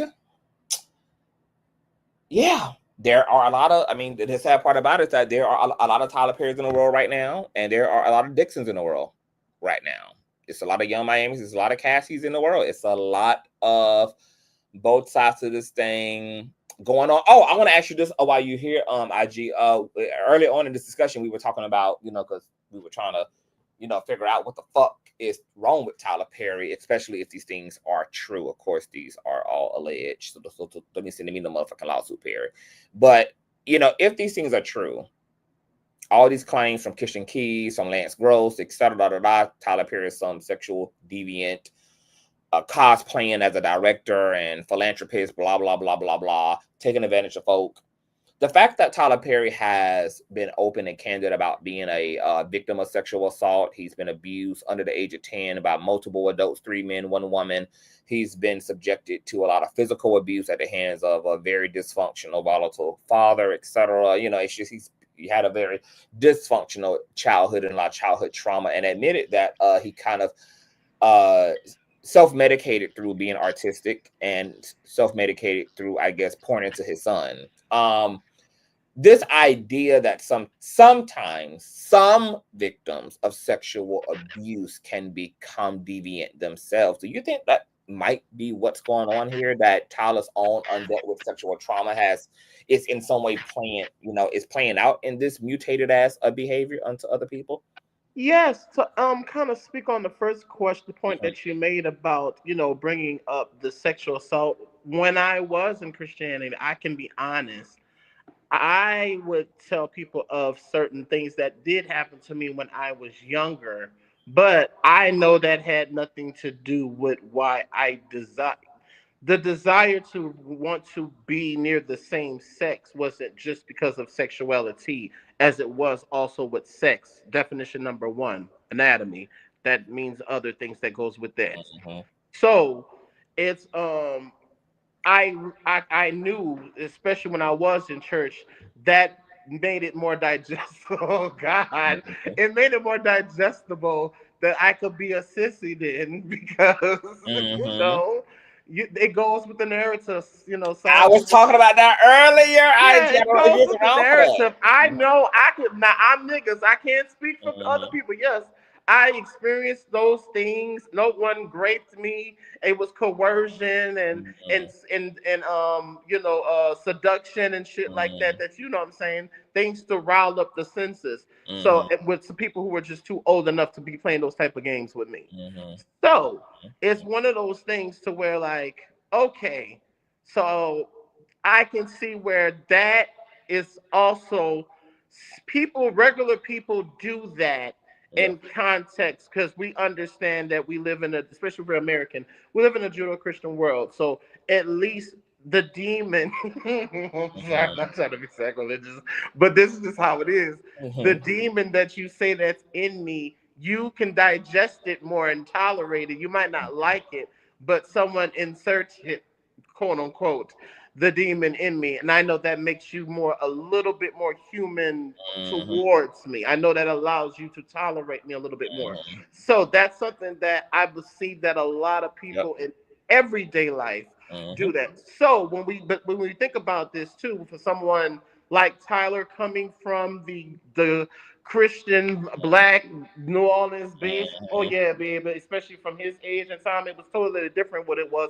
I mean, it wasn't, New Orleans is different, though. I ain't gonna hold you, but it's still, you still had to deal with those instances of it coming out. So, so I understand for his PR, not just for his PR as Tyler Perry, the artist, but no, for his survival of or his queerness, even, that's something too, for the expression. So we understand those, or that's why we say, well, if you act feminine because you was raised by your mother, right? So we do the same thing. So we do this all the time, So it's okay. So it sounds to me that what you might also be saying is that you question maybe some of what Tyler Perry alleges, because it may be just a shield to humanize his own queerness amongst the collective. Are you doubting whether he was even a victim of? Oh no, I'm not doubting that at all. Okay. That's because I'm saying, because in the sense of case, it was because I was making that. I was kind of like saying that sometimes this is what a lot of queer people will do in order to mitigate their queerness, is hide it behind the guise of being sexually assaulted, and sometimes they will all out lie because it is a scapegoat. The sexual assault narrative is a scapegoat. But here's the double entendre. It also nails the coffin as to why homosexuality is associated with pedophilia. Right. You see how fierce it works? Isn't that dreadful?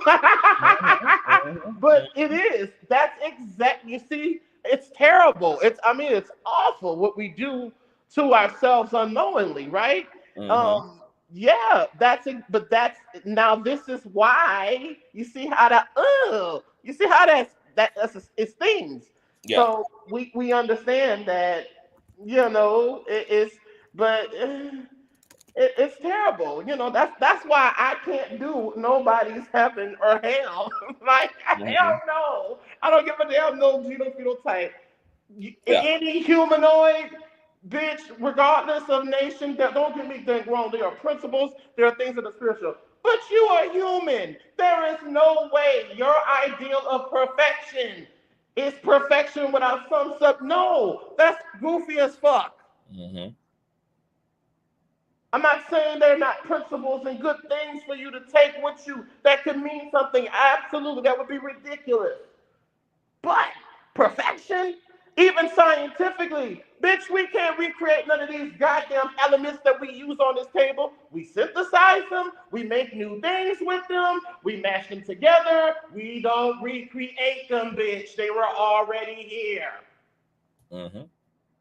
Beyond our pay grade. So there even comes a time within your logical mind. I understand that too. Hell no. Just because it's scientific, you're trying to tell me that's just like for me to take your ideal of God. The only difference is with science is that you can see how somewhat it materializes. Now, there's not always a good and bad, innovative, or inspiration to do those things. We're not gonna be like it, you know what I'm saying? But yeah, I do see where he could be just using. I would go on the side of being from the orange area, the abuse and all of that. Oh yeah, honey. Like, I'm not surprised of things that he's experienced, and it sounds like to me he had more of the.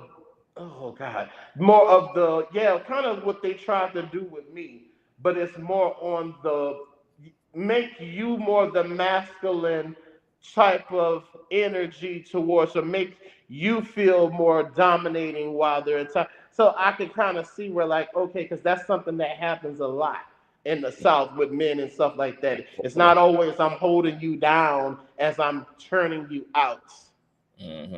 So, right.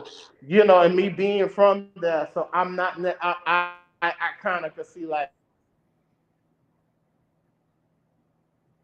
so that whole, you know what I'm saying? So I'm like, but that's how it's easier. And, I'm not saying it's not the actual assault or anything like that, but he would use that card would already have been played in his personal life. That probably just sounds like a good reveal. Of course, he played that chord in his personal life. He had to. Me being from, he had to play that card already. So, but in this case, can it be weaponized for him to really become the predator? Yes, you do see that. In the world, I forgot what anime I was watching. I think it was Yu Yu Hakusho. And I don't know if it was Karama or somebody said, in the world of fighting monsters, one have to be careful not to become one. So it's one of those things to where, you got to be able, that's where the balance comes in. There's, like I said, unfortunately, because we live in a world where people are destructive and against life, I also can't only just think about what brings life. I have to think about what destroys to protect life. Because there are people who won't just leave life alone. And if you come to destroy just like nature and things in its ecosystem, it will take you out in defense and offense.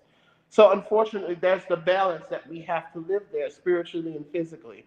So do I think that Tyler Perry could easily, very well be TP toilet paper? I'm sorry, that's not nice. TP can be the victim, of course, of the coercion, because the Stockholm syndrome isn't just that. Okay, that's a two-way street.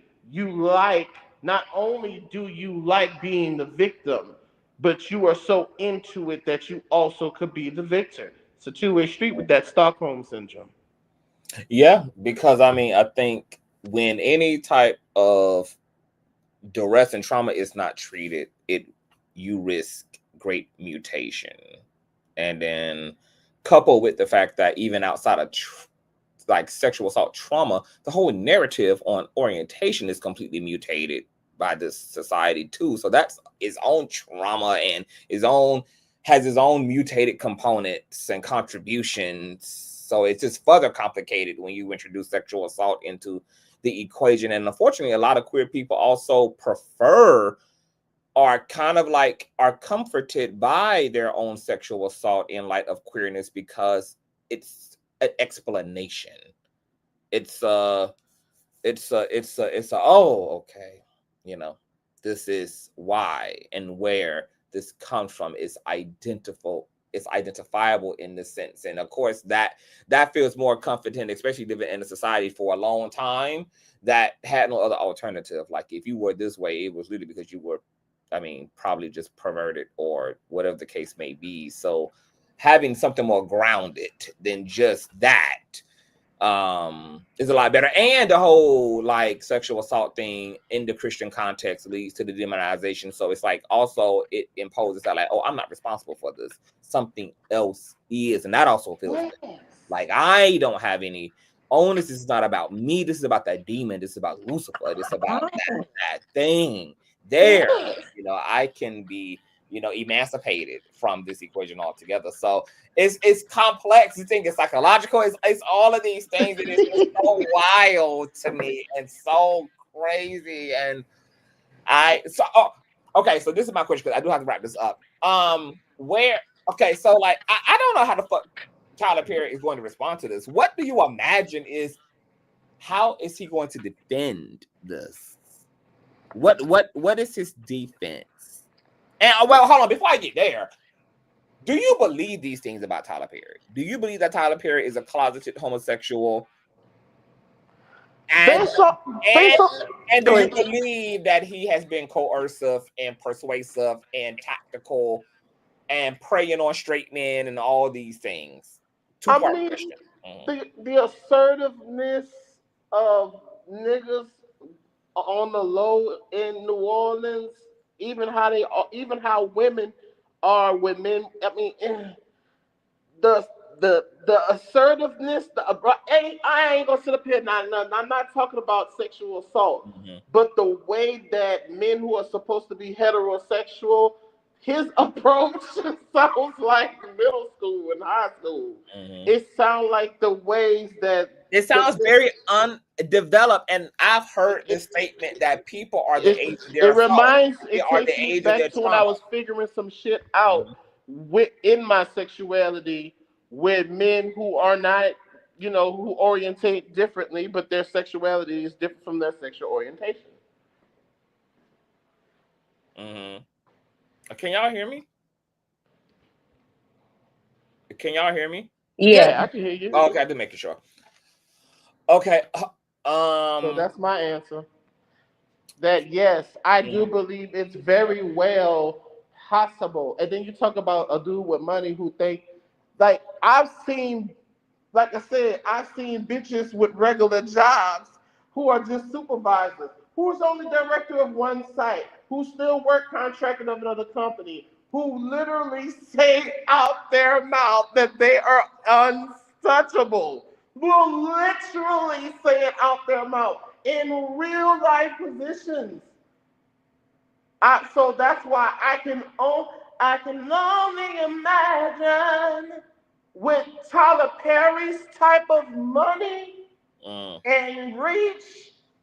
Yeah, it's not far-fetched. Of course not.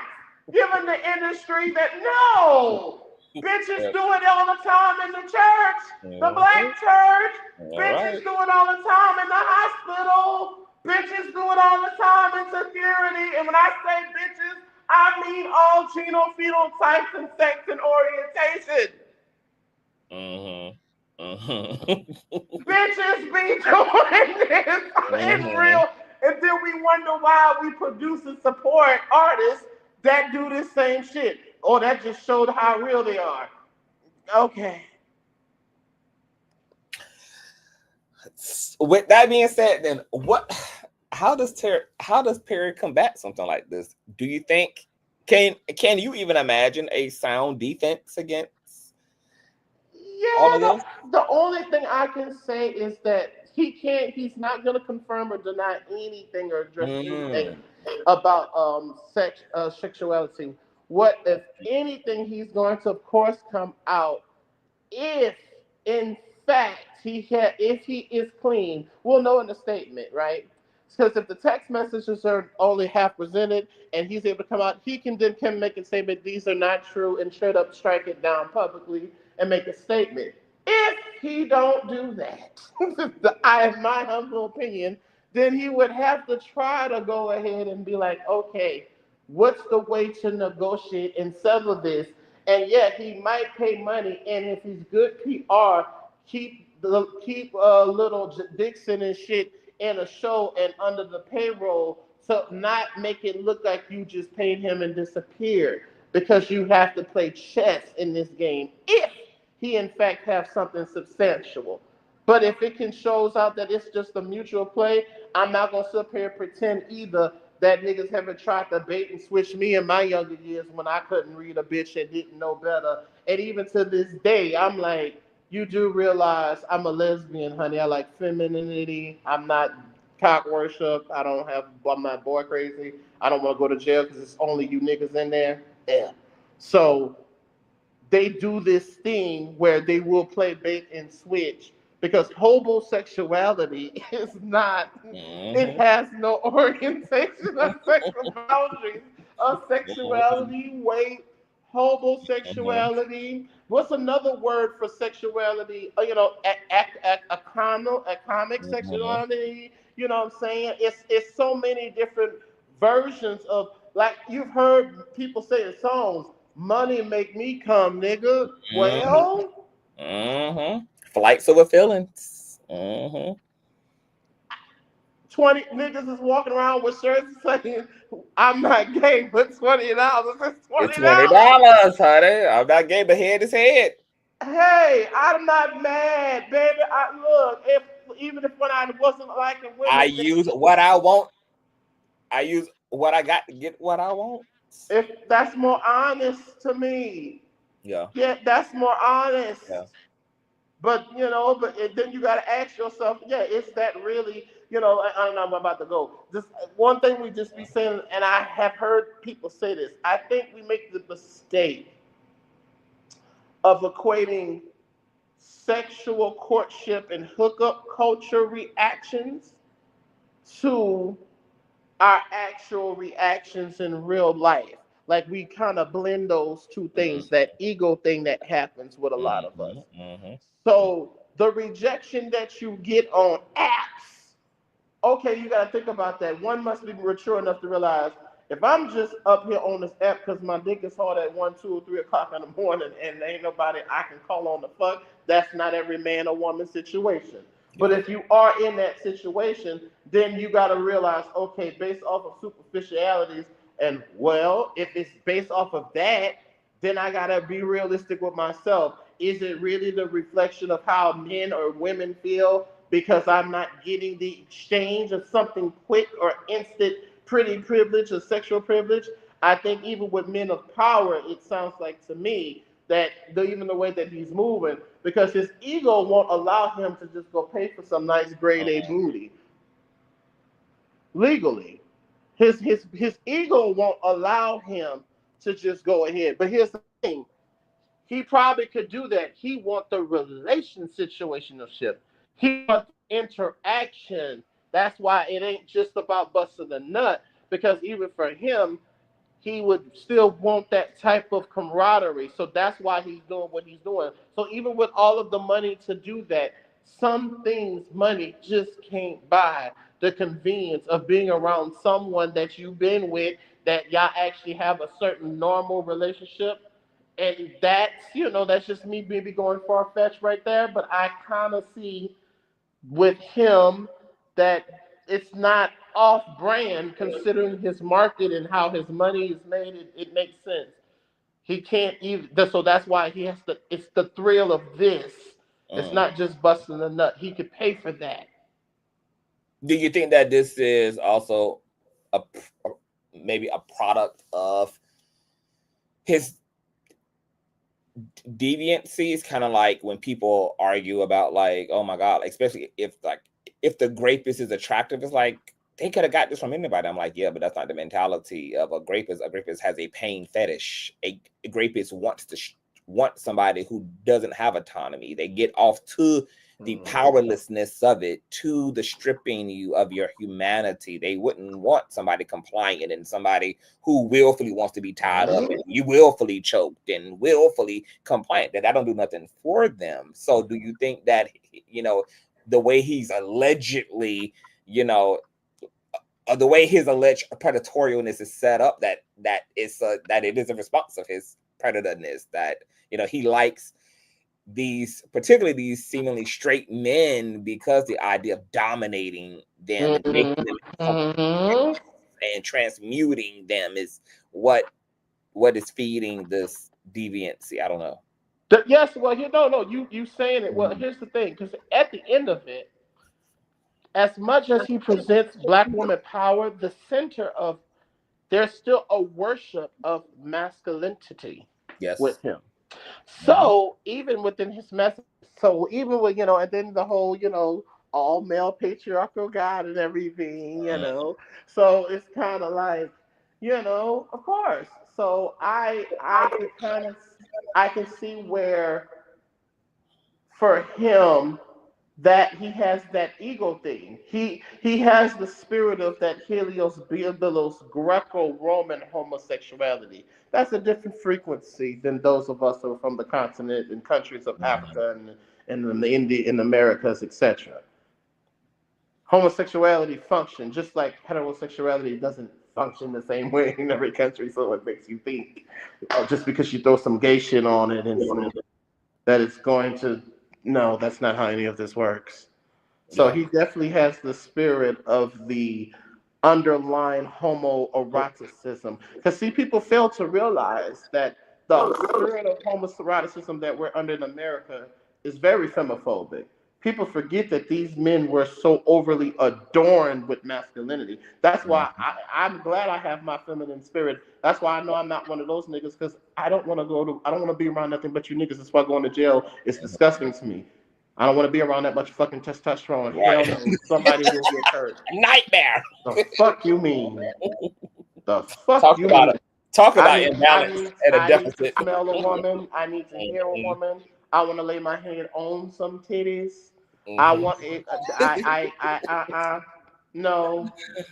I want to smell a vagina. Yes. We're not doing this. Need the feminine energy, honey. Okay. Yes. Got it. All right, I got to get out of here, but this was amazing, y'all. Thank you so much, IG, for joining. You always take it there and press the motherfucking gas, and happy to see you around and hear from you. You get your ass over here more often. Yeah, I've been abducted by aliens, as you can see. Period. Well, I love you.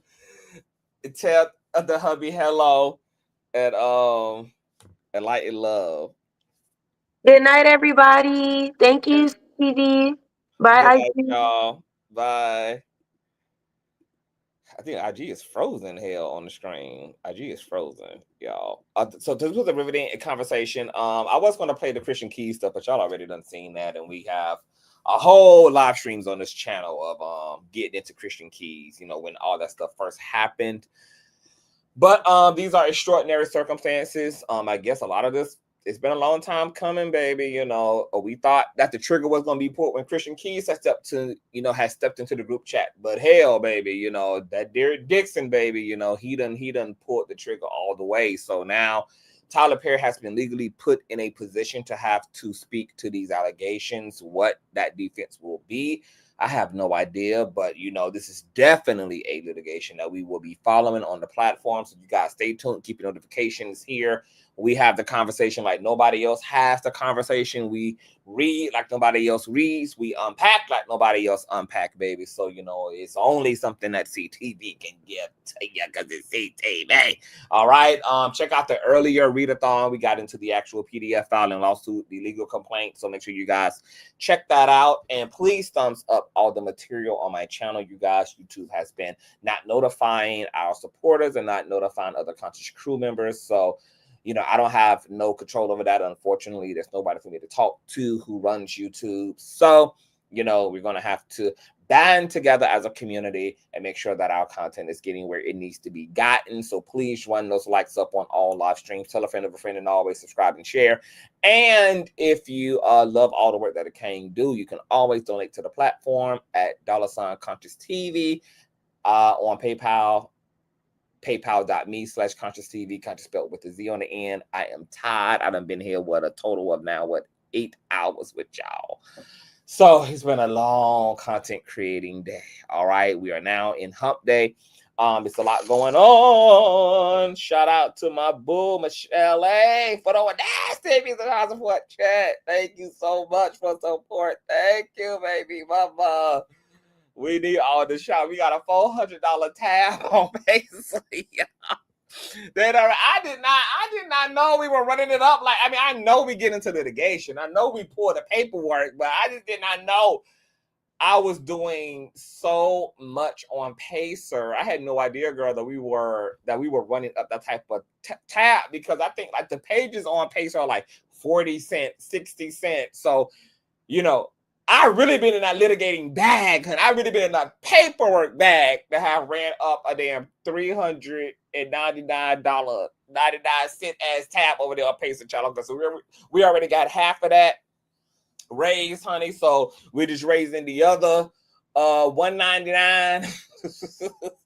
So you guys can always donate to the platform in order to keep us doing what we do best over here. I will be seeing you guys later on in the day. It's a lot of stuff going on, girl. We got to get into Dwight from Real Housewives of Atlanta. That situation is so crazy. Matter of fact, there's a lot going on in the Real Housewives multiverse, child. So we'll be getting into some things later today on Hump Day. I love you guys, and I will see you guys later. Have a great night. Peace.